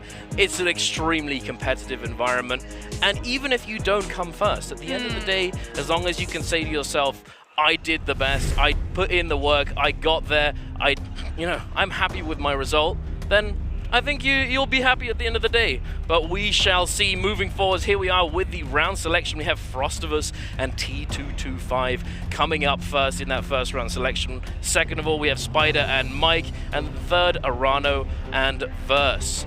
Fourth, Paste Wufong. Fifth, Mines and Zeldingt. And then for the last round selection, we have Polaris and Star. Yes, Frostivus and 225, I mean, it's going to be a double pick of Syra. surely it's going to be a double surely, kick right? of Syra. You would hope so. Let's not have another 3 Syra game, please. I think it's we've seen what happens when that happens, you know. Yeah, but like here's the thing, because these players understand how empowering Syra can be in the end game. So the thing that you can actually do is you can get the Syras out early, and a way to counteract this that these players have started adopting is actually going for that glyph board into initial rage, because it's sort of understood from everyone that Syra is vulnerable when she doesn't have her ultimate. When does she not have her ultimate? When the game begins, when no one has their ultimate. So being able to build into that initial rage glyph, yeah, it does mean that you have less impact when the game progresses. It still gives you an extra safety line when the game itself starts, and it can even catch players by surprise, because I remember, I think it was Mike who did this in the qualifying rounds. Exactly. He built into initial rage, and he was able to get his Syra ultimate online, and the player that he was fighting did not expect the Syra ultimate to already come through. So we actually got to see the stun dazzle, as we're going to get to see some of these hero picks coming in out. Mines is going to be opting for the Temi, Zell is going to be going the path of the Justina. Something to note, this is not reworked Justina. She still has V1, V2, V3. They have not all been combined into the absolute monster that she currently is, running around live. Indeed. We're not there just yet. We're still on the previous patch, and we have Star picking up the Farrier there. You know, taking after Wufong, taking after this Farrier that's just sort of being like sprinkled in there for every few games, and they've actually been performing pretty well. Until they run into someone with Wave Roll. Yeah, Wave Roll, exactly. But then again, I think Wave Roll is just absolutely goated. We've seen it get utilized very well in so many different situations. Yeah. It is very good. But Farrier, as we saw, remember the Podoria game at the beginning of the day when the Farrier was just, somebody chose him, you know, it's your turn to get lobbied, my friend, and he just got absolutely peppered with everything in the book and unfortunately couldn't survive. Yeah, but we also saw the inverse of that on that game of Morozal, where 2D5 picked up the Farrier, hopped into his mech, and 180 cannon fired, in and just absolutely sniped a player who was least expecting it with the range that is available to that particular hero. As we can have a look, Mike actually went for the Hardy with the F2V2 coming on through. We're going to be getting to see a little bit of Valda on the side of Verse. Personally, in my opinion, this is actually his strongest hero. Versus Valda extensions are an absolute work of art. He's been doing that absolute work. I'm having a great day today. I hope you are too, ladies and gentlemen at home, because we certainly are, aren't we, Moxie? We're having a great time. And let's see what we're going to be getting in this 4th game of the day. I mean, nothing crazy, I don't think. Everything is to be expected. You know, Polaris, he's got that V3, so does Mines, both with F1. Something that we did talk about a little bit was V2 coming out from Liam. Yeah. You know, I was actually quite surprised seeing that all of these players now have decided to go for this. When, you know, during the group stage even, which is the same patch, it wasn't being picked up as much. Okay, chat. This question's a little bit of an easy one for you. This is also not one to answer on Twitch, chat. This is one to answer on the official NARAKA BLADEPOINT World Championship website. After the 4th round, will any player reach match point, which also means a total score of 26 points or more. And remember, Mike is 0.4 away. So really, this question is asking you, do you think that Mike is going to go out of this lobby with getting an absolute duck egg, or do you think he's going to be able to find one elimination and immediately climb over into MVP eligibility? If yes, go A. If no, go B. Yes, indeed. I reckon you're probably safe going A, but we shall see. Heading on. Here is the man of the hour, the man who is literally just a little bit away. 0.4, as we said. He is going to be looting out, but we're heading on over to Spider. Scrapping now up against Zelding. Zelding's with that advantage, having that armor under his belt. Spider does have that purple katana, so if he does find a good release or a good combo, he is going to be able to do a lot of damage there. Zelding gives up the chase, not willing to go for it. Instead, he's going for that full reset. Going to have blue armor while chasing down Spider, but is he going to be able to find an armor? Yeah, and Spider needs a good game, because he is currently 2nd in standings, but he's still a ways away from Mike. He knows that we're guaranteed to go this game, at least for Mike to be able to cross into MVP eligibility, but the next one, well, we might end it right there. So Spider now looks for that 1v1. Katana is one of his absolute best weapons! Finds the parry. Zell comes comes the Knight with the F2 combo breaker. Sparta charges up the skirmish to try and catch that Justina if she went for the double tap dodge and finds another parry. And this time Zell does not have the F2 to pop to save his skin. Not at all. Absolutely cooking right now. Speaking of cooking, we got Verse in the kitchen here, but he may have burned himself getting parried here from Wu Fong. T225 also the mate's going to be looking to chase him down with the fan, trying to find him. We do see the armor swap come on through for Verse, but he gets hit by this uppercut. The chase down, the RMB, the release is going to catch him just around the corner. Does pop that ultimate, getting another armor swap now. Going to try and apply the pressure onto Wu Fong, try and make something happen with this ultimate. Yeah, but Verse is going to be out of that V2 in a matter of moments, and you can see that 225 is still going to be looking for that potential third party on that Syra with the ultimate ready to go at a moment's notice. Verse does find the grey armor reset, looks for the drop down parry, will not be able to find it, but here's 225 with the vacuum attention that RB from the fan, throws it out a second time, finds the connection. Verse will find the combo breaker now, it's just a matter of who's going to be able to claim the kill, and T225 will be able to come on through with that one. Still has that ultimate to come on out as well, but does lose the fan to the parry coming on out from Wu Fong. The F1 gets invested so that 225 can put himself above the Liam's head and now look for that drop down attachment. Does have that dagger, will not be able to find the scale rush out. The uppercut extension allows for the grapple bump, and Wu Fong walks away with the hit. Indeed he does, but here we are moving on over to quite a party here. OUG's Mike, Alliance Frostivus, and a few friends to go ahead. Oh, Mike finding the grapple, going in, managing to find the terrain combo, swapping to the greatsword. He does so much damage, but unfortunately not enough to get the kill. And Zelding's actually going to be able to pick it up with the cannon shot. We have the F coming up from Zelding now in quite a lot of danger. He is not in a good spot, but Mike also perhaps in a bit of a sticky situation. Forced to use this hardy ultimate. He's going to try... No, he's closing the distance a little bit before going for the heal. Zelding fighting for his life here, trying to disengage. He's going to make it to the pillar perhaps, maybe kite using those scale rushes. He's got one dash left, there it is. Gets into the building. Mike hot on his heels though. Pulling out the longsword, the faster movement weapon. Zelding, no armor swaps to be had here. Mike, does he catch up with him? Does he lose him? No, he gets to see whether Justina's gone. He comes on through with the jump horizontal. Gets the vertical! Right through the spine. Zell goes down. Mike goes up. 26 points have been surpassed. We go another game guaranteed, but when we head into the next one, when we hit game 5, Mike could MVP. Oh my goodness, the parry, the uppercut to that one.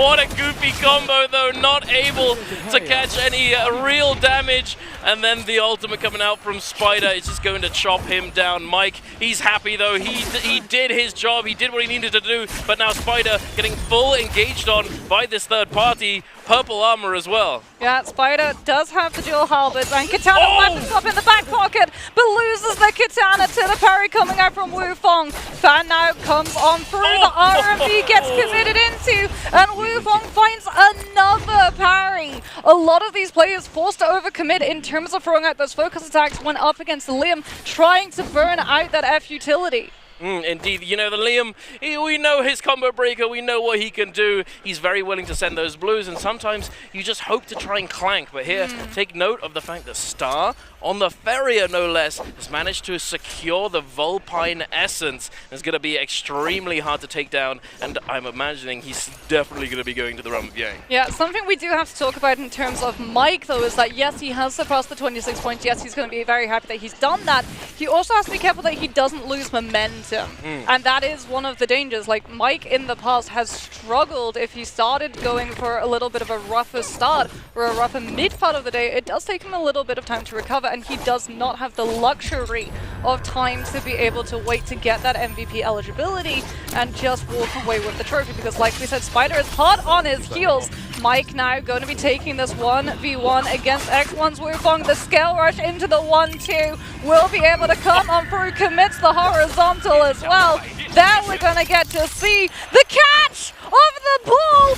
Mike gets scooped. Oh, the poison! Goes for a ride into the jellyfish poison. Starts taking down the Hottie's HP. And Wu Fong is so smart in terms of how he kited this fight. He is indeed, but interestingly, because of that poison, it actually takes him out of his ultimate. Now Mike caught in a situation, getting tech chased down, just barely avoids that 1-2-3 because of that wake-up roll, now cancelling that ultimate with only a little bit left. He's in a heavy disadvantage state. Wufong with that purple armor is going to be difficult to deal with. The F now being forced out already, but we do see that armor swap coming on through yet again. Overhold comes out from Mike. Oh! Manages to turn it onto Wufong with the overhead when he crosses that corner as well. Wufong was not ready for that connection, and Mike now actually gets to break away because Wufong has to make a choice. Does he pursue Mike, or does he go into the realm of Yang?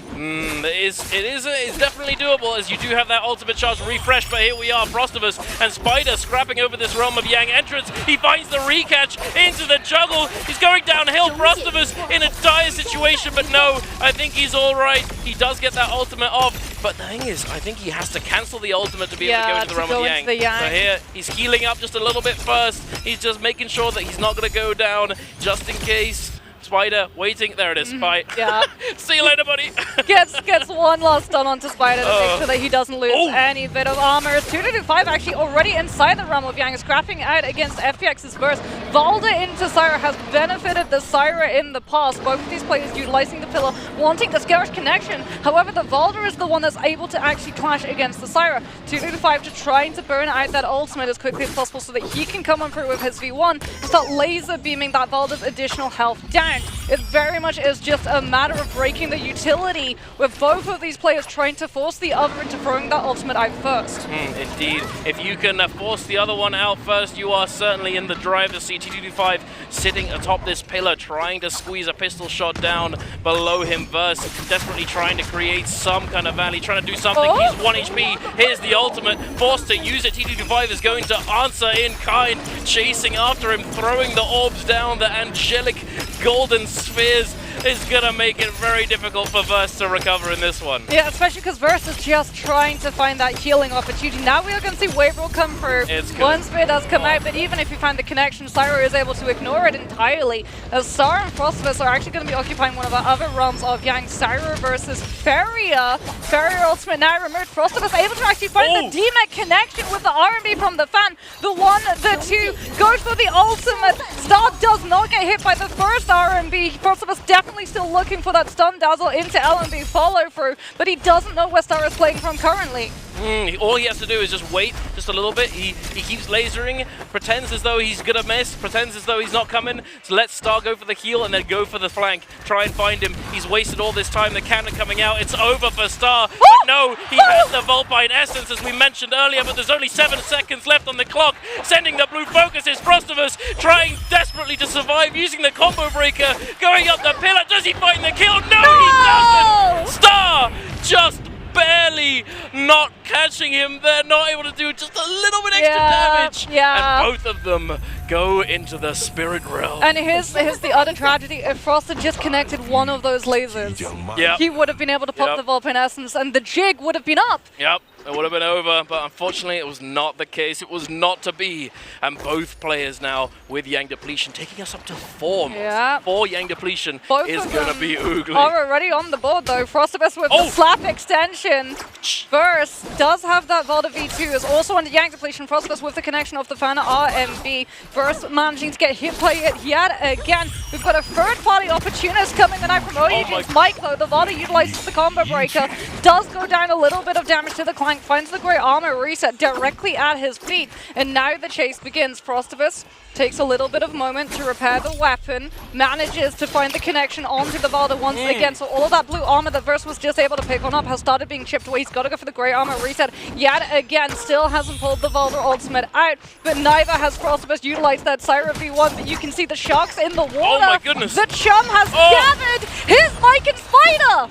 They just randomly turned up. We knew Mike was around, but I didn't see Spider. Verse now forced to use this ultimate, afraid that he's going to get hit in the back. Frostivus now getting caught by the water. Spear is going to go into the turbine. Forced to use his own ultimate now. He does find the dazzle. He's not going to go for the beam though, because it's not going to do any effective damage. Now Verse being clanked against at the ground floor. They are chasing him down. Now Verse, no ultimate left. It's over. The shield is broken. He has no time left. He has the combo breaker, but Fan or Dagger, sorry, is it going to be enough to actually scale rush away and take him to safety? I mean, is it going to be enough for Frostivus to be able to grab the balloon? Because his Wufong as well kill. Burst is marathoning his way across the map, but he's running into every single player. Mike gets the kill.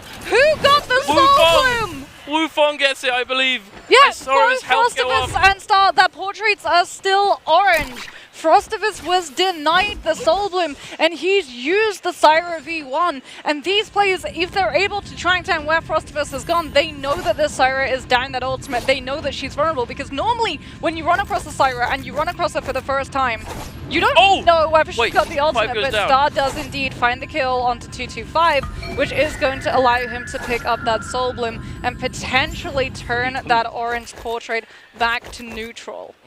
Is it? I believe it's probably going to be changing any moment now, but here we are. We're getting a look at this replay between SS1 Pace and TWSS Polaris. Polaris taking quite a bit of damage initially. The focus release is coming on through. The F1 into the air. The 2-1-1. Oh my goodness, that was beautifully done by Pace. Finding that catch. Very nice indeed. Another parry in the Realm of Yang replay. Pace is absolutely cooking here, popping off. Yeah, he misses the uppercut catch this time around. Has to burn the combo breaker because of getting parried on that run back off the fan. Commits the R&B into the LMB, but the Tumultuous ultimate comes on through. Paced with the activation of the ultimate. Gold frames through the stagger that was meant to lock him into the Temi wind wall and walks away with the kill. It was just barely. He had his foot in there. His ankle was a bit sandy. He got sand in his shoes, but it wasn't enough to stop him from ulting there. Thankfully, he is able to armor through and save his skin. But now we've got a Realm of Yang Moxie between OG's Mike and YZG T225. Taking a look at Mike's Jades, I believe that is 4 damage reduction. T225 looking good as well. Yeah, Syra versus Hardy. Let's see if the Syra trailer matches up to reality.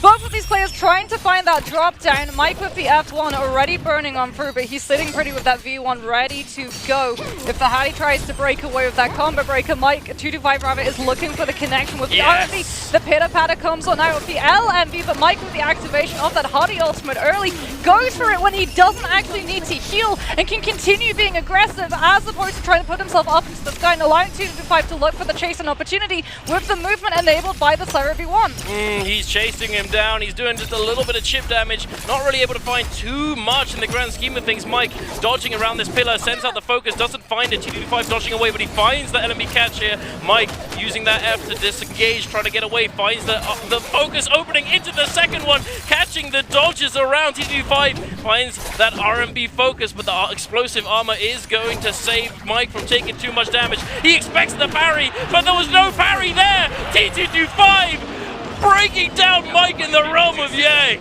Wonderful misdirection comes on through from 225, but we're following the upwards direction of Spider's ultimate right now. Hardy V2 comes into play up against that Liam V2, but Spider's able to dodge the scoop and now trudges up the triple to connect the fire burn damage onto the Liam and keep that health bar burning down. Beautifully done. So something I want to quickly address. This is something that, do you remember in group stage around pre-finals when I said, I want to talk about something to do with Syra? Yeah. We never got round to it. You know what it is? So Syra, actually, very good thing to deal with her, especially in the Realm of Yang where she can't fully disengage, is just simply ult early. Yeah. You don't, like some people, they'll try and save their ult into the last second and then maybe they die with ult, whatever. But using your ultimate early forces the Syra to use hers and then you're on equal footing afterwards. She's not able to actually capitalize on the healing within that ultimate. Yeah, Mike now with Yang depletion gets hit into that Scourge, comes on out from Star. Hardy ultimate comes on through so he can keep this chase down. Spider is also waiting in the wings for that third party opportunity. Star trying to clip the Hardy's wings with the LMB of that fan, anticipating Spider entering into that fight as well. As Mike continues this chase, forcing that Fairy into burning the combo break, but here's the trouble. Yet again, the player with Yang depletion has to go to the outsides because everybody is currently chasing this barrier instead. and Feria out in the open. This is what I talked about earlier, remember? When we were watching that first game, we saw the picks come through. Feria's not the best necessarily in Perdoria. There's so much open space. If you get lobbied in this open space, you are likely going to be going down, and now Star being forced to use that ultimate, now trying to find this heal. Will he be able to find this avenue of escape, or will he simply just get surrounded on all sides by these players? Mike still with that Yang depletion, using that combo break now, trying to disengage and finding the full reset. Yeah, and something that you were talking about as well is the fact that these players, they have a much better understanding of who is afflicted by Yang depletion, right? Exactly. Because they look at the kill feed, so they see the hero names. It's a little bit harder to figure out like which of the three potential Liams or Valders is the one with Yang depletion. You have to look at how they're acting and operating on the map, whether or not they're being incredibly aggressive, if they're trying to force a fight from other players in the area so they can just swoop in and grab that soul bloom. If it's a lone wolf, if it's just a lone Feria who goes down in a realm of Yang fight, everyone knows that you've got Yang depletion. Unfortunately, the problem for Mike is that everyone knows that the Hardy has Yang depletion. Yes, but thankfully, you know, the other Hardy, I believe here is, I mean, Mike's, at the end of the day, I think he's just playing for whatever he can. You know, he's going to try and get as many points as possible, obviously, because MVPs get you a bag here on this stage. So anything you can get, you know, hey, might as well. But Mike, it looks as though it's cooked for him. Spider going to be able to claim the kill as well, taking him up to 5 eliminations, getting ever closer. And this statistic here, it means that he has to get, I think 7 eliminations and come 4th in this lobby to get to that match point threshold. Yep, that's how many eliminations, and Spider is already up to 5, so he needs 2 more and a good placement, or he needs even less kills and a better placement. So if Mike is able to qualify for MVP eligibility and Spider is able to qualify in the same game, that's going to be pretty rough for a lot of these players to have to deal with, because instead of just being able to target Mike down in the next game, they're going to have to split their attention. And the thing about Mike and Spider, they always drop in different locations on the map, because it always gets divvied up into where the really powerful players, the pillars of the most important players, land. Absolutely, but that being said, you know, because they're in the same phasing, it's actually, you know, I wonder if in this next game, potentially, if Spider does get to that match point, are they actually going to deliberately try and choose different characters so that others can't determine which characters they're playing? In that sense, it could be beneficial. However, you know, who knows? Maybe the triple reverse, reverse mind game, you know, we're going to play the same hero anyway because it doesn't matter, you know, we're going to trick you, we're going to, the tricksters, the titans. Well, speaking about mind games, we're still to see Spider's Wu-Chen, because you and I, we have a little bit of banter going on where I'm like, you said in an interview that he was testing the waters with Spider when he was playing that Wu-Chen in the group stages. But we're going to have to speak about that in a little bit of time later, as unfortunately Wufong is running out of that currency right now. 1 minute remaining, Moonbane full going through. He just has to full send it and try and get one of these players absolutely lobby, just turning onto the Fairy, because if the Fairy does utilize that ultimate, she paints a bigger target on her back. Pillar comes down, Star has absolutely no choice but to drop immediately into it, and Wufong is the one that gets turned onto with the cannon shots. That's the worst possible outcome, because Star now just boosts away from all of these players and hopes that they turn onto Wufong instead. But I don't think they're going to be changing their attention just yet. Wufong, he's receiving a little bit of damage, a little sauce, a little seasoning, but nothing really is coming on through. He is getting that full reset, and I'm assuming he's going to be trying to full engage onto Star any moment now. The R&B focus comes through, the mech goes down, Star being tech chased down these buttery rocks, the terrain, it is not good for standing. It is going to be difficult to disengage here. If you don't find distance, just finding that little bit is going to be enough to disengage here. But unfortunately, Wufong is not going to be able to find this elimination nor the Soul Bloom, and is going to be going down at any second. The betrayal! It was Paste! It was Paste in the library! Oh no! Paste was the other Liam! So when he saw in the kill feed that a Liam had Yang depletion, he knew exactly which one it was. He was looking to see when Wufong was going to go lower and lower and lower, and he didn't need to find the kill, he just needed to find the last hit, and you could see him positioning the entire time that Wufong was trying to turn the attention onto that barrier. He was getting ready to have that spacing just be just close enough to get that last bit of damage and come on through with the elimination pace. A very heads-up player gets the uppercut connection onto Spider and puts him up into the sky. Doesn't find the soul break follow-through though, because he just has to continue kiting as far away as he possibly can. Spider as well with that Mystic Might is going to be taking less damage, taking reduced damage due to the buff, and has that full agency just to keep chasing down these players. Pace now in a very bad spot. As you said, the other Liam, the Betrayal. I mean, there is still one more. We do have Arano in the lobby. However, he is looking rather lonely there, scale rushing around, trying to make away from Spider, but with that Mystic Might, not only is he going to have that damage reduction, he is going to be able to continue tracking down all the players as he has that sort of UAV buff. Yeah, he also has the legendary armor swap. Yeah. And Hardy is one of the most mobile heroes, so even if we start moving away from where that armor is, Paste is able to find the parry and force the combo breaker out, but unfortunately he's so low HP that he cannot stick around to find any punishment. He's got to go directly through the Moonbane, finds a grey armor reset into the uppercut extension, but unfortunately for him does get hit by the fire burn damage coming on through. The drop down Katana will be able to connect onto him too.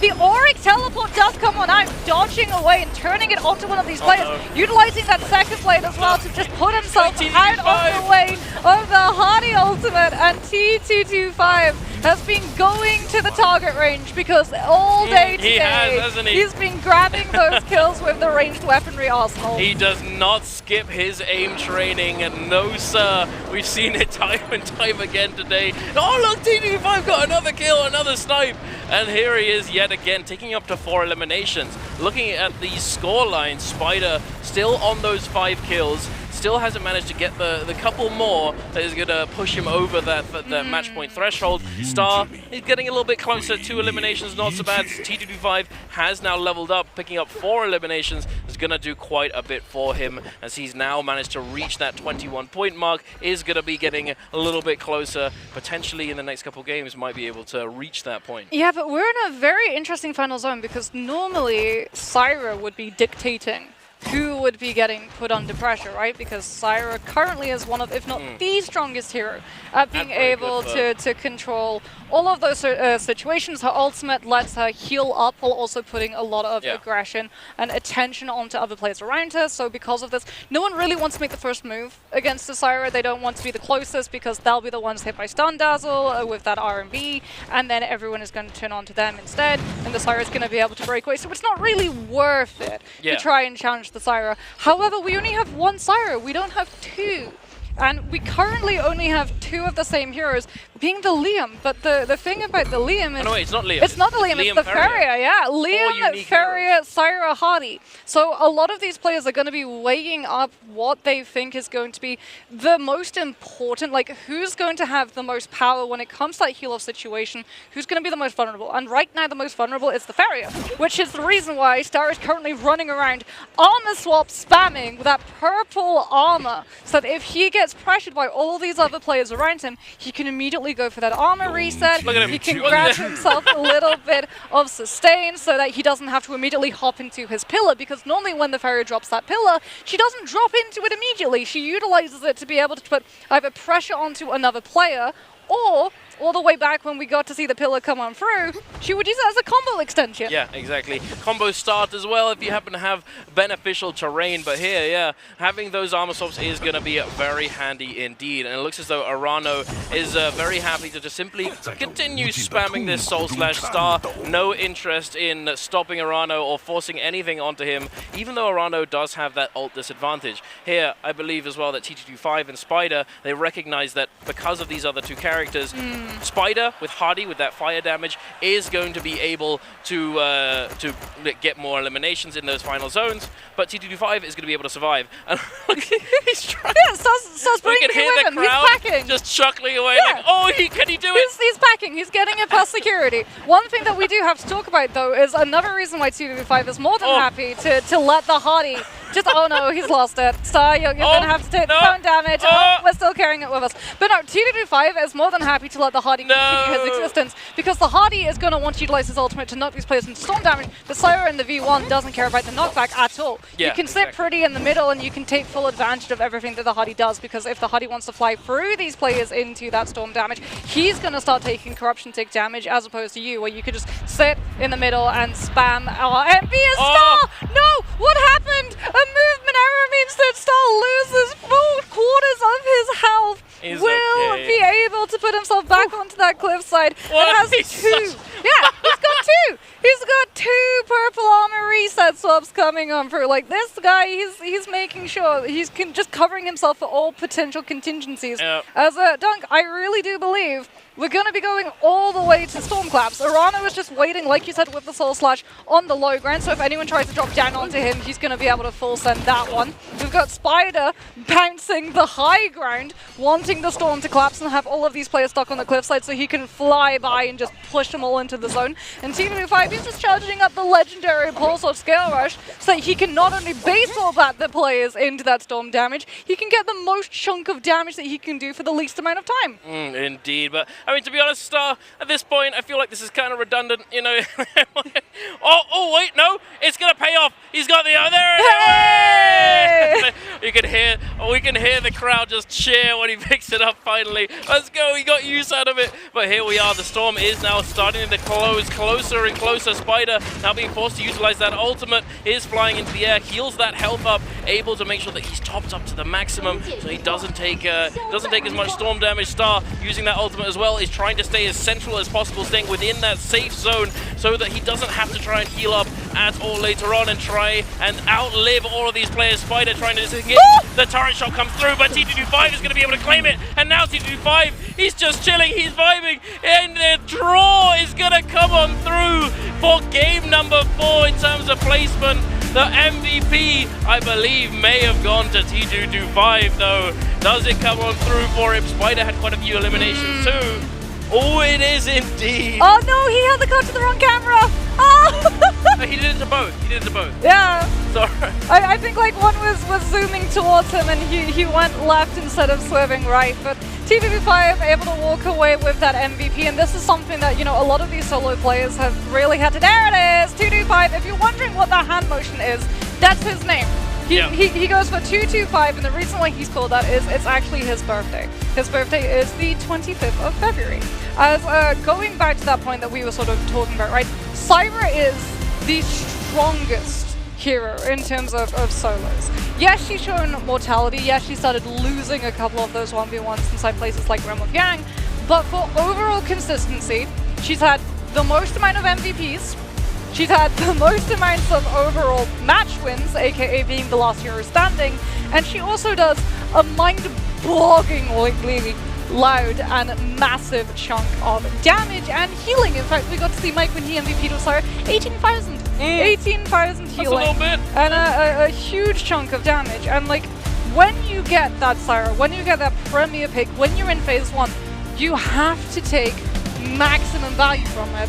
Because you are only going to get that hero once towards the first half of the day.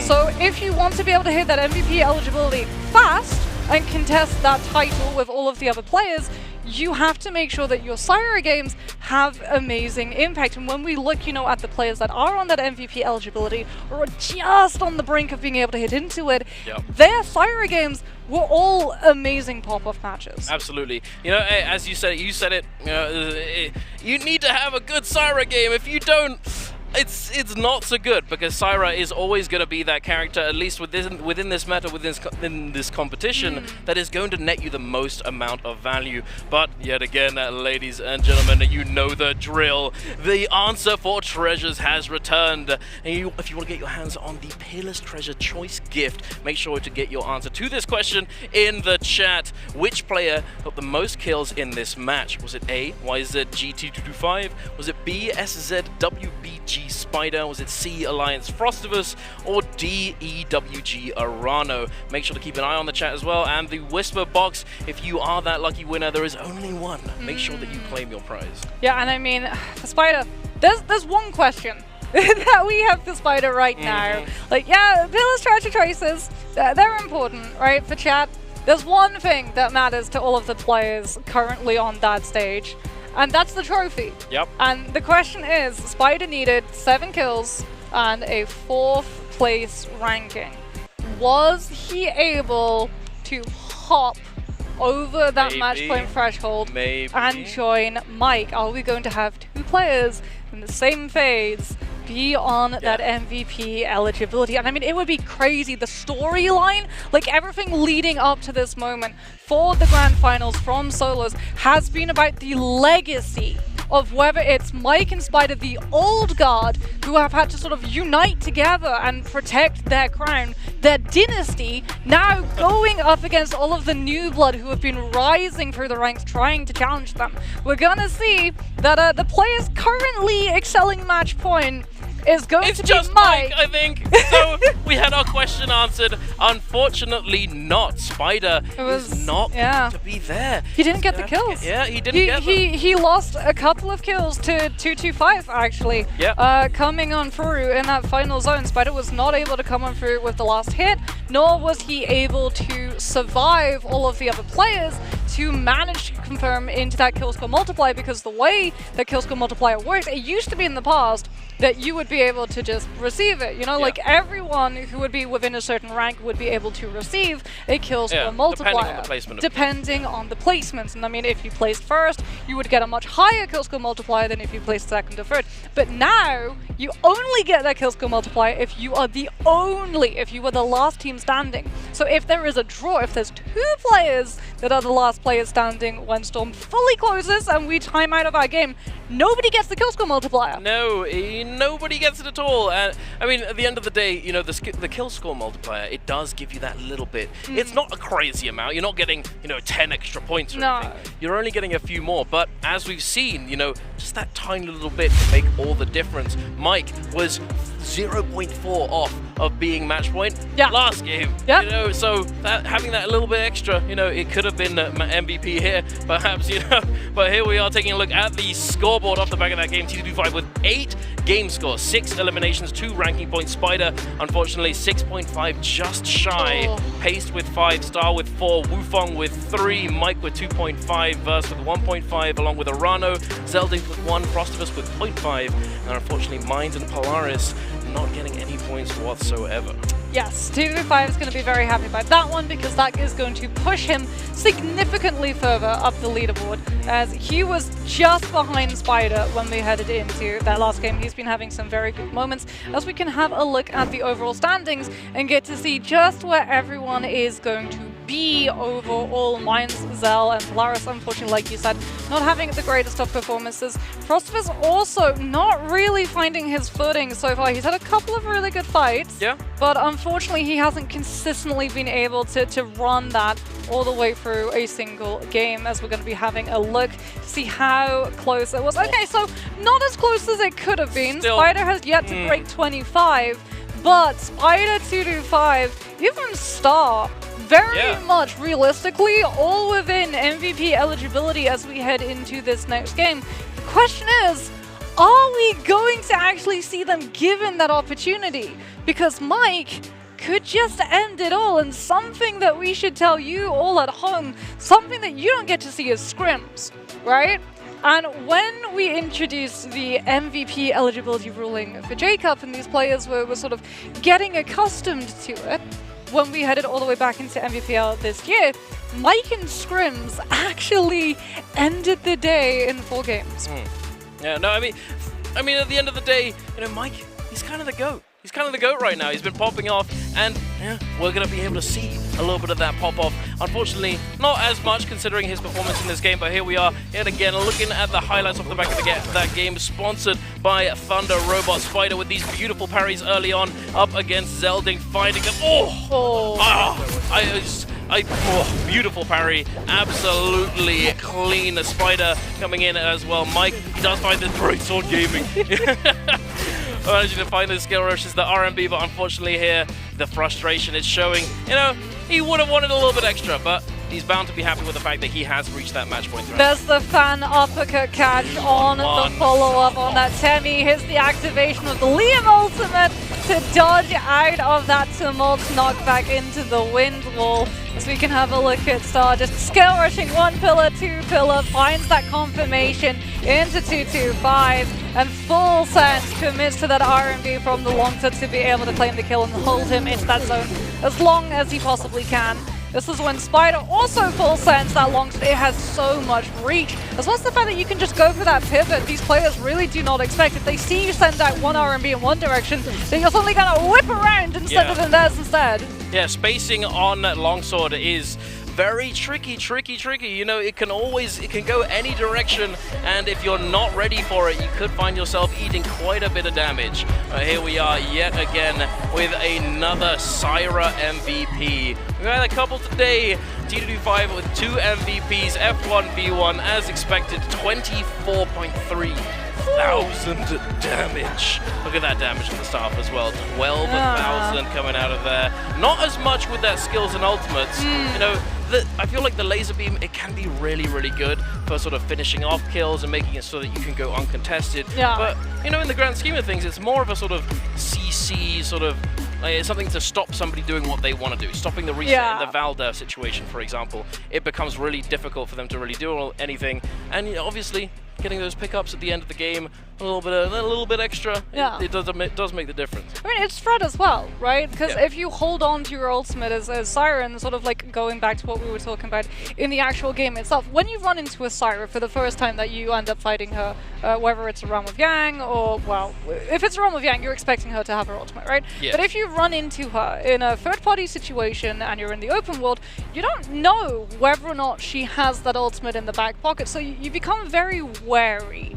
She basically gets to utilize it as a sort of aura around her. It's like, if you come at me, potentially I have my ultimate and you're the one that gets punished and I get out entirely scot-free, because something that, you know, Valda has and Hardy have, they have very good ultimates, they have very long ultimates, and they're able to utilize those to look for full resets, right? They go incredibly low, and then Valda, even though she gets an additional health bar, when she goes for an ultimate, a longer health bar, she can still actually heal her personal health bar in the ultimate, just like Hardy when he's up and moving around. He can heal his health bar, and then that will still be in effect when he comes out of the ultimate. But to do so, it impacts your movement, right? Valda doesn't get any additional movement. She still has to go for the crouch spams if she wants to be able to pull out things like the Vitalia, and Hardy has to sort of wiggle a little bit around because he knows that he's going to slow down, and if someone like swaps over to a musket shot or gets an assault smolder burn damage onto him when he's up in the air and vulnerable, he's going to get his wings clipped, he's going to temporarily lose flight. Syra can be both aggressive, so proactive, but also defensive when she's using her ultimate, so when the two ultimates clash and come together, which is like a rock, paper, scissors for Valda and Hardy, when those two meet, Syra ignores all of that and just pulls out, you know, a dagger. Like, you go rock, paper, scissors, and as you go rock, I just this. It's like rock, paper, scissors, laser. Yeah, you don't get to play microwave. Laser beam. But yeah, no, absolutely right. And I think that it makes sense that we're not seeing that much damage come out from the ultimate, you know, because you know, in most matchups, the orbs, because you want to be throwing them down, you want to be disrupting them, but it's also healing you at the same time. It's something that you don't really get to use all that much of the actual light beam unless you're in a very, you know, beneficial position where you could just throw it out again. You know, you've just captured the spirit well, you've got an ult to spare, doesn't matter. The thing with Syra is that it's somewhat reminiscent of Valda in her strongest state once they reworked the V2, and then she would always use it as a get out of jail free, you know, just press the button if you're low, you are fine, you're gonna be chilling. But it's not like that, it's better, because not only can you still disrupt the other player, but you can heal yourself instead. To actually truly take down a Syra in that kind of situation, if they're in a really stacked position, you need multiple people to be peppering them down with those pistol shots, with whatever, to try and make it so that that shield burns through just that little bit faster so they can't get that full heal off. Yeah, and I mean, that's even why a lot of these players, well, Spider in particular, toyed with trying to use Wu Chen as the counter, because you would throw the blades of the V2, right? And your Wu Chen would be behind a pillar, and the blades would be coming down and blitzing down that shield. But something that's going to be coming in that right corner in a matter of moments, there it is going to be that QR code. Make sure that you are scanning it, make sure that you are able to utilize that link to take you to the official NARAKA BLADEPOINT Discord. Maybe you want to talk about the Wu Chen, maybe you think it's a good idea, maybe you think it's a bad idea, maybe you have another way of trying to deal with that Syra that these players are yet to showcase. Make sure that you're updating us in the 2024 Jacob Honors comment section if so. Indeed, and perhaps you can get your message read out live on stream and get your hands on those rewards. But if you're not one of those lucky people, you are still going to be able to get your hands on these Twitch drops. Again, make sure that you get your NARAKA account linked with your Twitch account. To make sure, go to the top right, go to drops and rewards, make sure that it's linked, make sure that it's progressing, and also don't forget to actually claim them. Yes. Because you're not going to get them unless you claim them. So make sure that you do that. But oh, I'm excited. This game, it's building the pressure, the suspense. I can feel it in the air. Oh. No! I said it, and then yeah, just immediately talked it into existence. The spotlight's coming up. It is the perfect moment as we get to have a look at that wonderful trophy. Who is going to be lifting that? Is it going to go all of the way, or is it going to end right here, right now? Mike is definitely hoping that we are done in Game 5. All of these other players on that stage going to have to make sure that he gets taken down and taken down soon. And a lot of that is going to come down to financing the phasing, right? Trying to figure out what hero Mike is going to be on. And this actually impacts all of the other phases too, because you have to look at Mike and think, okay, what hero do we not want him to have access to? Syra.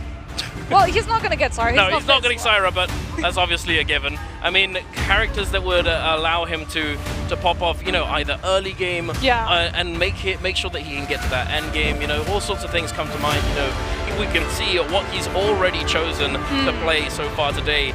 Zipping, Liam, Syra, and Hardy. He has a few choices. He could go for Tamog, ACOS. We might see the ACOS come out. We talked about it earlier. It has been one of his pop-off picks for a long time now. Yeah, the problem with the ACOS, though, the reason why he's been utilizing the ACOS, he's been known for it previously, but it can also work fairly decently well into the Syra with the double jump, right? So that you're able to, in your ultimate, jump over and not get stunned. However, if he goes for the ACOS pick, everybody knows that's him. And it's not just one Syra that's going to be coming on through and trying to catch him when he goes for those double jumps. It's going to be every single player, every single Syra, so probably two. And the thing about that is that you only have the double jumps. You can't tiger grab a Syra in V1. So all you can do is utilize those jumps at high mobility and try and dodge that CC. But if you get hit by it a single time, you're toast. Well, you're going to take quite a bit of damage, absolutely. We'll have to wait and see. But to start us off, we have Polaris Star in that first round selection, Mines and Zeldict in second, third round with Paste and Wufong, Arano Verse in fourth, Spider and Mike in fifth, and then Frostivus and T225 in that last round selection. Polaris and Star for sure are going to be looking to pick up that Syra going on through. I really hope we don't get a triple Syra game, because that would be rather silly in my opinion. But I reckon maybe they learned from earlier. Who knows? We'll see. Yeah, and Spider being in one of the later phases too opens the door potentially for the Wu Chen, and that would then answer the question that you and I had. We had a little bit of a debate earlier where it was like, oh dunk. Why? Why are they doing this? Star just pulled a yak again. What is this? Oh, that's so funny. I looked away. Like, I looked at the screen and saw Dunk just occupying himself, and then I was like, oh, he hasn't seen. Oh my goodness. We have 3 Osiris in the lobby, and potentially 3 Hardys as well that's going to be available. It is Holoroff, so there's going to be a lot of verticality, which maybe that's why you want your Hardy pick to be Premier. Plus the fact that these players, like the phases had already split earlier, so in terms of double picks, like it's going to split. Some of these players might not double pick the Syra, they might go for something that they're more comfortable with because, well, either they don't want to double pick Syra now because they're not on MVP eligibility yet, or they just want to try and get as many kills as they possibly can with something else entirely.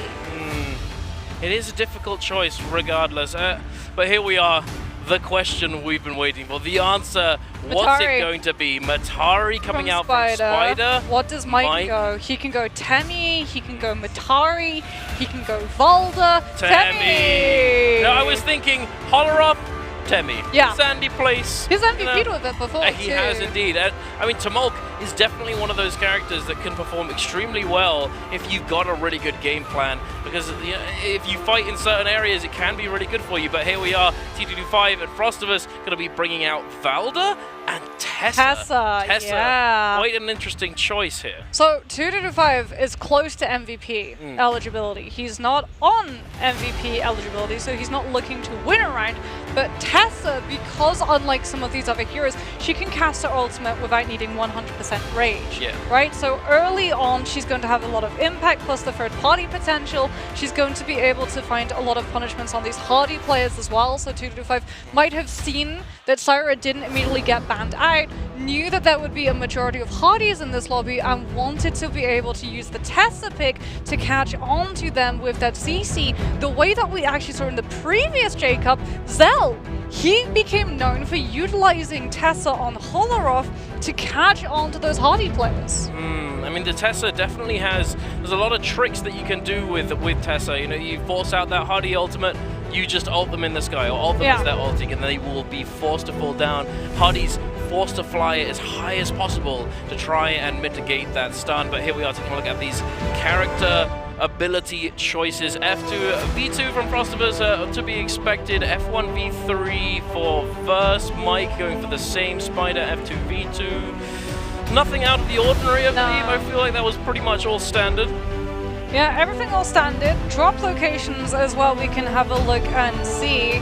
Salvation Podium, yeah, 225 is going to be making a play to get those Fireflies and then head towards Salvation Podium, as we are going to have our 5th round question. Will any player reach match point? Yes or no? I assume this means any player other than Mike has already been able to excel past it. So we're also going to be having a look to see where everyone is going to be surrounding themselves onto this map. Crucially, where is Mike going to be? Oh, he is wide on the outsides of City of Tang, looking to probably timing attack Luton up and then timing attack onto a lot of those players. We see Alliance Frostivus very close to him as well. Mike, I'm going to get that blue armor early. Blue dagger as well. Not a bad start, not at all. Nothing purple just yet, but we're heading over to where the action is taking place. Verse and Mines going toe to toe. Verse having lost the majority of that blue armor. He's going to find that reset. The third party doesn't fancy going in on it. Mike now going for that timing attack. As you said, is going to be finding Frostivus here. Yeah, but he's not only going to be finding Frostivus. Every other player is also very close by. Mike managing to find the parry. Frostivus will be able to drop down off the rooftop before he can extend it, but he's locked into the corner. The F2 will be able to find the catch, but Mike now with the 1-2 on those fist blades throws out the RMB, looking to get that last chip of damage to take Frostivus down, gets parried out of it, and unfortunately that parry put him on the outsides of the fight, too far away. Spider with the dash through on the F2. Matari manages to claim the kill before Mike can grab it, and now he puts himself out of notice, out of attention, going for a full reset, because the rest of these players are sharking down the low player, the low Syra. Indeed, Polaris desperately trying to disengage, but Spider, whoa! Just just a blink of an eye and you'll miss it, managing to find yet another elimination with that F2. Matari showing up massively in this hot drop situation, able to find these third parties with those quick dashes and claiming those eliminations. Mike getting the scale rush, knocking a player down, but not able to follow up with the blue focus. Unfortunately, goes for the focus release into the follow-up, and now this player is he's running for the hills. He's low HP. Does he find the armor swap? Does Spider find another F2 homing missile lock-on pace with the soul break? Turns it away, had to burn through that focus right commitment to get out of the Temi CC lockdown. Does get interrupted, but the damage is not enough to take him fully out of that flight, and will be able to continue utilizing this ultimate to keep himself mobile and heal on through as these players start trying to keep up that chase. He's going to lose the V2 in a matter of moments. There's enough building and terrain, though, to fully break away from everyone's notice and potentially slip away with everyone else looking to turn onto someone else vulnerable. As you can see, just Mike, he doesn't want to be on the front lines. He wants that third-party opportunity. He's probably got something like a ranged weapon, maybe that pistol with the highest spread in the back pocket, but he's going to be contesting up against WBG Spider, who is absolutely doing the exact same thing. He's waiting for burst and pace to go low enough for him to come through with that F2.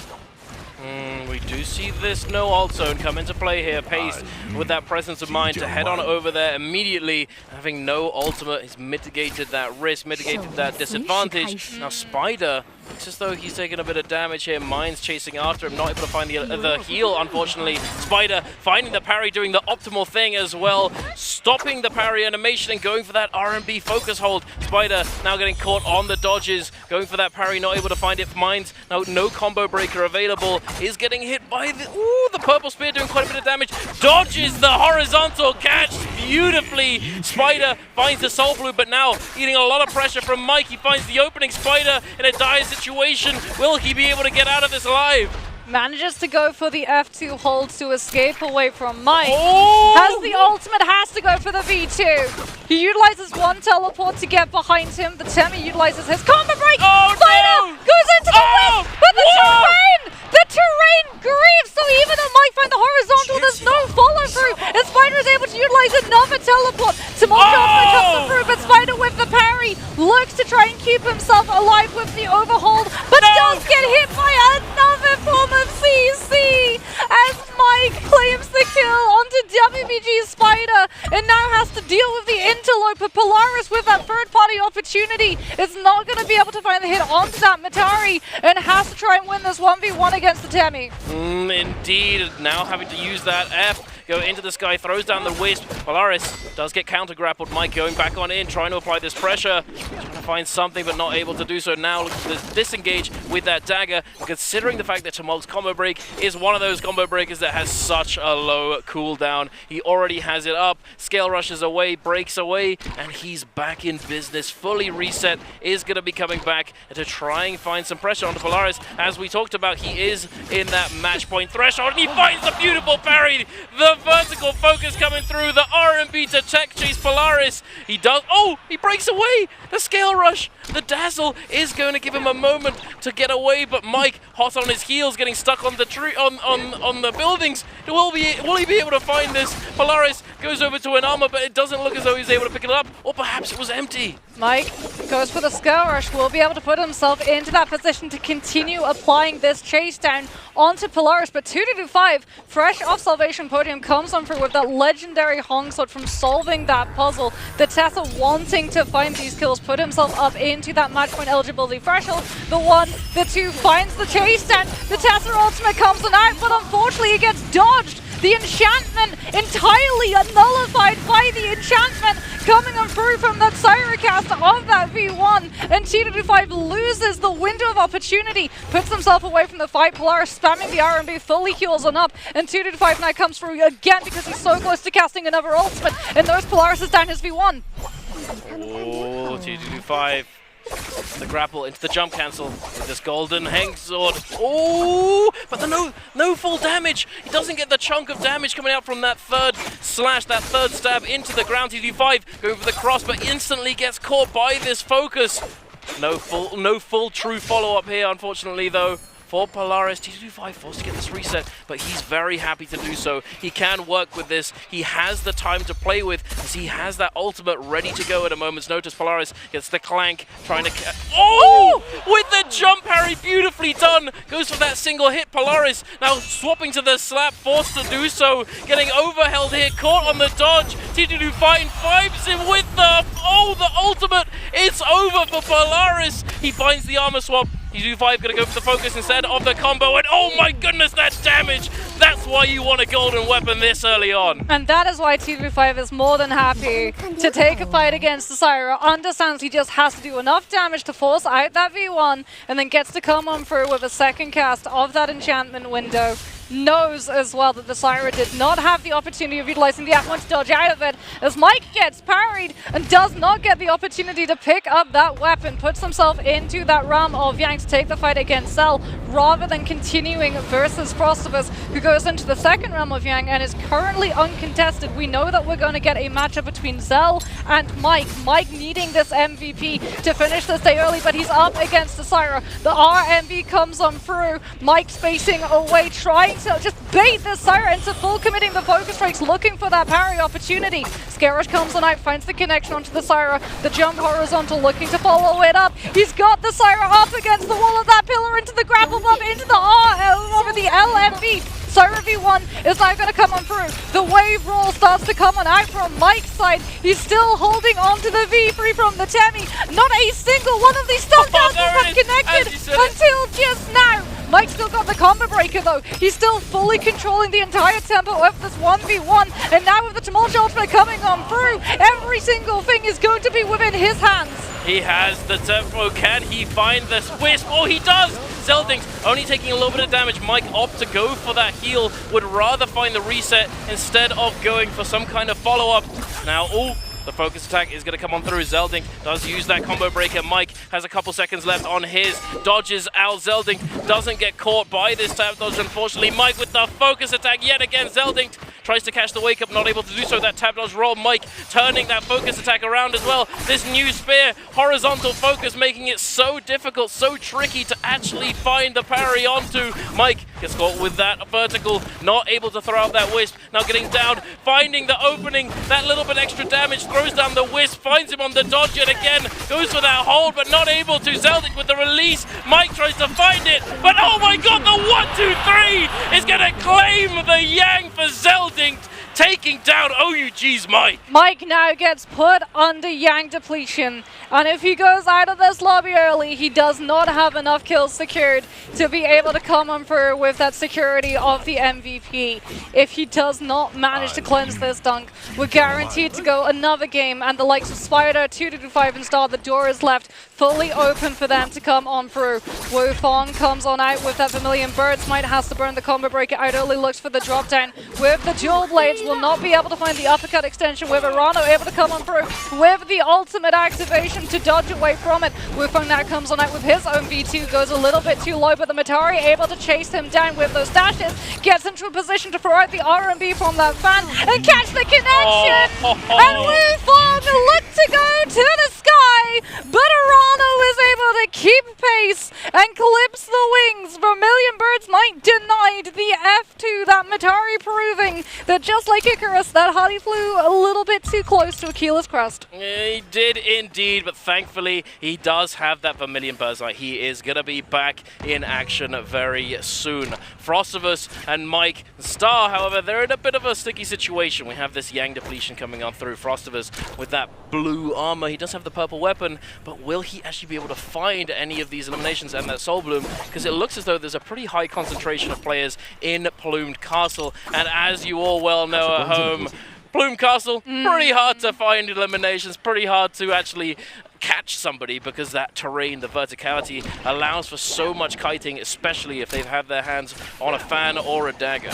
Yeah, especially with the rising sands as well. We're going to see Mike with the 1-2 from that spear, looking to find this kill against one of these players. The jump horizontal, the Matari forced into overholding that F2 to avoid out of any extension that the spear was looking to confirm into.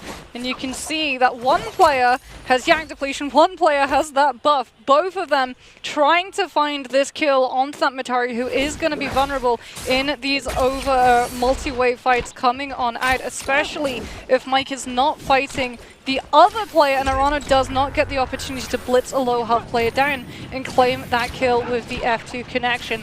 Mike, with 2 minutes left, still has the ultimate if he wants to fully isolate one of these players. Goes for a little bit of just an armor reset, as unfortunately, as you said, Frostifus just got taken down. And Mike is running out of options because that second realm of Yang is going to be spawning on up, and that's going to divert attention and positions of these players.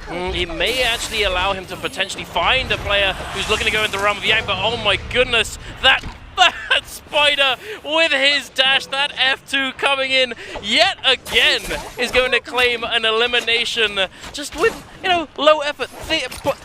Work smarter, not harder. No need to go full in. Just send it, find it. Opportune moment, very well timed, you know, and it's not easy either. You might think, oh, he's just getting the easy kills. No, this is not easy to do. You need to find the exact moment that's actually going to get you the value. But oh my goodness, Mike, oh my god, the Tumulk on Tumulk, the betrayal burst. He's going to go down, the Wish protects him. Mike, he avoids the dash, but he doesn't get the Soul Bloom. Oh no, Arano is in the driver's seat. He's got so much pressure with this ultimate coming on through because Tumulk ultimate is now come down. Mike getting chased on the dodges. The F2's coming in and he catches him on the drop down. Arano gets another elimination and Mike gets sent back to the lobby. We guarantee go another round and we will have multiple players now on match point. Spider has crossed the threshold. So too has T225. The question now becomes, will TE Star be able to join them? As time is dwindling, unfortunately for Star. He has sub 20 seconds left. Assault Smolder and the parry, but unfortunately the Tesla still has the F1 combo break. He just needs to survive an additional 7 seconds. T225 though gets lobbied by a third player, but the cast of the ultimate will be able to keep him up. And Star, no! He found the bloom, but his health is so low that Spider still finds the kill onto him. That's insanity! Spider with six eliminations, and I feel like every single one of them was from F2. Absolutely insane. Beautifully done from Spider, and he makes it out alive as well. Wufong and Zeldinct in the realm of Yang now. Wufong can use that combo breaker. A little bit of a disadvantage in terms of effective health, but quickly turning the tables there, finding that overhold, finding the damage onto Zeldinct, forcing out the combo break, and now narrowly avoiding that focus coming through Zeldinct, forced to use that ultimate. Yeah, but we can see the Syra and the Hardy is actually going to hold on to his, but that means that he's grounded. The RMB into that laser follow for Wufong now utilizes his ultimate. Is there enough time left? 16 seconds of that V1. The Syra can't really go up to follow through, but that laser still has significant amounts of reach. The Syra V1 has now been removed, but Wufong was still incredibly low. Has to spend a little bit of time with that Hardy ultimate, healing on up to blitz the Syra a little bit fairer to the portion of health. And now that we go back into neutral, both of these players still incredibly low, but the Syra with the overhold and that spacing that the longsword is able to confirm, as opposed to those dual blades, which get a little bit faster. But Wufong held on to the fact he had cavalry bloom. The Syra gets clipped into the lawnmower, and we go down to a one-hit situation with the range swap. Oh my goodness, the jump RB as well. Wufong, he goes in for the kill. He tries to find it, but not able to. But he gets him regardless. He fades back in and finds the kill. Wufong clutching it.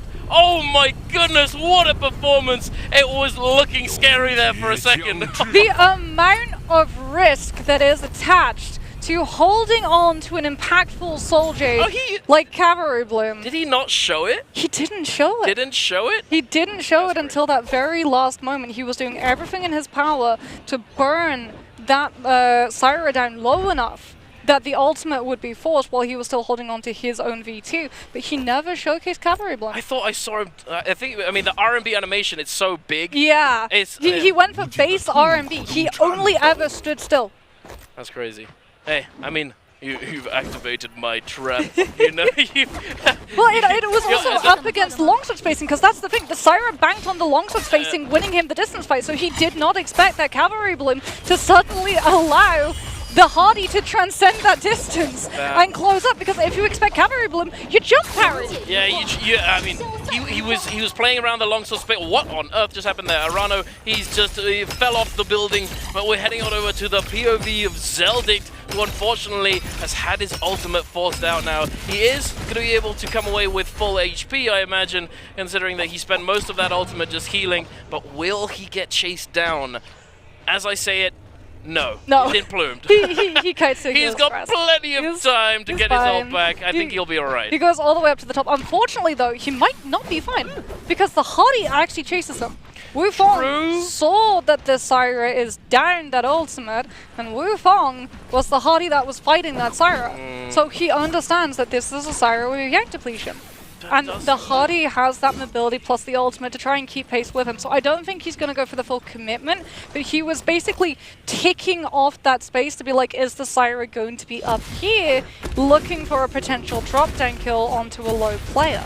Zelding under pressure. He's not gone up to the skies, to the top of the castle. Instead, he's dropped down, or has been forced to do so. But as we talked about earlier, the fan coming through, just making it so difficult for anyone to really actually keep someone down, hold them down enough or long enough to actually do a significant amount of damage, impactful damage. Wu Fong very happy to simply just run around here and see what he can find, see what kind of value he can find for himself. He does have that buff still. Yeah, and he was also right next to Zell that moment, and he did not try and fight the Syra because, again, he understands this Syra has Yang depletion. So all he has to do is wait out for when Zell loses that time bar and just get the last hit.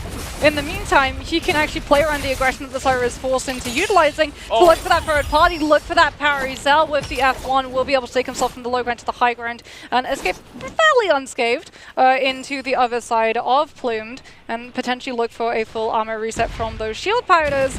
But he's running out of time, and there's the cavalry bloom. All Wu Fong needs to do is just keep an eye on where the Syra plays from. This is a pretty interesting situation right now. Zelding, the other Syra is close by. He can potentially sort of costume change. It looks as though he's found his target. He finds the Matari. Matari, if you force out that F ability, they become extremely vulnerable. It's one of the very easy targets to potentially go for in endgame circles as well, because of that exact reason. Arano now, the other Matari in the vicinity, is going to get focused. Just a little bit of attention coming out from Zelding, but it's so difficult as we see so much terrain, so many buildings, windows, avenues of escape. You know, it makes it extremely hard to truly find any value when you actually really need it. You know, I need this Soul Bloom. I don't want to be plumed. Yeah, and unfortunately for Zell, well, even if he finds the kill onto one of these players, if he's in his ultimate, he has to cancel his ultimate. You can't actually interact with anything on the map. When you're in Syra Ultimate, you can't pick up items, and that includes solvents. He will be able to find the RMB into that Dazzle off of the LMB follow-through. And wait a second. Yeah, pace went down. The question is, has Zell been able to spot out where? He's forced into utilizing the F1. He doesn't have his ultimate. He's currently being absolutely decimated by 2 players, and he has to put himself onto that wall, utilizing those windows that we were talking about, how hard it is to be able to lock one of these players down to just keep himself away from these fights. As you can see, though, Matari's more than happy to keep it playing that fight because they know Syra is one of their strongest oppositions when we head into those endgame situations. So if Arano on this Matari can take the Syras out before we get to that situation, and those 2 Syras have the opportunity of turning onto any hero left, because like you said, they would have turned onto the Matari initially, he's going to take it. This is, I think, how we can see, is it? Oh, no! 2! That was 3! And look, there's the Soul Bloom just sat there. Spider didn't even notice. Yeah. Oh, that's so sad. unfortunate for Zell. The Soul Bloom that he needed was right there, but he was on the other side of Plumes. He was nowhere near the min bin. I think it was I don't think he even realized, to be honest with you. You know, in those situations when you're desperately trying to find a soul bloom or what, you're trying to catch players.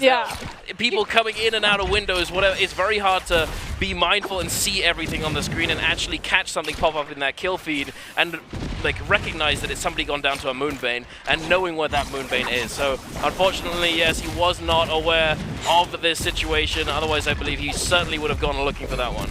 Yeah, Spider now as well was free to waltz over to the Spirit Well and cap it uncontested. He's running around with Mystic Might, so he has all of the information as well as damage reduction attached to his name. Wufong, yeah, is just all of that legendary armor removed. And we can see that some of these players very much content to just keep up this pressure on these heroes that they understand have a much better opportunity than them when they head into those endgame situations.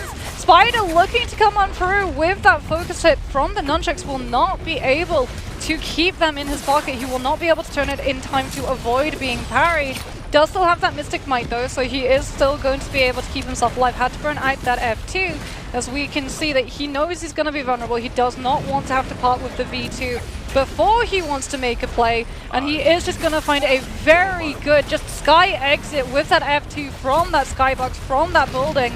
And it really shows how these players map out certain situations. They understand this building can allow me to kite this way.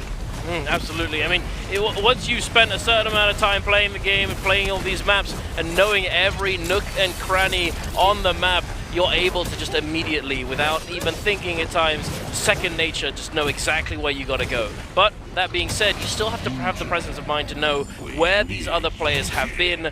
Perhaps, you know, you got to be able to keep track of armor swaps in the vicinity. If you've walked around and you spotted a few, remembering where those armor swaps are can mean the difference between you going down or surviving. Because if you find that armor swap, you know, white armor, that's 500 health. Yes. You know, it's gonna come in clutch at times. But then again, you know, you swap to a white armor and you don't get to swap back, it can be extremely bad as well. Poor Wufong. He tried to take cover inside that building and everyone just swapped to cannons and absolutely barbecued him. Because that AoE damage, it goes through the walls, and especially if you have Rupture Gale and Flames Breath, that's more AoE damage and more burn damage coming on through. He's trying to turn it onto the Siren. He's trying to appease both of these Mataris by forcing the Siren to utilizing that ultimate, but it leaves him vulnerable. He's having to commit to these heavy-hitting focus strike hits, and he gets parried and will not be able to recover off the back of it. Spider's able to come on through with another kill. Mines now with the tech on that Hong So to try and keep this chase down. Wanted to deny that Matari slipping away and finding the full legendary armor reset, but this is probably going to come down to a 1v1 Matari face-off between Spider and Arano. It's just a matter of who is going to be able to pick up this kill onto Mines. Arano more than happy to just go for the cannon shots. Spider doing the exact same. This is looking pretty rough for Mines. Unfortunately, he is the only Syra double Matari with these cannons, making it extremely hard to really do anything and actually get these resets. He's been less than full HP for quite a while at this point. The scatter shot coming on through as well, I believe. Scatter shot along with target lock, I believe, for Spider with the cannon. Oh, what is going on? Mines, it's the vulnerable target. What do you do in this situation? You know what I think you should do? I think he needs to ult and just simply try and go for one of these players. But the problem is, the reason why both these Mataris are only going for the ranged weaponry pressure, like the poke, is because they don't want to be the closest one when the Syra ults. Because whoever is the closest Matari when the Syra ultimates, the Syra's going to go down, but you go down immediately because you have to utilize your ultimate sooner than the other Matari. And we're going to actually see that Mines is sort of given an opportunity to live a little bit longer. Now he's going to go for that V1 and try and turn the attention onto one of them. Looks like he's opted to go for EWG's Arana, who was a little bit too close to that storm damage. The Stun Dazzle pushes the Matari into that corruption tick, and suddenly Spider is looking for the betrayal. We might see the F2 dash to deny the kill from Mines because the Buttery Rocks means he can't find the horizontal catch. Oh my goodness, Mines! He does go down, and to Spider no less. He picks up so many. How many kills was that, Moxie? I don't even know at this point. My guy is the absolute chef right now of third partying and finding those eliminations with those dashes. certainly going to be securing that MVP. There's no doubt in my mind. And that, I believe, takes him up to a total of 38 or so points. Skyrocketing to the top of the mountain. WBG Spider with a massive MVP. I mean, I'm pretty sure he jumps over Mike in terms of overall standings now. Oh, absolutely. But Mike can still win if he MVPs in this next game. Like, Spider and Mike are both going to have the opportunity. 2-5 is also going to have the opportunity. I believe Star, unfortunately, was denied ever so slightly. He's very, very close to that threshold, but was not able to overcome it. As we can see, like, Mike, the look on his face, that's full focus. He was watching that match. He wanted to see the players who were going to be contesting him for that trophy pickup, and it is incredibly fitting.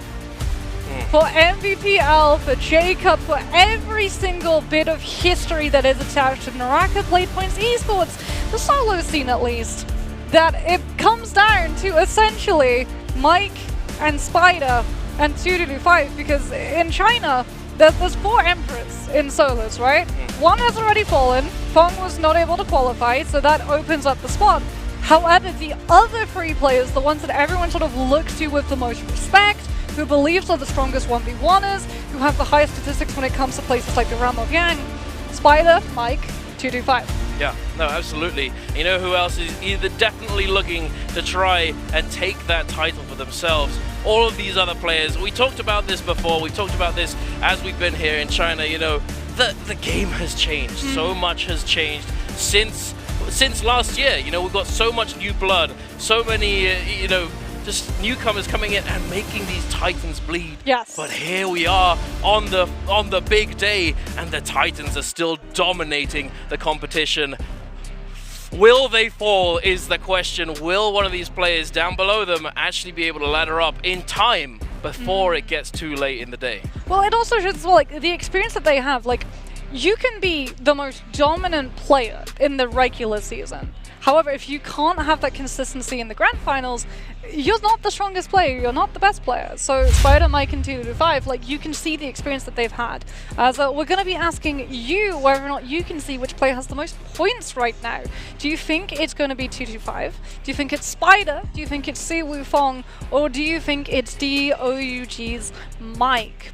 Make sure that you get your answer into the Twitch chat and you keep your eye on the whisper comments to see whether or not you are the correct answer and you're the lucky winner of one of those Peerless Treasure Choice gifts.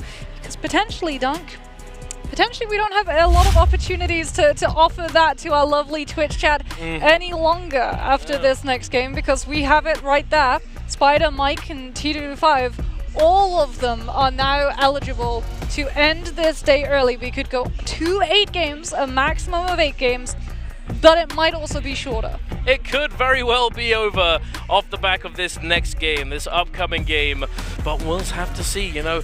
Anything could happen. We're here on the big stage, you know. Titans still fall. The bigger they are, the harder they fall. Yes. They might still stumble. The pressure is building. The anxiety that everybody on the stage must feel. Obviously, trying to calm that and quell that emotion building up is something that experience will allow you to do. That's why these veterans are able to play consistently well in this kind of environment. Yeah. But it's not always the case. Even the Titans can fall. Yeah, and there's a lot on the line for all 3 of these players, right? For 2-5, he's got to break the curse. He was able to do it in the NBPL summer season. He was able to finally walk away with an MVP bi-weekly final, but he still has not been able to fully take a title. For OUG's Mike, there's questions because he stumbled in summer as opposed to the success that he found in spring. And for Spider, it's always been a continuous question. He's always been compared to Mike because he entered into the league when Mike was outside of it. So everybody said, no matter how dominant you were, no matter the fact that you were still the record holder for the most amount of MVPs in one day, for the most amount of points picked up in one day, would you have been able to do it when Mike was still participating? Because the J Cup title that Spider won, Mike was not a part of. So for Spider, everything was on the line last year for him to defend his title, and then he wasn't able to do so, and then he came into the spring season, and Mike denied him that title too, and then Mike denied Koi Cup to him too. So there's a lot on the line for Spider. Oh, absolutely. There's so much. But look at that. Speaking of so much, that's a lot of points. That's a lot. 13.8. I think he's definitely proved his point that he's coming in. He's going to be getting to that match point and catching up with Mike. 9 kills, 13.8. Arano coming in second with 5 total points. C225 with 4.5 along with Wu Fong. Zeldink with 3, Mike with 2.5, Mides with 1.5, Verse and Pace with 1, Star with 0.5, and then Frostivus and Polaris, unfortunately, with 0. It's not been going so well for them down there at the bottom. It's tough. It's not easy with these absolute machines out there on Holleroth, on Morris Isle, on Padoria. You're in for a bad time at times. If you're at a disadvantage, they're going to take everything from you. Yeah, and you can definitely tell that there's a sort of sense that a lot of these players at the top held back in the group stages because they didn't want to reveal strats, right? Spider is back to a lot of the weapon combos that he loved to do. He was very much known for an entire season of MVPL. He would always carry katanas and dual blades or dual halberds in the back pocket because it was his favorite weapon swap combo. And we've seen, like, even today, he's been playing it, he's been pulling it out in the 1v1s, and both Spider, Mike, and 2v5 all very much utilizing those sort of creature comforts, even the fact that Mike pulled out that zip in game number 1 as opposed to the group stages where he was actually avoiding it and utilized the fact that he sort of conditioned everyone to expect if they saw a zip in round 1 that it would be him, and so a lot of those players in the other phases actually tried to snipe the zip pick with both Frostivus and Tryhard locking that one, fully expecting that Mike would be playing it too. Indeed. Well, here we are taking a look at the highlights of the back of game number 5, sponsored by Thunder Robot. Mike finding the elimination onto Spider early on, but that did not spell disaster for Spider. He was still going to come in and dominate later on. T225 finding this elimination, playing this Tessa fight extremely well, finding this ultimate, and then with this game plan in his back pocket, having had this Hengsel, the golden, the legendary one, able to actually claim that elimination off the back of that. And that was the eliminations that he needed, right, to be able to cross the MVP eligibility threshold. As we can have a look at, unfortunately, Zell being taken down inside the realm of Yang. This is the moment that the Matari comes on through with the F2. The amount of distance that you can cover plus the damage that you can do with that F ability. You can see it right here, even if you don't find the kill. The fact that it's a gap closer, his Spider able to snipe out poor TE's Star and take him down, even though he was able to find the Soul Bloom and cleanse himself of one affliction, but unfortunately not get Spider off his back. Beautiful. I felt that. I just flashed back to that Realm of Yang. Absolutely insane fight. So unbelievably close. And then here to finish the game off, Spider claiming both of those eliminations and just absolutely killing it. Absolutely popping off. It is kind of hilarious though, how I'm pretty sure every single one of those kills was just done through calculation, experience, and knowing the game sense to be able to come in at the right time and claim those kills. Yeah, I mean, upwards of 3,000 damage done by Matari's skills and ultimate. I wonder how many connections of the F2 Spider actually had for that entire game. And I mean, this is something that we don't really get to see a whole lot of because, as we pointed out, as we listed, Matari tends to be one of the weaker heroes when we go into those endgame situations, because normally when everyone gets pulled together, everyone gets to see the Matari. There tends to only be one of them, and the fact that they don't have like the full combo break that is available to them, and when you're able to even blitz down the F2, you can continue that chase, you can continue applying that pressure, and the Matari isn't really able to dodge out of the combo extensions the way that we see some other heroes, right? Like, if you get hit up into a carousel, for example, so some of these heroes just have the ability to be like, well, it's fine, I have my F ability. So you actually see these players go into the fight at the beginning of it fully intent on just baiting. It's very much just a whole game of shadows, of footsies under the table until you can burn out and bait that utility, and then you go for the hard commitment, and then you look for the actual extension that you want to be able to find the kill off of the back of. Atari doesn't really get that luxury. You have to be very, very smart with when you hold your F2, with a lot of these players understanding when they see a specific animation come out, right? Like when a player is getting ready for an uppercut, they sort of see that push, and the Atari goes for the F2 hold and just full send zips out of that. Yeah, well, it depends on the combo, of course. There is a very interesting topic when it comes to abilities and all of these, like whether or not combo breakers are worthwhile. You know, there have been times where combo breakers have not been favored, you know, depending on what they are, depending on what they offer you, depending on the character. Typically in solos we do see combo breakers come through because it gives you the ability to leverage very well. Leveraging, those of you at home who don't know what I mean, it's leveraging your sort of, you use something to allow yourself to do something else. Let's say you have this combo breaker available and you want to release a focus, you can do that because of that. I am going to be talking more about that in a moment though, as we are going to be going over to a short break. We'll be back very, very soon, so don't miss out. Be sure to be back here for that game number 6.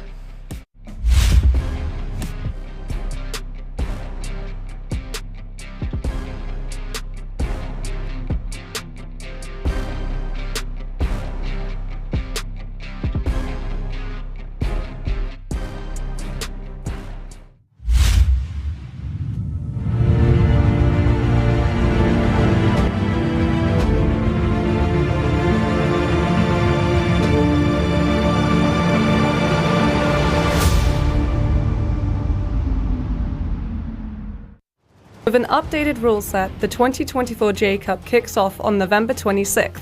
Here's a detailed breakdown of the competition format. The 2024 J-Cup is divided into 2 phases, the group stage and the grand finals. In the group stage, 18 teams will be randomly divided into 3 groups, Group A, Group B, and Group C. Over the course of 3 days, the teams will compete in both solo mode and trios mode, with 6 matches played each day. At the end of the group stage, the top 12 teams, based on cumulative points, will advance to the grand finals. Before the grand finals, the 12 qualifying teams will participate in a pre-finals round.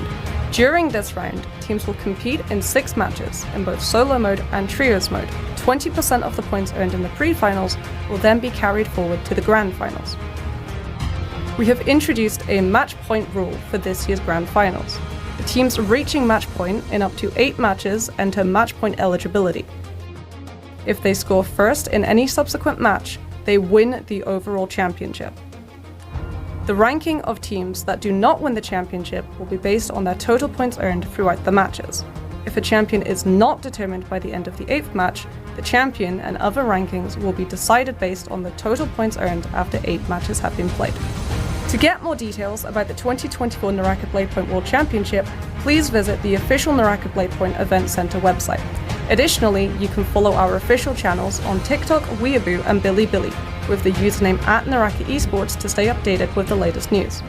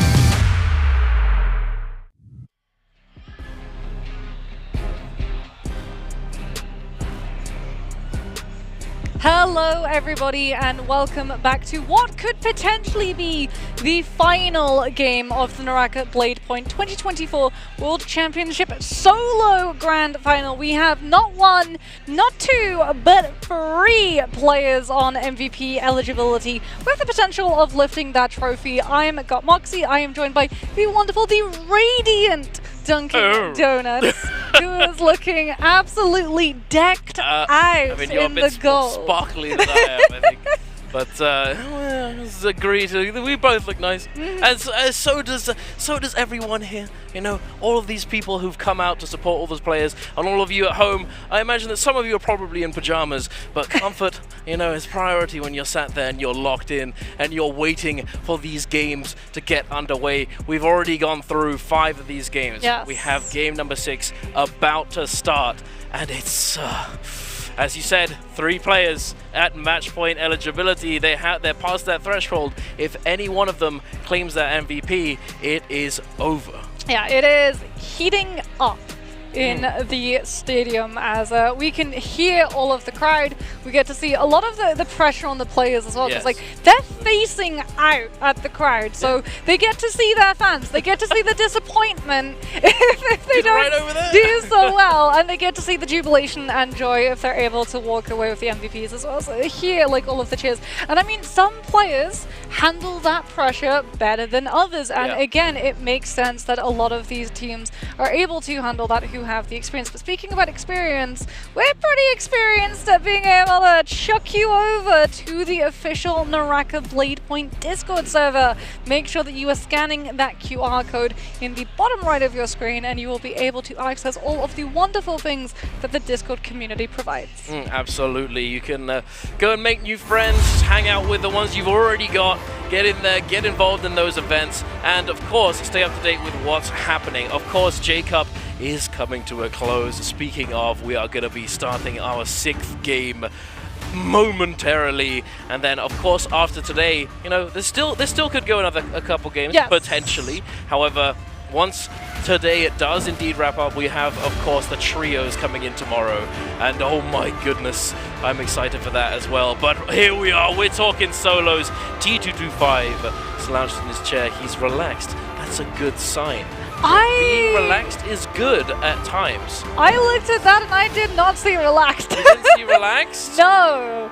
I'm pretty sure he's probably having flashbacks to every single moment that he's gotten close enough to touch that trophy and then immediately been shot down. And I mean, it has been heartbreak in the past for him on the stage.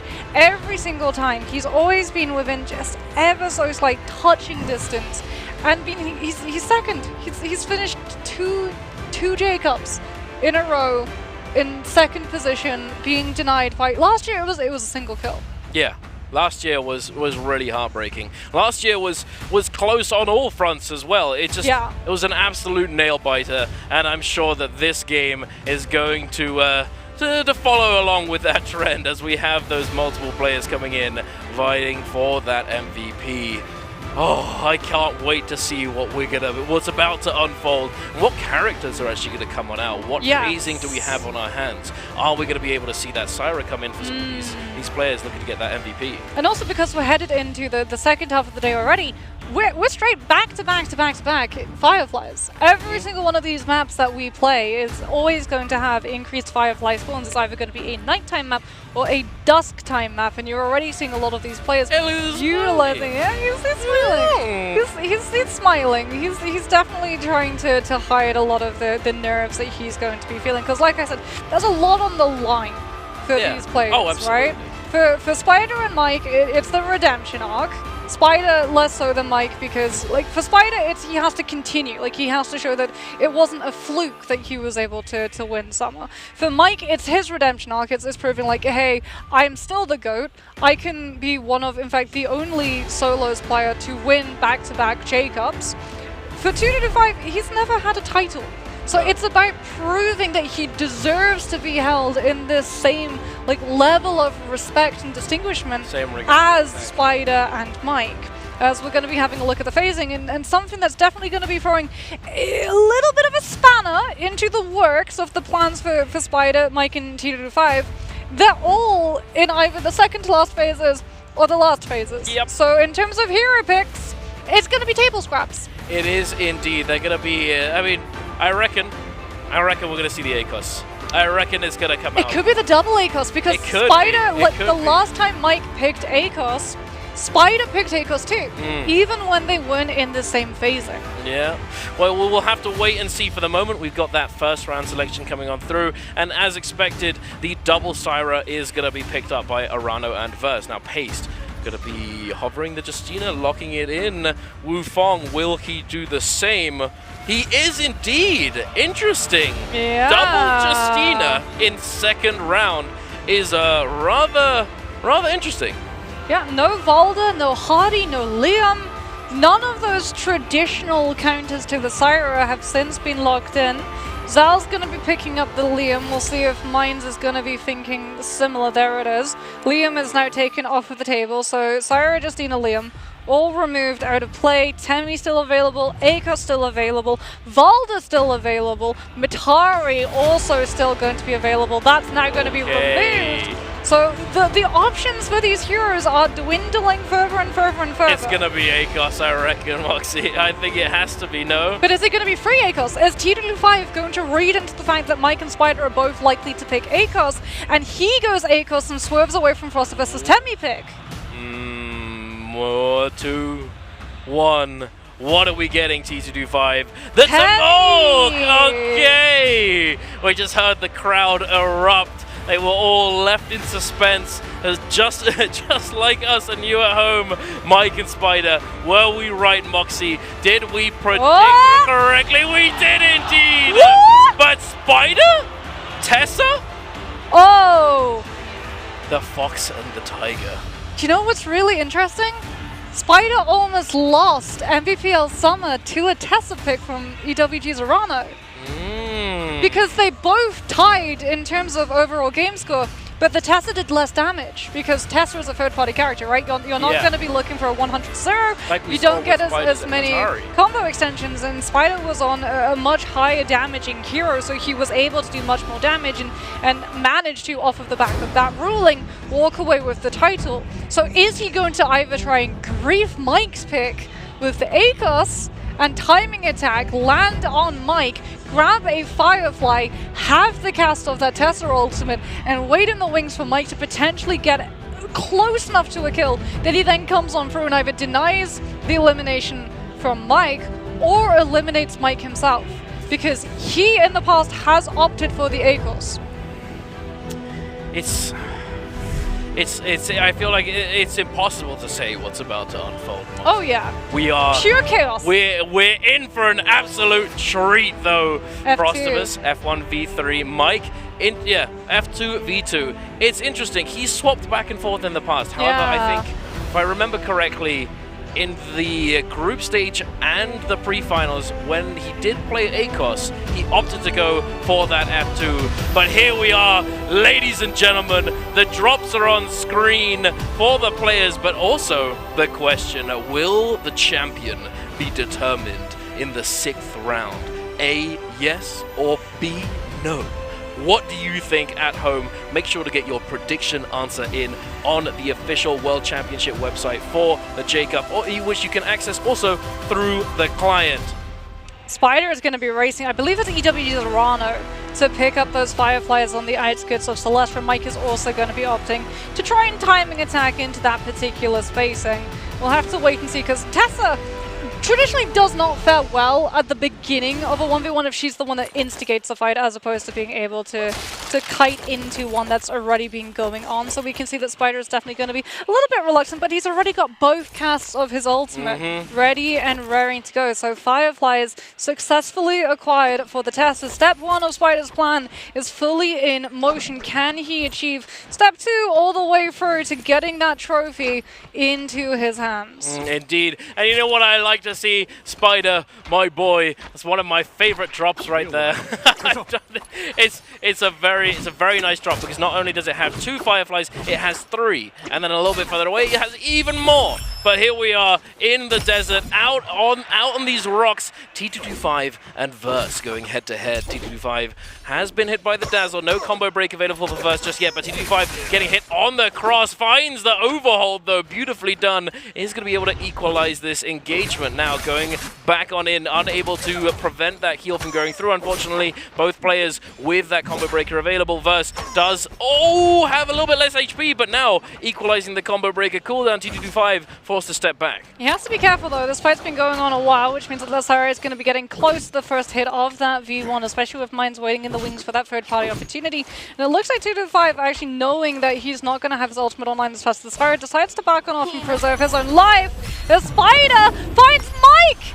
The Akos F2 allowed him to zone Spider away from the urn, so Mike finds the interaction with it to cancel out of the enchantment, and now Spider on the ropes is forced to skirmish, tries to put himself onto the walls on the outskirts of Temple, and Mike, looking for the opportunity to try and lock him down, has another cast of that F2 as well, just has to try and figure out whether or not he's going to continue trying to fight against this Tessa, because we know that Spider is going to have another enchantment window in the back pocket. He is indeed, but tricky, able to disengage, break the ankles there of the Tiger. Mike left wondering where Spider went, but we're back over to this engagement between T225 and Verse. Oh my goodness, the party has gotten rather packed. A lot of people gate crashing here. T225 does get forced to use that ultimate, the Syra ultimate coming out as well. T225 with these whips is going to try and create some value, but considering that he's really low on resources, he only had those small armor powders, he's not been able to get that full reset and might be chased down by these third-party players. Yeah, not only that, but Arano is also on the Syra. So even though Verse utilized that V1, he's actually removed himself from the fight and costume changed over so that Arano can take his position in that frontline fight, and these players don't understand whether or not that Syra is the one of the ultimate or not. 225 getting hit by the RMB from those halberds, has to burn the combo breaker, but he's running out of place. One player does get hit into that CC. 225 trying to use everything that he can with the stomp coming on out of that nunchucks, but unfortunately it is not going to be enough. The halberds, the reach that it has when you try and disengage and run away from it, it's not as great as the spear by any means, but it still is able to a lot of the time catch on to you if you burn that iframe early. The halberds are excellent indeed for chasing players down. Arano now forced to use that combo breaker. Going to the sky, getting a little bit of a heal. He's not in a bad spot. He is pretty happy with his current situation. However, Mines you cannot say the same for him. Unfortunately, he is now being focused by all of these players, now having all of his armor shredded in a very bad situation. Indeed, the Liam is not is not always the best multi-way fighter. He can, but it's difficult at times, especially if the tendency of the Liams in the tournament are picking up V2. But oh my goodness, Mike up against Frostivus. Mike with that F2 is going to find him, but Frost with the F1 is going to jump out of there, dropping down the sand wall. The turbine coming through. Mike does catch a little bit of damage onto Frostivus, unfortunately not able to stop him from getting that heal, resulting in the reset coming through for Frostivus. Yeah, but Spider has also been drawn into this fight on that Tessa. He's looking for the third-party opportunity. Will he be able to take the kill from Mike? Look for the scale rush into the LMB. Frostivus an absolute sliver. The F2 from the Akos doesn't connect, and Spider with the bow swap actually finds the elimination. Throws out the Tessa ultimate. Mike misses the first grab of that Tiger jump, will be able now to try and contest getting this elimination onto that Tessa, but has to deal with the Justina as well. Spider understands that he's going to be coming under pressure, but Wufong sees an opportunity, finds the freeze onto Mike, will be able to find the uppercut into the jump horizontal float, and Mike gets taken down. Spider is in prime position to walk away with the win! Oh my goodness, Spider does, unfortunately not able to find the Tessa ultimate there. That combo breaker does get forced out from Wufong, but it looks as though Pace has other plans. He's going for Spider instead of Wufong. Perhaps he doesn't know what's been going on. Pace getting caught with that uppercut into the jungle, now being he's forced to reset. But Spider, he's being focused down. Both of these Justinas, they're very happy to eliminate this Tessa first because of the third-party potential coming out from this character's kit. Spider getting cooked on this combo, on this blue focus. He's just letting himself go down there, as if you didn't notice, the rebirths were running out, and if he was gonna die, he needed to die then. He needed to die then. If he died any later, he would be out of the lobby and wouldn't have the opportunity to continue like Mike has. Look for that recovery as Pace gets hit into the pitter-patter of that LMB into the jump horizontal and continue to go lower and lower and lower. But Spider has salty run back. He puts himself onto the ballista. He finds the shot onto Wufang. Back to back, the snipes, the burn tick damage. He utilizes the F1 to hold Wufang into the storm damage a little bit longer. And the RMB with the halberds. Spider gambled and struck absolute gold. Oh my god, Spider! You're an absolute machine!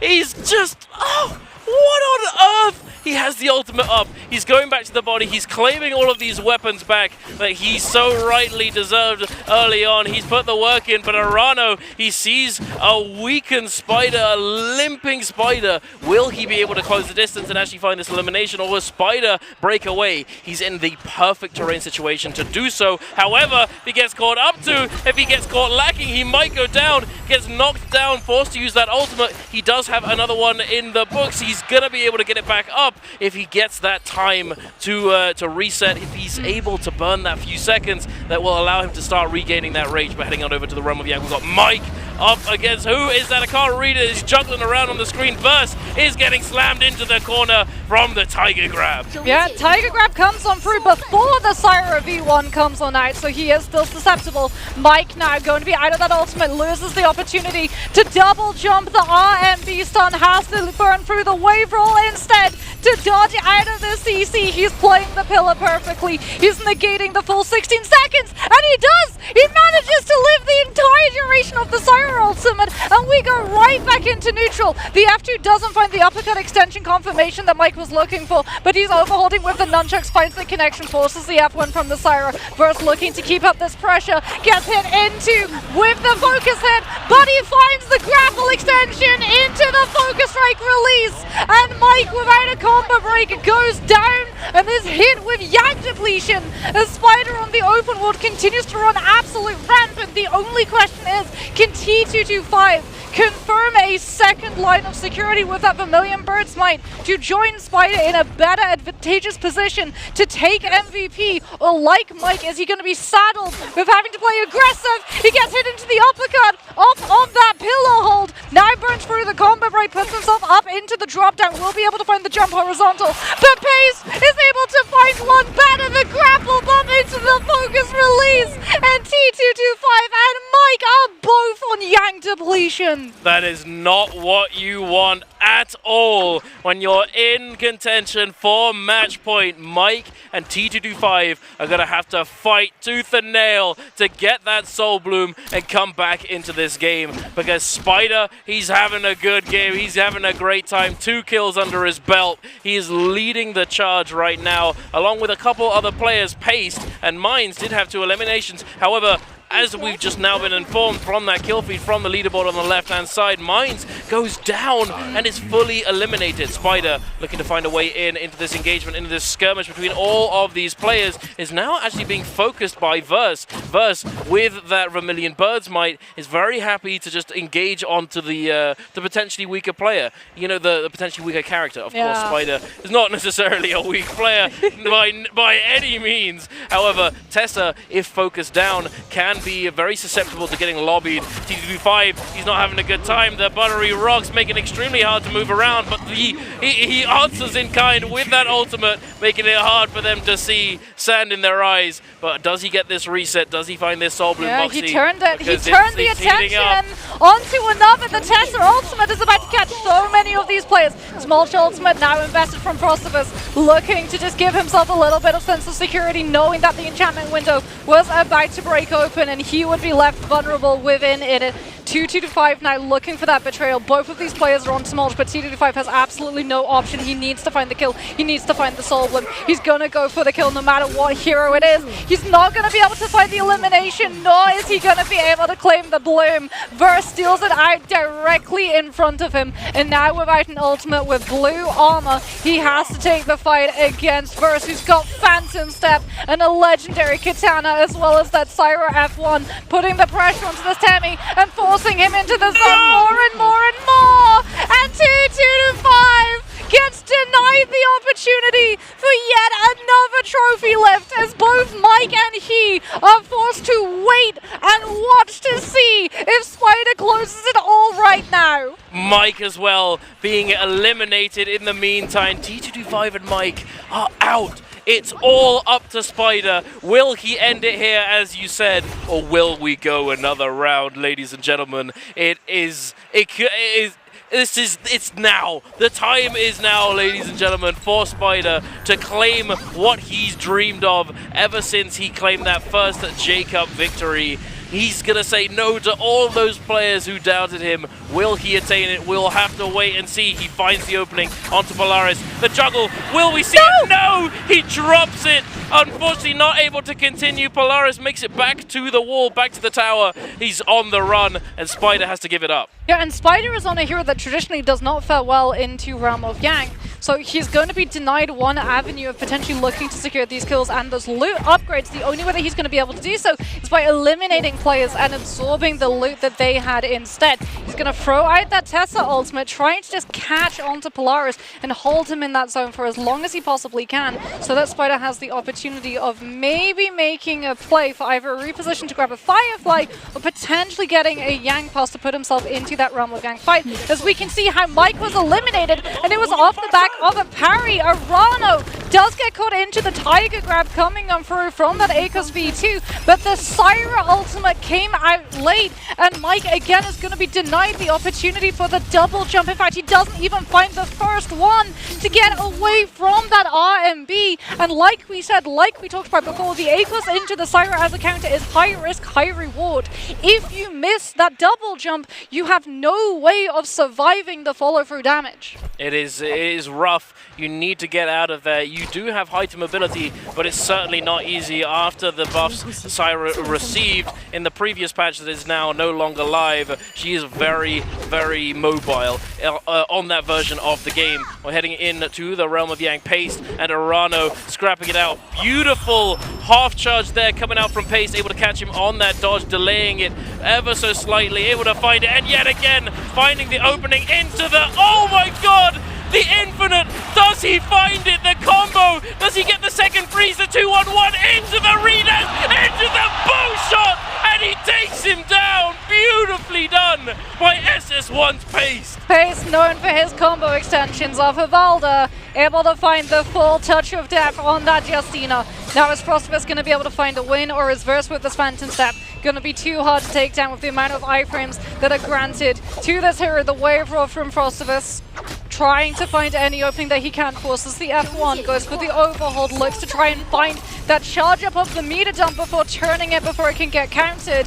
Now manages to force the Syra into throwing out that V1, but Frostivus able to just dodge out of the RMB. The Syra unfortunately will be able to find one stun, and Frostivus has to go for the ultimate activation. Verse without the ultimate looks to put himself onto the pillar and find the skill rush! He anticipated Frostivus sitting inside his ultimate and catches him with the skill rush off of the pillar when Frost thought he was safe and that the Syra was locked out on the outside. Meanwhile, the threat was there on the inside with him all along. That is so sad to see. A very difficult situation to come away from, as not only does he think, well, perhaps I'll be safe if I'm in here, but even if he just stayed in the wall, he could have potentially still taken the damage. Yeah. He would have taken the damage from that scale rush, because it's a single instant. You get pushed through the wall slightly, you can still take the damage, but they get staggered afterwards. However, he was in that kill threshold that if he did get hit by that within the wall,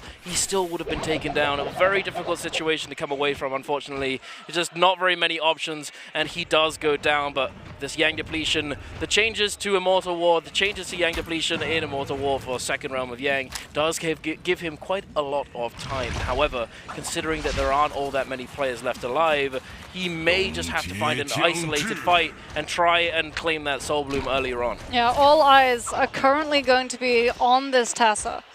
How many of these players are going to want the Tessa, the hero, eliminated when we head towards these final zone fights because of her just ability to third party and grief everybody else out? Mike is going to be hoping that Spider gets turned on to immediately, and I mean, this is a situation Mike has actually found himself in previously. This was actually last year's J-Cup all over again. Mike was on MVP, it was our last game. We were waiting to see if he would finish in first place on that leaderboard, but he got knocked out of the game early and he had to sit back and watch, and now he finds himself doing the exact same thing. As Frostiverse goes over towards Ballista Tower, hoping that he runs into these players looking to utilize that Scarish ability to keep themselves just kiting until Realm of Yang Depletion starts to despawn, as we are going to see the Tumultuous ultimate now invested, locking these players down, but Frostiverse is coming under so much threat. Both of these Sires just coming on through with the full CC, and Frostiverse, even though he used his ultimate, was not able to get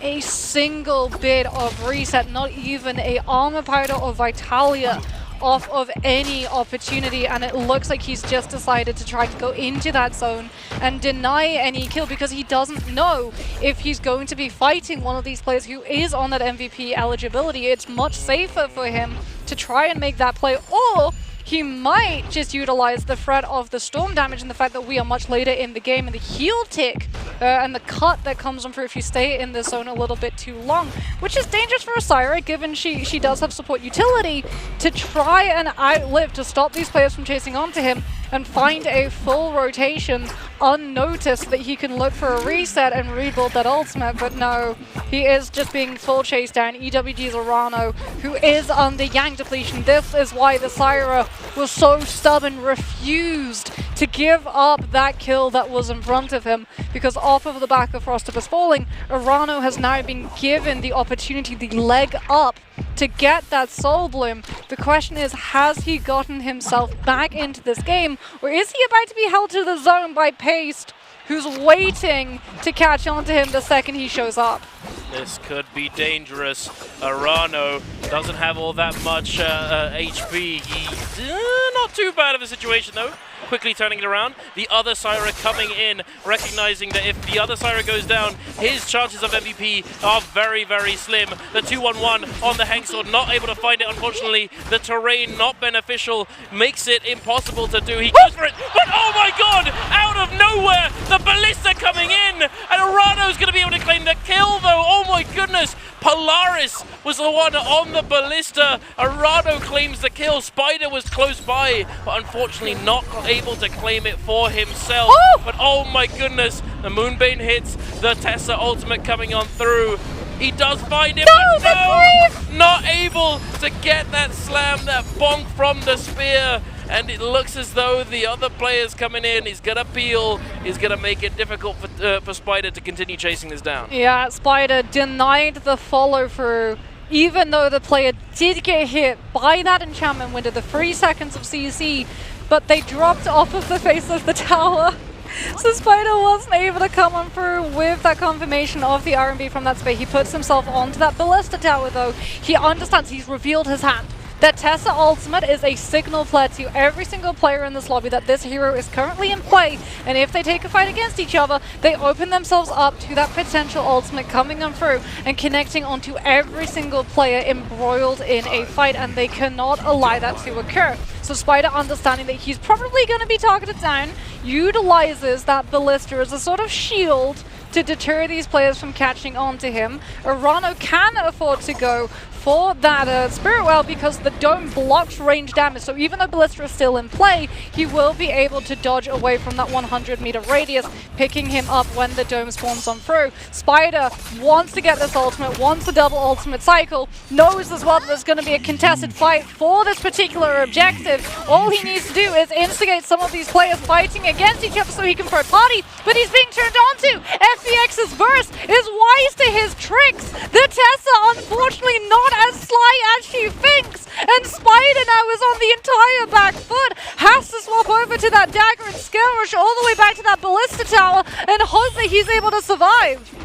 He's managed to make it to the tower. This is exactly what he wants. It's exactly what is going to be able to save him. And perhaps, on top of that, the advanced heal coming on through. But I think he probably would have been all right even without it, considering that all of these other players as well, Polaris coming into the mix, is now essentially acting as a distraction, giving Spider the time to potentially get this reset. But he's been found out. The Mystic Might. Oh, beautifully done, though. Arano tries to claim back his soul, but not able to do so. The sap comes in, but gets blocked by the other player. Spider, 1 HP in a dream, goes for the most illegal grapple. Desperate, trying to disengage. Polaris claims the elimination with that F2 and is going to now be focused down by these other two players. Now the MVP is done. It's over. There's no one who's going to be able to get that match point for the moment. We're going to have to go to another game. Polaris now comes under fire. That Mataru without any utility. The lunge from the staff. The parry comes through. And we go to a 1v1 scenario. Who is going to be able to walk away with the MVP? FPX's first looking for the reset. The Moonbane also could potentially try and grieve some of these players.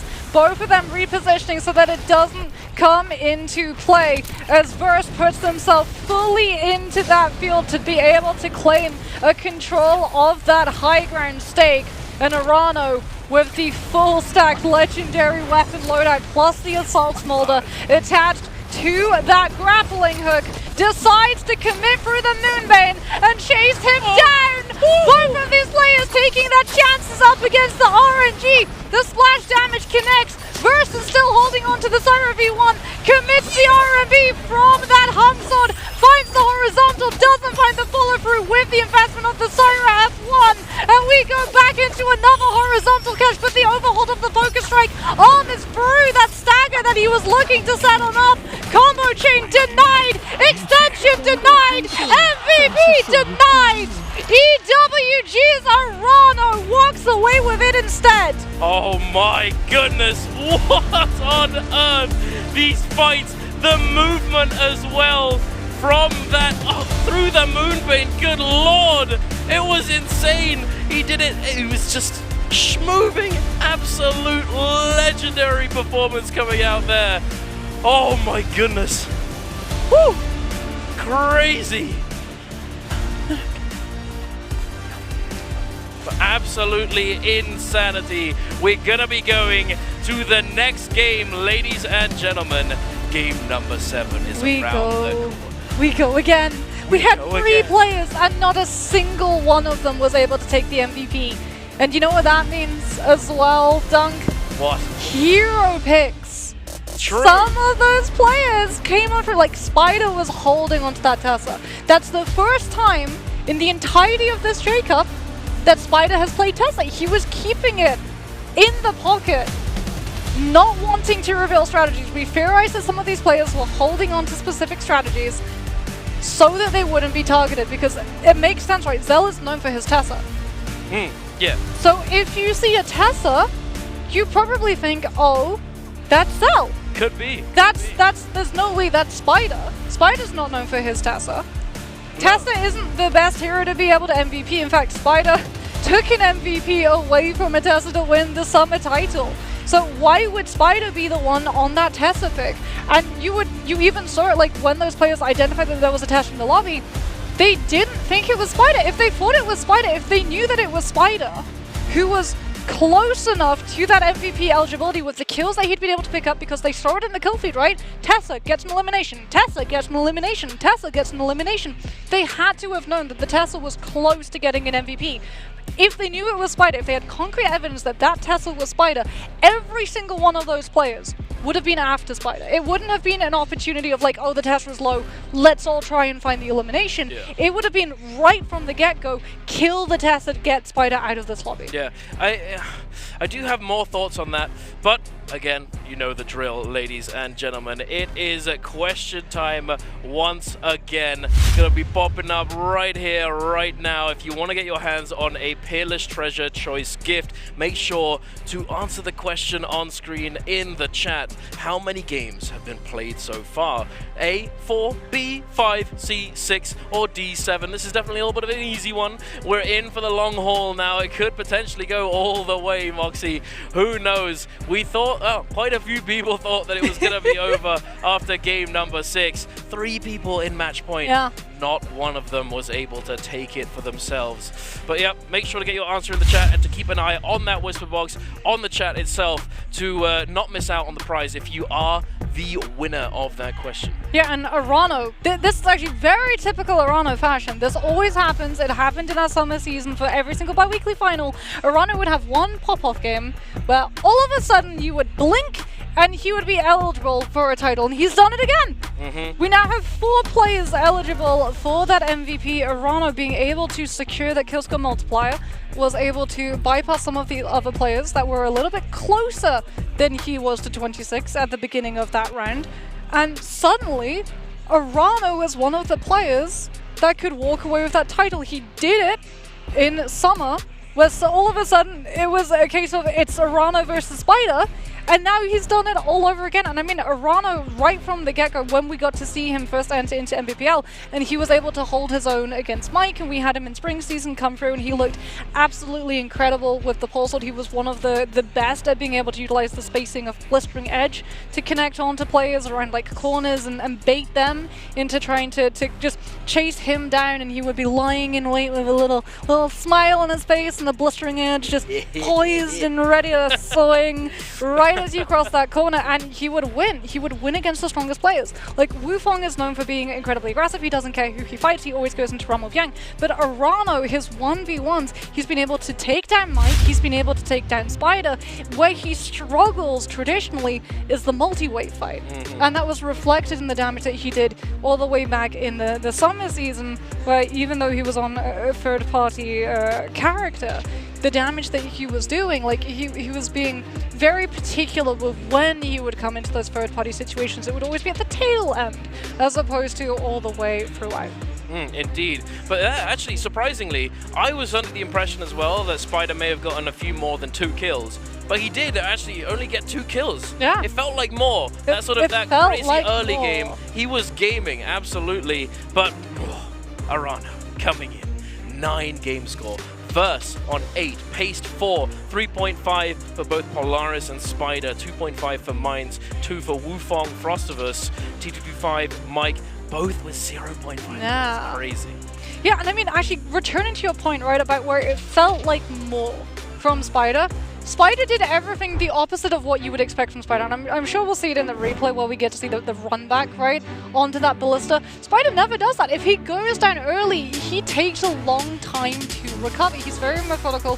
He very much thinks through the process. We've never seen him die and then immediately run back into that position. And again, like, it goes back into when those players see that Tessa, the way that Tessa is acting, they're not going to think that it's being piloted by Spider. They're going to think that it's being piloted by someone else. So you can see that there was a lot of intelligence, a lot of macro that these players who were on MVP eligibility, all 4 of these players are going to have that understanding that they cannot play in a way that is immediately linked to them. That's why when I saw Mike come through with the ACOS and Spider swerved and didn't mirror the ACOS, it became immediately apparent that the one ACOS in that lobby was very obviously the guy that we call Tiger King. There was no way it was anyone other than Mike. Yeah, no, absolutely. You're absolutely right about that one. But here, we are going to be able to see some of the highlights from that game. As you said, oh, that was beautiful from Spider. But here we are, brought to you by Thunder Robot. This early game,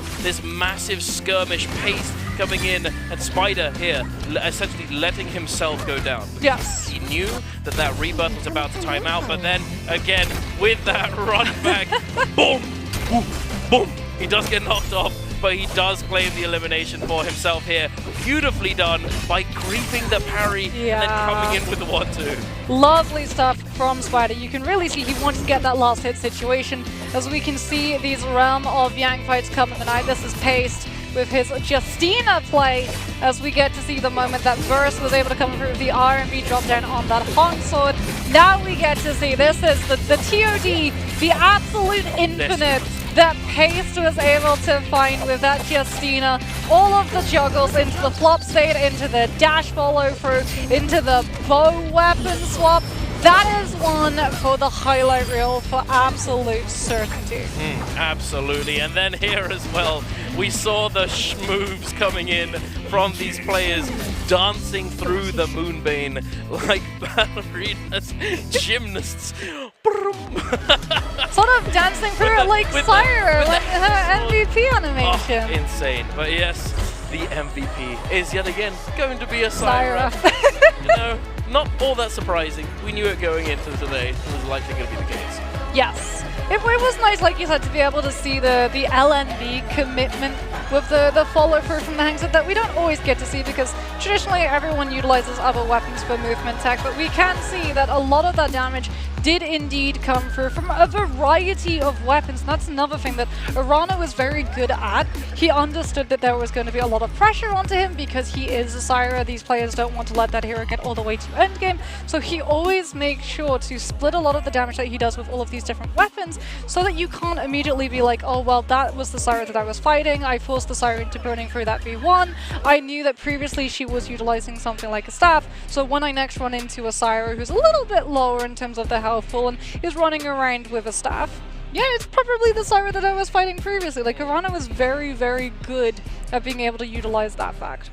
So, back to what's going to be coming up, and also we're actually going to go back even a little bit, because I wanted to touch on the way that Spider, well, the thing that Spider chose to do in this game, because I think that it may have been off the back of that Matari game that he chose to play Tessa, and that being because Matari, in that game, not only does Matari excel in this regard regardless, but he was working entirely off of the third-party playstyle. Yes. He was looking for those opportunities constantly, and we saw him get an absolutely monstrous game just off of those third parties and being able to be there at the right time, having the presence of mind, going through all these hunting paths, knowing all of this thing in the back of his mind, having prepped this, being able to pull it out. Maybe that's why he's going for this playstyle. Maybe that's why he picked up Tessa. Regardless, though, we're going to be going to another short break before our 7th game of the day.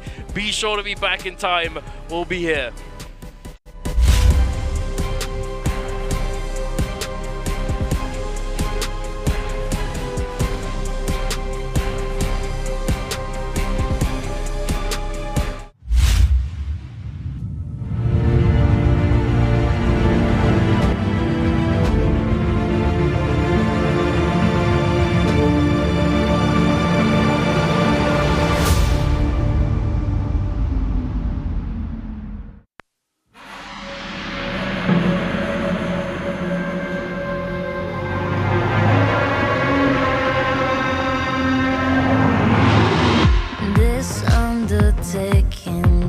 You've chosen. You need your blood so cold it's frozen. Broken spirit, no, too far to go home now. Time to find out what you're made.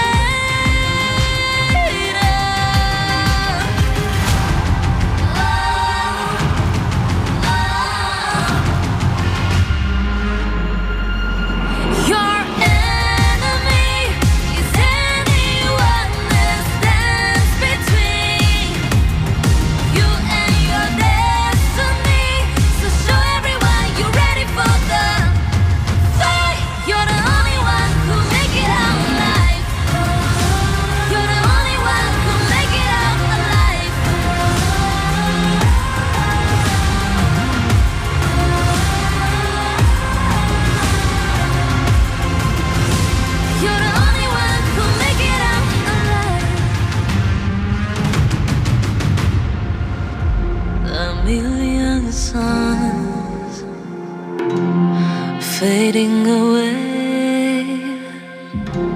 Time to rise or fall.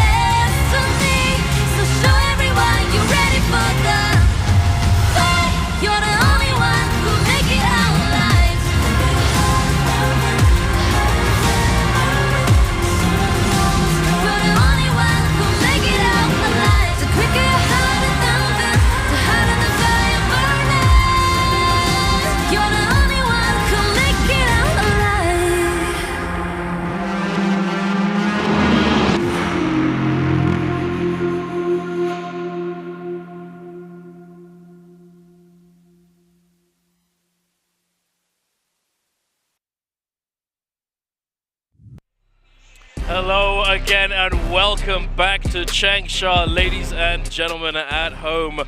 It's been intense, hasn't it, Moxie? I am Duncan. Of course, Moxie, as I just mentioned, the lovely, the very sparkly. We are here to bring the last few, or potentially couple games. You know, it could go another 2, or it could be over off the back of this upcoming match. We will have to wait and see. But what do you think, Moxie? I mean, I feel like a lot of momentum has been killed, right? Mike and 225, both of sort of like all of the wind has been taken out of their sails, so as to speak, right? Yeah. Like Mike very much wanted to use his ACOS pick, 225 wanted to utilize the Tumult pick, he had Frostivus also going for the Tumult, so that sort of like removed one of the characters that was very, very good as being a damage control, right? You were never going to get it if you were phase 1 or phase 2 or phase 3, but if you're like phase 4 or phase 5, Temmie is a very viable option. He's been able to, in the past, actually deal with Syra inside the realm of Yang a little bit better than some of the other heroes, like say the Valder, and especially the Zipping.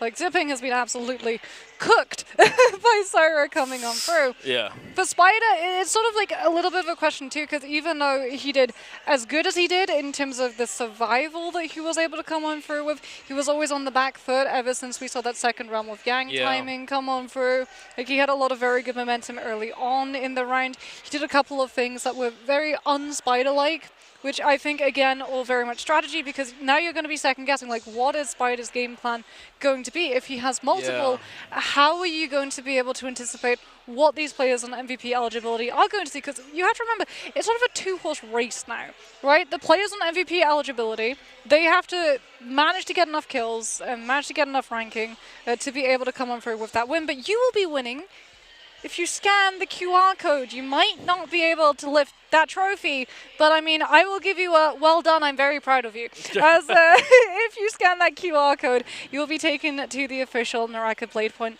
official community Discord, where you can enter into the 2024 J-Cup Honest Comment section. Get involved with all of the events that take place in that Discord, in the community, and make new friends, you know, and find people to play with. But if you can't, if you're not going to be one of those people who does manage to get their hands or actually succeed in the honest comment event, you are still going to be able to get your hands on these Twitch drops. And look at that as well. We do have this outfit coming on through for the grand finals, the lucky draw. So there's a lot up for grabs this year. Make sure to get your NARAKA account linked with your Twitch account so that you don't miss out. Yeah, but sort of going back to what we were discussing, right? It's a two-horse race. The players with MVP eligibility have to be able to get enough points, enough kills, enough ranking score to be able to actually walk away with the MVP eligibility and that trophy. Otherwise, we go into game number 8. The players that don't have MVP eligibility, they get one last chance, and that is this round. It's this game. They have to bypass 26 points, because even if we go into game number 8, if they're not on 26 points and they get that MVP like win in game 8, they still don't get the trophy. It instead goes to the person who's leading the overall scoreboard. So there is continuous motivation for all of these players towards the top part of the scoreboard to keep scoring highly. Yes. Because you need to be in that first place. You need to have that insurance clause if you're not able to overall MVP a round. Yeah, no, absolutely. And, you know, MVPs, they're not only, you know, important for the overall placement, etc., but they're also pretty nice. As the games move forward, the longer the day goes, the more those MVPs are worth. Just at face value, you get an MVP in a game, you are getting a cash prize. But here we are, we're going to be loading in very, very soon. T225's hero picks so far for the day, not a single double pick. And we have quite a variety there. I wonder what we're going to be seeing come out for all of these players, especially for the players who are at the lower end. Yeah, and I believe that a lot of these players are actually on that MVP eligibility because phases are about to be shuffled again, right? And we're still yet to see some of those players on MVP eligibility having that double picks. Arano is a little bit unlucky at the moment because Spider and Mike are in the same phase. Frostvus and 225 are also in the same phase. Spider and Mike had the last phase previously, they had phase 6. 225 and Frostvus had phase 5. So when we shuffle, whoever gets that phase 1 and gets the double pick of Syra, it's a double-edged sword. You get the strongest hero who, as we said, has the most consistent, has the most MVPs, has been able to find the most overall final wins and being the one to pick up that multiplier. But if you are in group 1 and you double pick Syra, everybody knows that the 2 Syras running around are Spider and Mike. Well, I mean, I think at this point you're looking to focus down these Syras. But the problem with doing so is that because Syra, her nature is that she can essentially just turn around and get you lobbied as well. Yeah. You know, they can take you down with them. At Uno reverse card. Exactly. We saw it in group stage. Do you remember? I think it may have been even the first day when we saw the Syra getting focused by a player, and he got pretty low, and he just turns around and fully beams him, and then they both end up going down. So that kind of thing, you have to be careful. You can't. Sometimes you can't put yourself in that position where you're the one taking initiative and trying to get them focused. Yeah, Mines and Zell are actually going to be the ones with the opportunity of double picking that Syra and barring it out. So again, like, there's going to be a lot of table scraps left over for Spider, Arano, Mike, and 2225. Like, they're not going to have the access to the Syra.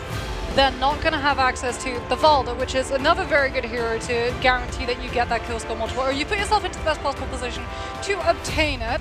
Because of how strong Valda V2 is, being able to fight and do that storm damage, having that extension of the health bar, having the ability to lock players down as well, which is sort of a little bit underrated in terms of that survivability factor, because, I mean, when you find a spear onto a player, yeah, 1 hit of damage is going to be able to take them out of it, but that CC is more than enough to guarantee that they don't get to a player's body and grab a soul bloom.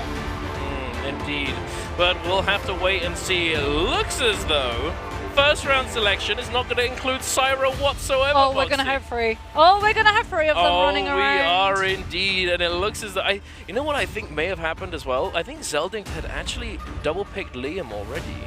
And I think he'd used Syra at least once. I'm not 100% sure, but regardless, we are indeed going to be having triple Syra in this 7th game of the day. Star Valda's still up for grabs. Liam and Wufong with the Tamal. Yeah, Valda is still up for grabs. Hardy is still up for grabs. Arana's going to grab that one up immediately. He's happy. Spider is actually going to go towards the Temi, so we have 2 Temis currently on board. What does Mike want to go for, and what does 225, right? Valda. As we talked about, incredibly strong. He's also understood that Syra wasn't immediately double banned out. So if he goes into something like Karam of Yang, he potentially doesn't run into one of the players inside that phase 1 selection. 225 is also going to be picking the Valda, as Valda gets better the more Valdas are around in that lobby, right? She's very similar to Tianhai. She's very vulnerable when she doesn't have that ultimate. So it's in both of these Valdas' best interests that if there's another Valda in the lobby, having that sort of, not quite protection, but more a case of they both want to try and get those threats to the Valdas surviving to the endgame. It's essentially pitting both the Syras and the Valdas against each other, because as we've said, what they want to do overlaps. They both want to get to the heal-off situation and win it. Yeah, absolutely. But we shall see how this game unfolds. We're going to be diving in very, very soon. What, I mean, if any, ability choices are going to be different. To be honest with you, I think that everyone's locked in. No one's trying new stuff. Everyone is just going for what's been tested, tried and true. You know, we are going to be locking those in. I don't see anything. Polaris, in fact, going to be going for the V1 on that Liam. We've seen a little bit of V2 so far today, but other than that, I think that's the only thing. Oh, Star as well with the V1. Multi-way fighting. Yeah. V2 is not so good, but V1 is a bit better for them. Well, it's also more like certain players have always identified more with the Liam V2 than the V1. Right, Arano is known. He was one of the first players who liked to pick the Liam V2, who sort of introduced it into the MBPL, and we got to see the initial impact coming on. And as we can get to see these drop locations coming on through, is Salvation Podium going to be uncontested? Yeah, Star is going to be able to have access to it. as you guys are going to be able to access the game number 7 question. Will the champion be determined in this 7th round? A for yes, B for no. Remember as well, this is not an answer in the official chat for the Twitch. This is through the World Championship NARAKA BLADEPOINT website, as it does look like we're going to be seeing Mike and 225 and one player behind them all land to try and push towards City of Time. But here we are, Moxie. It is time for game number 7. 4 players at match point eligibility. They've got there, and now all it takes is that they get that MVP in this game number 7. Let's kick it off. We have Mike. No weapon just yet. He does find one, the Hang Sword coming on through for him. No armor, unfortunately. Does find the Scale Rush to disengage. He is going to get chased down, though, regardless. Finding that armor inside that small tent. Wufong eating that damage from the Scale Rush. Mike getting the 1-2. Looking to try and follow up. Pressuring with that Scale Rush. Wufong going for that parry. Still has that combo break available. It's not over just yet, but Mike finding the damage is going to be doing some work. The third party, though, from T225 could spell disaster for this Tumult. Yeah, Mike backs on off momentarily before trying to cut Wufong off at the path on the disengagement. Mike will be able to find the kill. Now finds the grapple bump into the focus strike follow through onto 225. 225 will be able to find a little bit of damage to that Valda. The combo breaker is now going to be invested. Mike going to have to deal now with the Valda V2. Still holds on to hits, and he utilizes the activation of it to frame through the first spear connection. 225 now gets parried and loses a massive chunk of that extension armor from that V2, and Mike with the jump into the spear, into the humps on RNB full send, puts himself to 2 eliminations. T225 unfortunately going to have to revisit a Soul Altar as we revisit Spider's POV, because he might just be about to find his first kill of the game. Indeed he is, and there it is. Beautifully done. Spider, is that some Sandy Boy tech I see? The moment that came down, he deliberately put himself in the center, I think, and then ulted in that exact spot, because he knows that the moment that Liam is going to pop that reactivation, he's going to teleport into the wall. I don't think I've actually ever really... I mean, we've thought about doing it with the Hardy when Hardy uses his ultimate, but perhaps not with the Liam, or at least not me. Perhaps those Sandy boys out there, the Tumult enjoyers, have managed to figure this out. But I'll have to follow up on that one. But for the moment, we have Arano and Star scrapping it out. Star finding the armor swap, but still getting chased down. Arano with those nunchucks, the grapple horizontal, extremely hard to escape from, especially now that Zeldinkt has come into the mix. Star is being put under a lot of pressure. Yeah, so look for the drop down. Focus strike onto Arana to turn the attention onto the Hardy. Gets parried though, and now gets turned onto. But Arano not free to safely third party. Zell just hit him with the check, the R&B from that fan.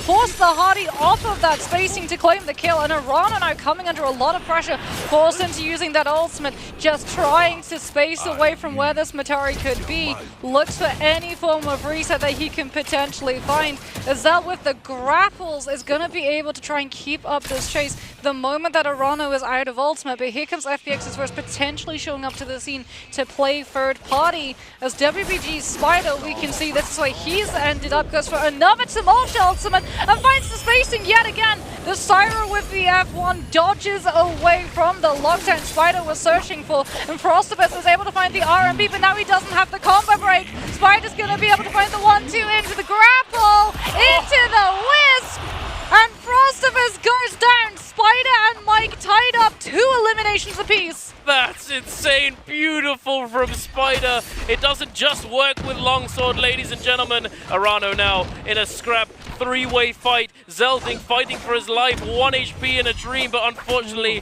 his dream was a nightmare. Falls down to verse Arano, sadly not able to find the elimination for himself, and now is being put under a considerable amount of pressure with no armor to speak of. But as I say that, getting a little bit extra to work with. 250 quickly going down though. He responds. The slap comes out. He gets caught on the dodge though. Beautifully done.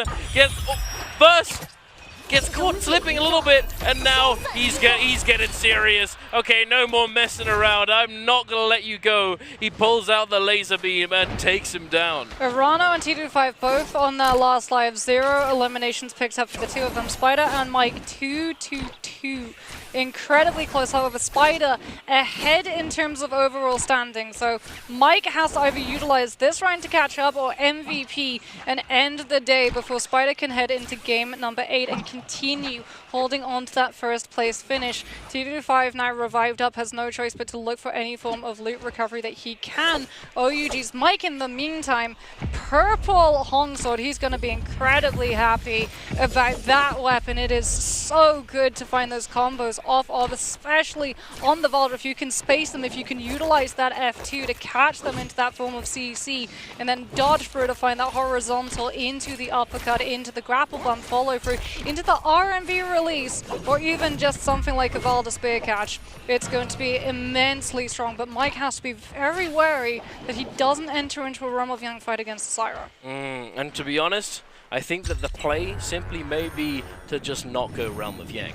Although you think that you got to get MVP, you think you got to go into the Realm of Yang, but we've seen many times, time and time again, that especially nowadays, when you do go into that Realm of Yang and it does go wrong for you, it can very easily just spell disaster. It spirals full out of control. Yeah, back in the day you could potentially find a Soul Blue a bit more easily, but now it's become so much more difficult to actually get it to get your game back. Yeah, one of those reasons being that it times out after 2 minutes. It used to be that you could just have an insurance clause. You would land on a player that you knew you could beat in the 1v1, and then you wouldn't actually pick up the Soul Bloom. Like, you would specifically land away from other players so that you would have a body stash that no one would run into, so that if you lost a Realm of Yang, you would res up next to where that body was, you would waltz on over, you would pick it up, and you would go about your day, recovery achieved. But now, like you said, it is so much harder to be able to find that recovery even after the first Realm of Yang when there's so much more map available to all of these other players. But it does look like a lot of them understand how important kills can be. Not only that, but also the loot that's contained. Like, that is one of the only ways that you can get your hands on legendary weapons this early on. However, this is also Starry Night Holoroth, which means that those Meteor Storms coming down are directly over a Realm of Yang. And not only that, but the Spirit Well, no less. Arano and Wufong are going to be looking to try and to capture this for themselves. Wufong, a very nice little interesting line. You could very easily say that it was due to a mistake or a misinput, but I think he actually salvaged it regardless. It did look pretty nice. He catches him on the dodge. A little bit of 3-band tech there, forcing Arano to fully disengage. However, it looks as though Zeldink may be the one who will claim this Spirit Well. And here we are, Spider and Mike, the two titans head-to-head in the Realm of Yang. They both won, and they both did not go up against the Syra. Instead, they went against each other. It's Tumult versus Valda. Valda does have a little bit of an advantage in terms of overall sustain. Mike closing up the distance, has to burn that F2 immediately. Doesn't find the horizontal extension with the combo breaker from the Tumult. Gets one! Doesn't manage to armor through the Wisp either! And Spider with the grapple bump into the RMB will be able to force the Valda into throwing out that V2. The LMV connection to deny even more spacing for Mike to be able to play around with. Goes for the overhold, dodges backwards to avoid the spear before coming on through the light attack into the gust. Dodges the second spear. Mike now has one form of CC to try and find, and he will be able to find the catch into the RMB, but the Tumult still has the F1 to invest, and now he comes through with the ultimate. Mike goes for the overhold, committing into that RMB before going on through with the step into that LMB off of the Hong Sword to make sure he does not get CC'd, and we go right back into neutral. Spider trying to control the spacing with the bow shot, throws out the Wisp to deny one avenue that Mike has to play with these claws, forcing out the Valda into burning the F2, and Spider now with the overhold does get caught. One horizontal into the uppercut, into the grapple bump, into that full hit of damage that Mike is able to find, but Spider is able to just keep the Valda on her feet. The Phantom Step comes into play halfway through the fight, and Spider has to readjust. Whoa! No way! Mike brings it back from nothing. It was looking impossible, but the GOAT, he's here. He takes down Spider, and Spider was looking so dominant as well. He was looking absolutely beastly in the beginning of that fight.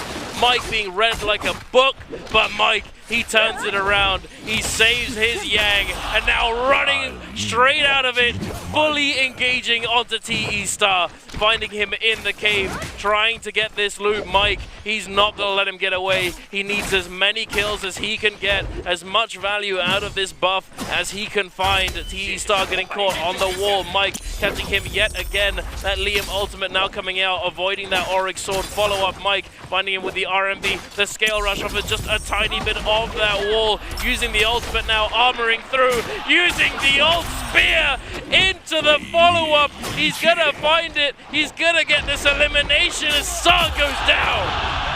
Another jump LMB scoop with that spear allows Mike to find the damage that he's looking for to finish off that fight. Takes a little bit of respite, goes for the rest emote to activate that tuna, and like you said, he's still got Vermilion Bird Smite. He can still play as aggressive as he wants. He has that safety card, that insurance policy behind him, as well as that Volta V2 ready to go. T25, Yang depletion. Absolutely no space to be able to kite except round and round Ballista Tower he goes. Still holds on to that Volta ultimate, but Mike has showed up to the party. Will he be able to find another elimination? He's going toe-to-toe against Spider. He knows he fought a tumult inside that realm of Yang. Spider under fire has to utilize that tumult be free, and Mike gets caught by the wisp into the Ballista follow-through, but Spider goes down. First finds the kill. Spider denied a trophy lift. Mike does get taken down, but he's still got Vermilion Bird Smite, and Spider now has to watch in horror as Mike might walk away with it all off of just winning the 1v1. He may well do so, Moxie, but it did give rise to T225. He claimed that Soul Bloom, cleansed the Yang depletion, but oh my goodness, it's not looking so good. Every player recognized the weakness, the potential vulnerability. T225 backed into a corner. He goes down. Frostivus picking up the elimination with the musket shot. Paste, he's just happy he made it out alive. Scale rushing away. The Ballista still in play, but we'll see if anyone looks to take that turret form. For now, we're heading on over to Plume Castle with Zeldinct and Arano scrapping it out. Arano utilizing the hardy mobility. Thought that he would be able to potentially find some of these players hiding out in Achilles Crest, hoping to stay out of notice from some of these players running around with those buffs, running around with those legendary weapons off of the back of a Realm of Yang win. Mike is on 4 eliminations. Verus is the best possible hope for the players that have been eliminated. As we can have a look at the replay, this is how T25 lost his Realm of Yang, the Oryx Sword from that Liam, the F2 forced from the Volta into the activation of that V2, but he's just not able to find the spear connection, and unfortunately gets hit into by the first place, connecting onto the Volta, punishing the attempted jump horizontal scoop that he was looking for. The dodge from another spear reduces it down to just 1 form of CC, but the scale rush connects onto the Volta, staggering him out before he can look to utilize it. And now T25 is out of the V2, has not been able to find a single bit of heal opportunity. Tried to find the scale rush, tried to keep up this pressure on to start hoping that one connection off of the back of that would have been enough. But Star with the read on the scale rush the Volta was looking to set up, had swapped over to the pole sword and was poised with the RMB to bring it directly down on the Volta's head. And now we get the most important matchup. FBX's Verus and OUG's Mike, both players on 4 eliminations, both wanting to walk away with the MVP. Absolutely, Moxie. And will we see the tendency, the counterplay come out from Mike that we saw earlier, utilizing that ultimate very, very early to try and force Verse to use his own so that he doesn't end up in that impossible situation where he can't match the healing from the Syra. But no, instead he finds the catch into the grapple combo, but he's a little bit too far. It doesn't matter though, the dodge in, he finds the opening. Mike's on a rampage, finding all of these catches with this spear on the dodges, and now it's a ring around the rosy, roly-poly from Mike, avoiding as much damage as he can, the stuns, all of it going wide. Mike, he's uncatchable, he's finding every timing on the dodge, but at the last second, gets hit by the dazzle. The uppercut comes through, but here we are. The ultimate's out. Mike goes for the uppercut, doesn't find it. Instead of going for this heel, oh no! The pillar just grieving. The RMB making him low profile. Mike in a bad spot. He's at down health. He's got less overall verse. Does manage to find the opening. They're equal now. Mike's found the equalization, but will he be able to clutch it up moving forward? Looked for the parry, won't be able to find it. Goes for the immediate release with the RMB, the 1, the 2. The Syra dodges away from the grapple bump, follow through horizontal with that F1. And now Verse eats the full hit of that LMB release. Mike with the chase down, the 1 into the uppercut scoop. And Mike walks away with the win inside the realm of Yang, putting himself up to 5 eliminations.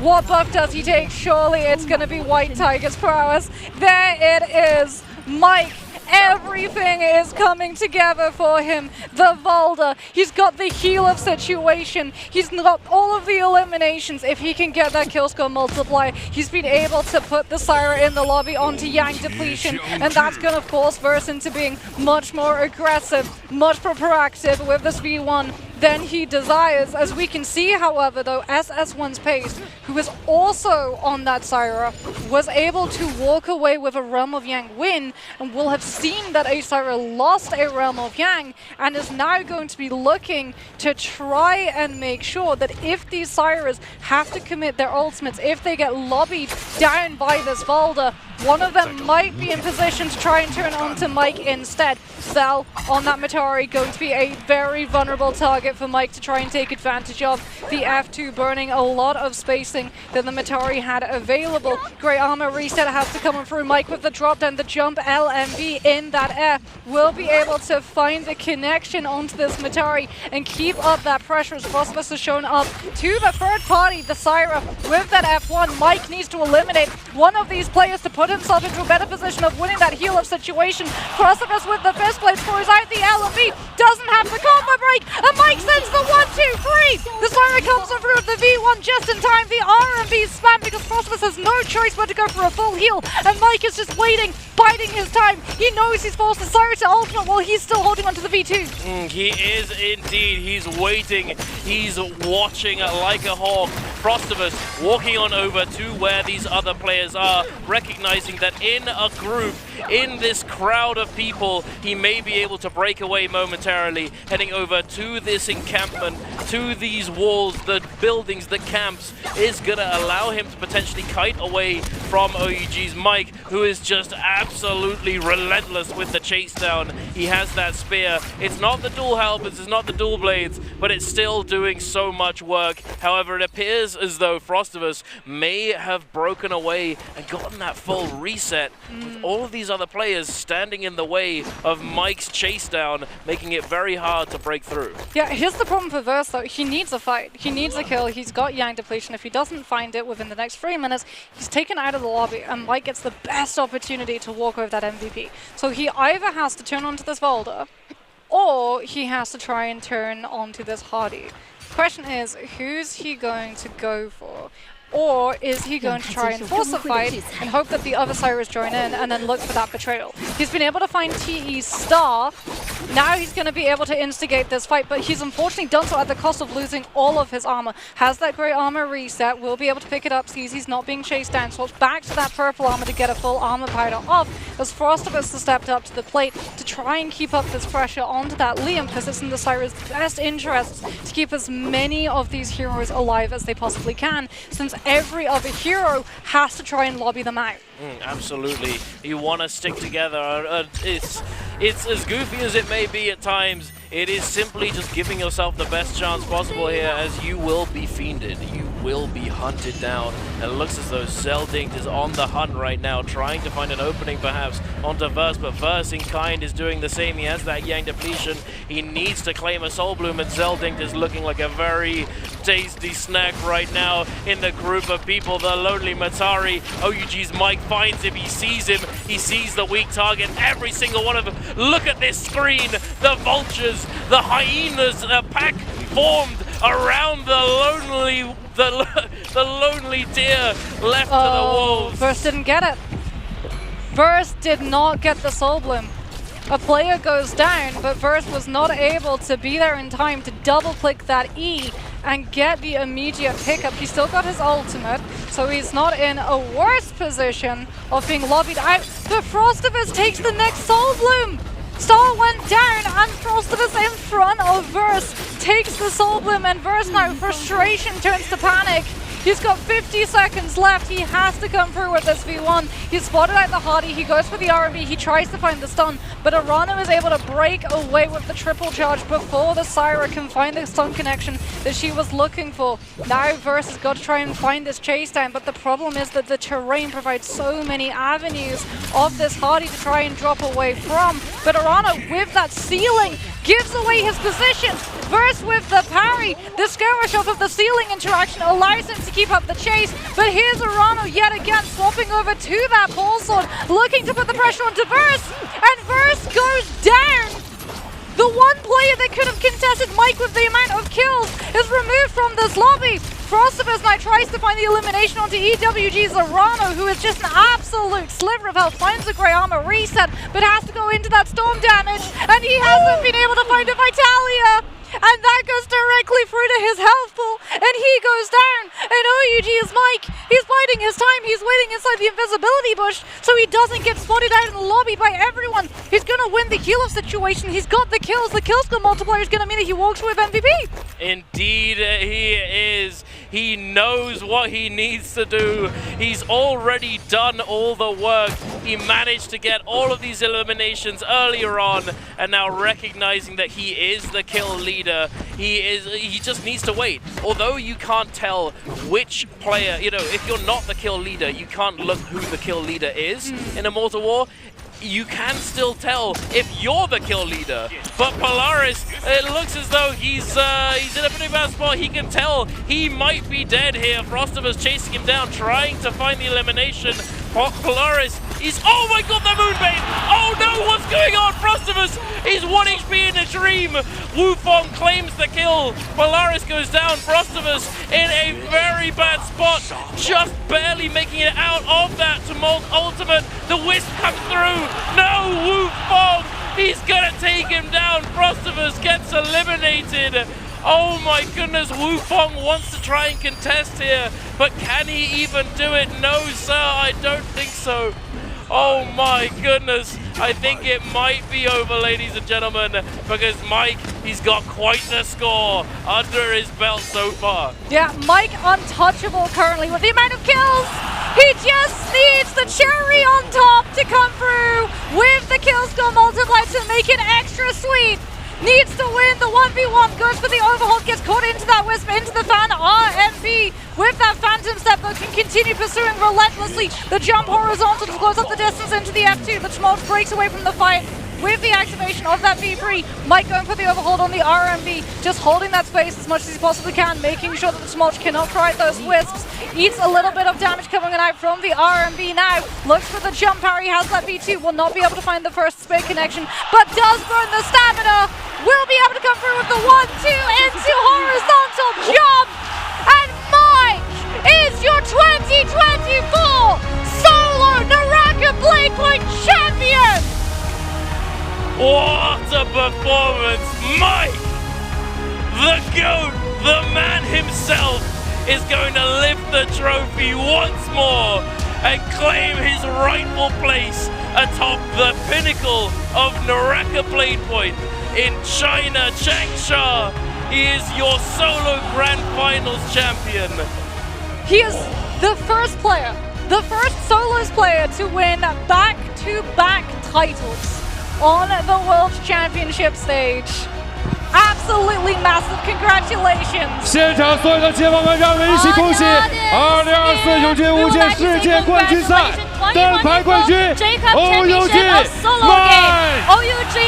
Mike。现场所有的街坊们，拿出你们最高的风范，大声告诉我，冠军是 OUG。让我们一起恭喜 OUG。We would like to say congratulations again, OUG Mike.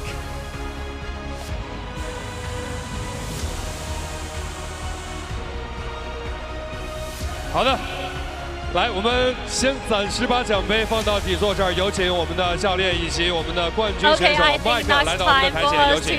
Please come to the center of the stage. 哇，先平复一下。刚才啊， A little bit time for you to 获得了最终的冠军，Mike 也是非常高兴的振臂高呼，此刻最想对支持你的身边的粉丝们说什么？ to all the people who support you. 然后谢谢你们支持。那其实啊，今年对于整个的永劫无间，对于你个人而言的话，其实也是起起伏伏，并且是。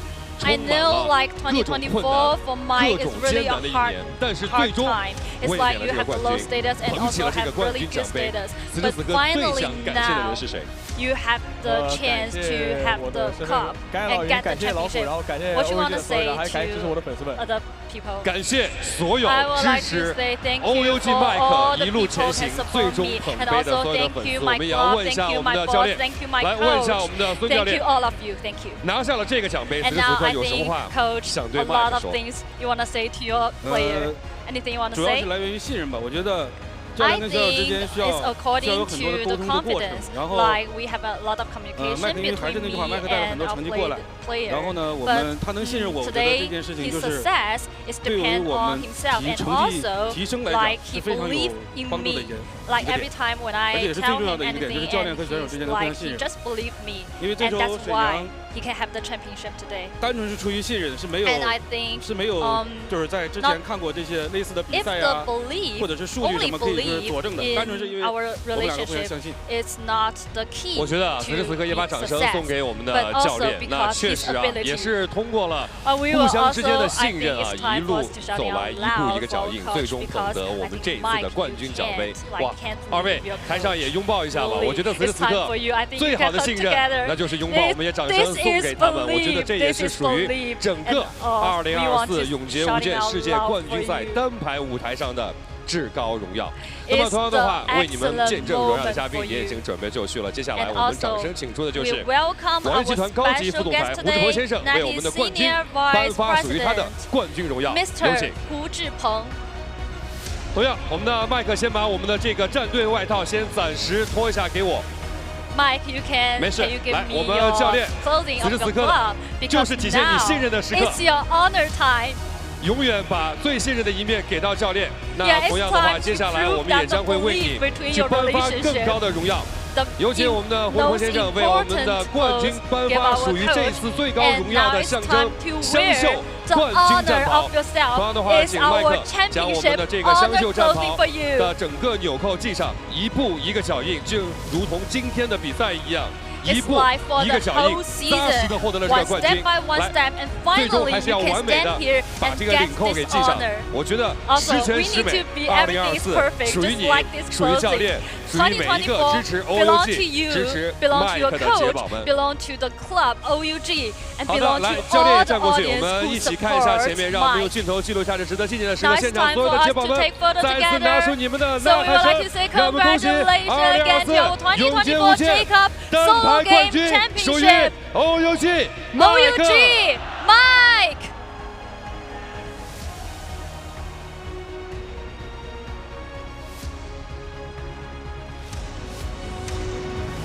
好的，再一次感谢我们的颁奖嘉宾，请入席观礼，谢谢。谢谢。哇，今天啊，其实打到了这一局啊，我相信台上的每一位今天跟你同台竞技的选手，他们也今天拼尽了全力。那其实一直以来都是在节杯的舞台上和他们一起征战，有共同的双骄，有 Spider。 也有今年的新人像吴峰，其实麦克有什么话想跟同场竞技的他们说？我觉得这个赛季嘛，然后就是这一届的 NPL， 我觉得就是兄弟们就是每个人都有自己的特色和打法，然后每个人也很厉害。然后希望下一次我们一起再次战出风采。战出风采。那同样，今天是我们这次的 J Cup 的单排组决赛拿下了这个冠军。明天啊，有什么话在教练这儿先送给另外将要参赛的3排的兄弟们呢？ We don't not only have the solo game, also tomorrow we'll have the trophy. 最后来到了教练身边，这边面对很多支持你的粉丝，包括支持 OUG 的玩家粉丝们，给大家能不能吃颗定心丸，苏教练 ？Anything you want to say to your teammates for tomorrow Troll's game? 今年的话。 夏季赛，尤其是夏季赛，让很多支持的粉丝有一些担心。但是呢，只能说我们明天会拿出全部的实力，也是争取拿出全部的状态来应对明天的比赛。最起码让所有的参赛选手或者是来到现场的观众，让他们明天不带有遗憾。 不留遗憾，战个痛快。那再次感谢线上以及线下所有热爱永劫无间、收看我们本次 J Cup 的杰宝们。我们也是通过我们的精彩的博弈，每一场的比赛的非常给力的操作，送上了最终的一个冠军的肯定。接下来，师徒二人再次享受至高荣耀的时刻，现场所有的杰宝们不要吝啬你们的呐喊声，让我们一起来恭喜本次2024永劫无间世界冠军赛单排冠军属于OUG。 OUG， 让我们再次恭喜 OUG！ Let's congratulations again！ 恭喜 OUG， 麦克 ！OUG Mike。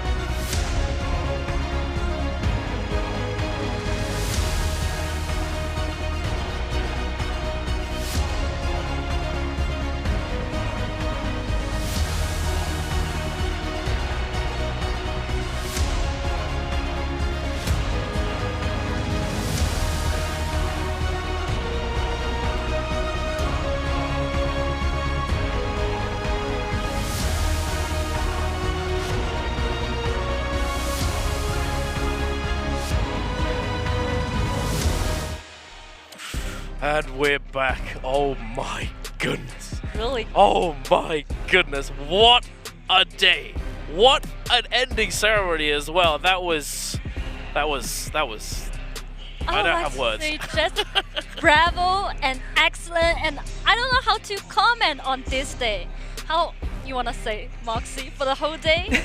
Really excited. Yeah, it was really exciting, I think, as well. Like, it's a testament to the fact that these players, they're able to carry on, right, through thick, through thin, through games going right and games going wrong. We got to see a lot of these players have amazing moments, and then the next round would come along and a lot of the momentum that they had previously would be eviscerated. And you can see, like, from Mike, he was one of the last phases. He had one of the, like, he was on Balder. So that was working against him when we went into this final moments. He understood the amount of pressure that he would be put under if he was found out to have that hero. He understood that he had to win the 1v1s inside the realm of Yang. But speaking about winning, we're going to be seeing who's going to be winning this lucky draw. I kind of wish that it would be me because I'm a Kurumi main. Oh. So, you know, getting to utilize that Kurumi skin, that would be a very nice thing indeed. But if you want to be walking away with that Kurumi skin, send Go J-Cup 2024 in the Twitch chat right now for your chance to be able to win the Blue Lantern Light Kurumi skin. Make sure that you get that one in because this is the only chance that you have to be able to walk away with this one. Yeah, no, make sure you get your chance. Don't miss it, but sadly, only you know, not everyone's gonna get it, unfortunately. No. Yeah. Not at all. Oh, but good lord, what a day we've had. The ups, the downs. As you said, you know, the momentum, it was a struggle at times for a lot of these players.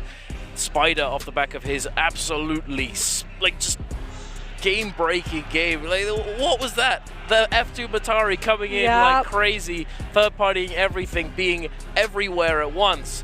Absolute insanity, and then the Tessa game falling flat, unfortunately.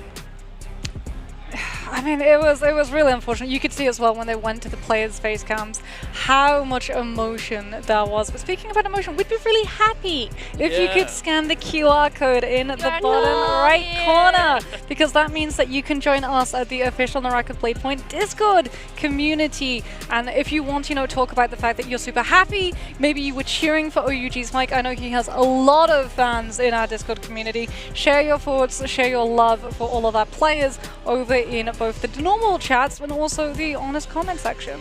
I think not only for Mike, I think today we like a lot of players. They're really historic day for them. It's like also including Arana and also including a Spider when Mike and Spider just fighting in the realm beyond, and I think wow, everybody's shouting loud in the venue, Oh, that's great. It really was. That fight where they went back and forth and they pulled it back. Oh, it was just it was insanity. You could feel the energy just erupting from the crowd, from everybody who came out today to watch this unfold, and it was just an experience I think a lot of people will remember for the rest of their life. Yeah, and today I think we know another word is like how to face to fear. And before the matches, you remember we are also talking about the strongest hero now in the game, and a lot of like say Sarah is like we're hard to handle it, but now today in the grand final we see a lot of like our players, they try to do something with it and try to use Wu-Chen, and really I think it's really amazing. They amazing our player. I mean, Mike with the wave roll and then also Phantom Step. Like every single time he tried to get Phantom Step because he would go into a Realm of Yang and he would be up against the Syra, and wave roll gives you an iframe, right? Phantom Step gives you iframes too. So he was able to every single time just keep rolling, and just live 16 seconds. 16 seconds, because Phantom Step doesn't have a cooldown. It only operates off of the amount of stamina that you have. So being able to play off of wave roll, which allows you that roll without burning through your stamina, is pretty good. Pretty nice. To be able to just avoid absolutely every form of damage, and it meant that he didn't have to ult early, right? He didn't have to utilize his V2 to force the Siren into utilizing that V1. He was able to come on through, put enough pressure onto that Siren in the 1v1, have his wave roll, have his iframes, live the entire 16 seconds duration, and then come right back on through with his V2 on things like the Valda. No, absolutely. But the thing is, it actually makes me think of what they spoke about with your lovely translation as well. Thank you again for that. Thank you, when they talked about it, the coach was saying that the confidence was important and how that was key to his success, and that does tie into what happened in those Realm of Yang fights. In those situations where he could have ulted a couple seconds earlier, but he had the confidence to push forwards, keep going just a little bit longer, and maybe find that advantage, maybe find that point where he can just fully take control of the situation. Yeah, here we can see the overall scoreboard coming on through. Mike being able to come through with a whole chunk of kills, but he was also safeguarding himself, right? When he saw the amount of kills that he had, he knew that there was some players, some heroes that were pretty close behind him in terms of that. So to be able to lock everything up, to tie it nicely on through, he prioritized going for the purple invisibility, but he removed himself from the fight. He removed himself even from the opportunity of looking to squeak away some of those kills with ranged weaponry, because we actually got to see when we were following EWG's Arana and he was getting lower and lower and lower, I was keeping an eye to see if Mike was actually going to pop his head up and try and swap to something like a musket or a bow and steal that kill away, but that would still give his position away. So he was more than content to just sit there in that space and fully play to utilize the kill score multiplier at the end. Absolutely, and here we are taking a look at the highlights off the back of that game, sponsored by Thunder Robot. Actually, Diego, how do you say the Chinese name again? For Thunder Robot up there in the top left. You mean the Thunder Robot? Yeah. Mandarin? Yes. Yeah, Lei Shen. There we go. I've always wanted to. I did know that, but it's hard. Chinese is hard, and so was this game for all of these players, especially with this Realm of Yang fight. Mike and Spider, what a fight! But I would like to say, you talk about Mandarin, you already learned a lot, and also if you have chance, our audience, if you have chance, just come to China, and in the venue we will have time. Some lucky guy will get the nation. As a gift. So just came here to China. Come to China. You heard it here. The grand final together. It's truly excellent. Yeah, absolutely. It's certainly an experience.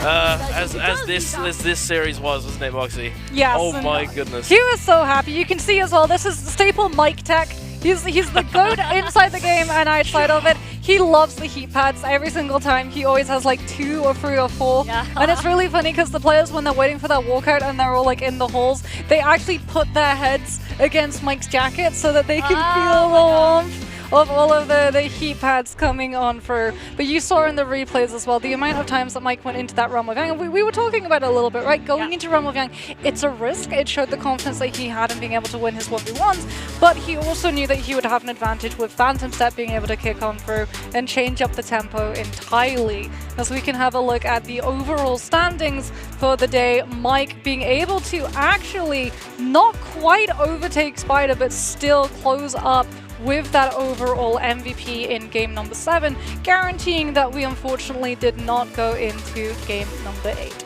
Yeah, it's really a pity for Spider. I think just, I don't know what's his emotion when he just like saw the standings, like just like 2.6. Yeah, it wasn't much. Oh my gosh. Well, yeah, I mean, as you can see as well, he did in fact actually have more points overall than Mike. You know, he had an amazing day himself. Look at the score lines, you know, with 13.8 for game 5. Absolutely enormous game with that Matari. I think that one's going to go down in the history books. 100%. For sure. Absolutely. Face the damage with the melee weapon. And we can see that, Wufeng really, also did really great job in this year J-Cup as a new player. So how do you think about Wufeng? Well, personally, I think he's done extremely well as a rookie. You know, we've talked about him before, Moxie. Like, he's come in, he's dominated the scene in a lot of different ways. He's not been afraid. He's had the confidence to land on these titans, these emperors, and not shy away from taking fights with them, constantly improving and constantly like making a name for himself. And perhaps next year will be his year, because unfortunately it wasn't this year for him. It was for OUG's Mike, and right there, total kills with all the melee weapons, but Spider. Wow, Spider. Oh, the bloody yummer. Yeah, I mean, he still did pass a very major milestone. He passed 1 million damage in one of his games. I believe it was round 3. So we got to see him come on through, and I mean, he came so close to that title. He almost had it. But again, the hero selection, when that came through, Mike was just on a much better hero to be able to go into the Realm of Yangs and take those 1v1s, as well as having, if he gets turned on to by some of these other players, that full extension of the Valda V2. The fact that you can come on out, you can hold the spears so that you can avoid a lot of the CEC or the extensions that a lot of these players are looking for, as we can have a look at the overall earnings that Mike is able to accrue, because one of the ways that the MVP system actually works this year is that the more games that you play, the more expensive, the better the pricing for that MVP. But if you ended the day early, because you were MVP eligible and you were able to find that MVP win, you actually get all of the leftover remaining money. So Mike not only walks away with all of the MVP monies that he was able to pick up in his matches, plus his earnings as winning the overall title, he also gets added to that the earnings that the MVP for game number 8 would receive as well. Is that possible? Is that Mike actually he wants to finish the game like in the game 3, because at that time he already catched the match point, and maybe he really wants to finish. So he would get all of the money from 4, 5, 6, 7, 8. It would have been a lot. It would have been a massive bag. But then, like that attests to the fact that we were talking about, right, where he was able to recover. Yeah. Because he was doing really, really well in the first couple of games. Like you said, almost able to come into that MVP eligibility. He was 0.4 behind it, and then it sort of felt like he sort of stuttered a little bit to a standstill when we went into some of the later games, and then he was able to come on through, find that reset opportunity, and just absolutely from beginning to middle to end, fully understand everything that it took to be able to win that game. And also I found a very interesting thing is when we have the board about the weapon he really good at, and we can saw that every damage for every weapon, he's like just equal each of them. And it seems like he is really good at one-on-one fighting no matter which weapon he's used. Yeah, absolutely. Like, to be a champion, especially of NARAKA in the grand finals here in China, I think you have to be. You have to be all around. You have to be able to succeed in every avenue of the game, every single aspect, every weapon, be versed in it all. And I think that really is what makes a true champion within NARAKA. The game based on martial arts, mastering it all. It's quite poetic, isn't it? Yeah. When you talk about it, I'm thinking you're not just talking about a championship. It's more like a hero in the game and also in the real life. Yeah. It's like he's the main character. Like practice everything and good at everything. Wow, really well, great. he also did an interview. Well, we're going to be looking very quickly at the tomorrow schedule. This is going to be the grand finals for trios, so we're going to be kicking things off immediately with a lot of Firefly maps. We're going to be going Morris Isle night, Padoria midnight, and then Holoroth dusk into Padoria's morning dew before we get a sunny Holoroth, a Morris Isle midday, a lovely starry night Holoroth, and then back to Morris Isle at dusk as we can have a look and see all of the match point eligibilities that are going to be available for those trios. But no, sort of returning back to that earlier point, right, where Mike was sort of coming over with a lot of confidence, and we're talking about the fact that he was very good at all of these different weapons. He did an interview roughly halfway through this year where he said that he felt that the solos meta was moving away from weapon identity and more into hero ability, and it sort of feels like instead of putting a lot of time into practicing how he can utilize those abilities aggressively, he's tried to figure out the spacing of being able to avoid other players from utilizing those against him, because I mean we got to see him dodge the Valda Spears, we got to see him dodge the Tumult CC lockdowns, the Liam lockdowns with the Auric teleport, as well as all of that Cyrus stun damage coming on through, so that it removes that ability versus ability matchup where the heroes get very much certain favors over other heroes that you're able to pick, and it returns it back into that weapon versus weapon mentality, which is what Mike has been known for. Yeah, and we think because today is solo game, and we talk a lot about like the personality ability in the game, and also tomorrow we are going to have the Trolls game, and now it's time to prove like your belief and also confidence in the game, because tomorrow is the Trolls game. You have your teammate, right? Yeah. Which team you will cheer up for? There's so many. There's so many. Almost all of them. I mean, quite literally, you know, I'm a big fan of NARAKA as a whole and the competitive scene as a whole. You know, there are no teams that I dislike. You know, it'd be an absurd thing to think. And I like a lot of teams. I think there are a few that stand out to me though: Wolves and Alliance. Because well, maybe I think I can change the way to ask you. Which team this year, Jacob, really give you a big surprise in Trolls game? Well, actually, I mean, Wolves and Alliance, I think that's why, because they've improved so much. You know, last year, do you remember? Alliance and Wolves, they weren't what they are now. Now, they've evolved. They've become, like, absolute beasts, like, in the game. They're contesting the big names, the champions from last year, or at least a couple of them. You know, they're matching them. GG, Wolves has been, you know, compared to GG a lot now, and before a year ago that wouldn't really have been the case, I don't think. So it really shows how much work they've put in, how much like they've actually progressed, and I hope the best for them, because one should reward like hard work. You know, if you put the work in, you deserve to succeed. Yeah, but to be honest, like the Team Alliance for this year, they changed all the like teammates today. Not in this year, Jacob, right? And so for the whole season, for the like whole year, they already cooperate a lot together. But for them, they're still new. For the Jacob, for the grand final, it's like a hard way for the event. Yeah, but that is trios. This has been solos, and unfortunately that is all of the time that we're going to have. So from Dunking, from the wonderful Jaeger who has joined us for translation, and from me, Got Moxie, it has been an absolute pleasure. We'll see you with more NARAKA BLADEPOINT World Championship action tomorrow with trios. So bye. Bye.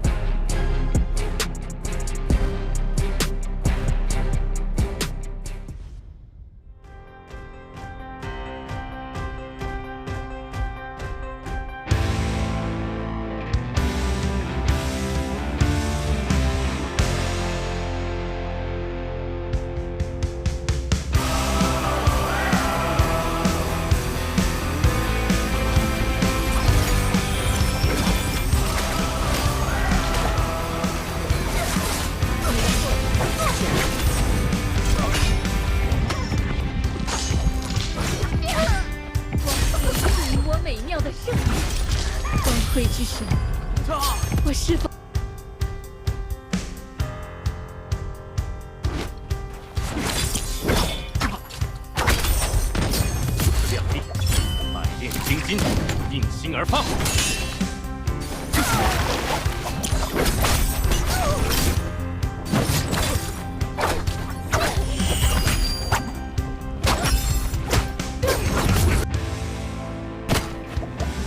你的破绽显而易见。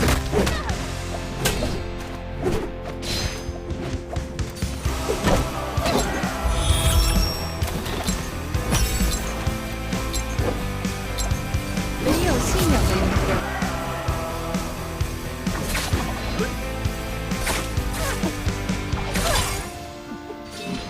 他的招数都在我手上。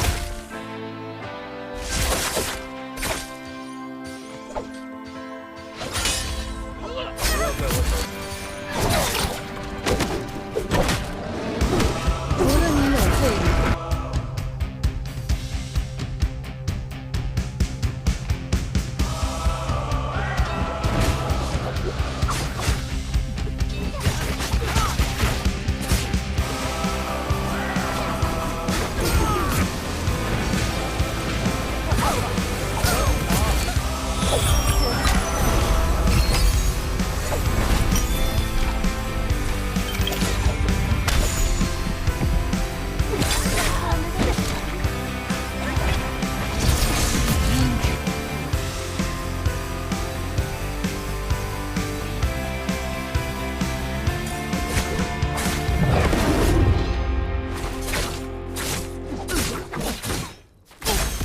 否，给他们看点好玩的。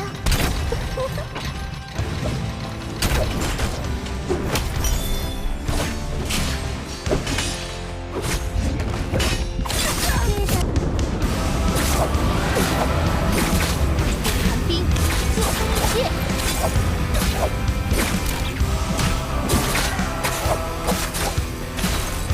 我警告。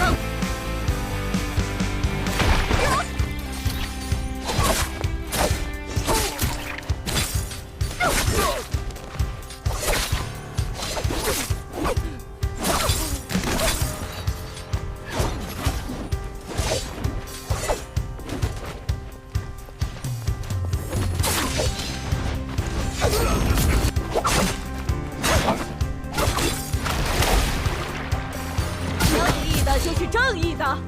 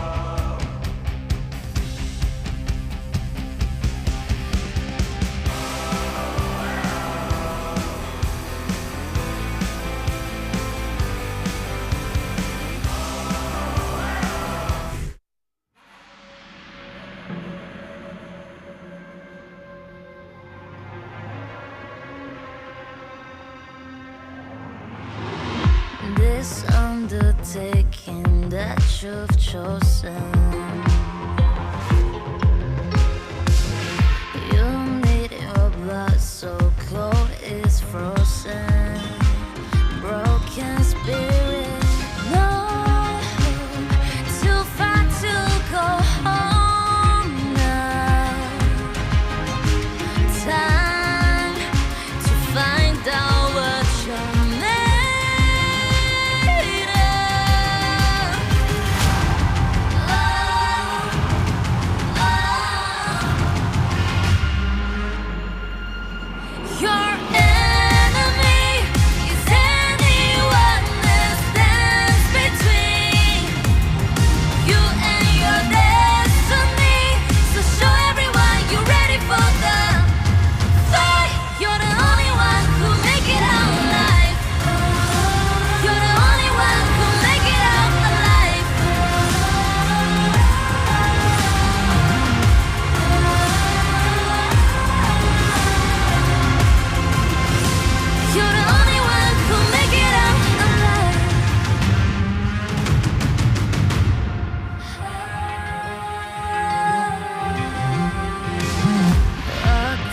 eastern sky is on the horizon,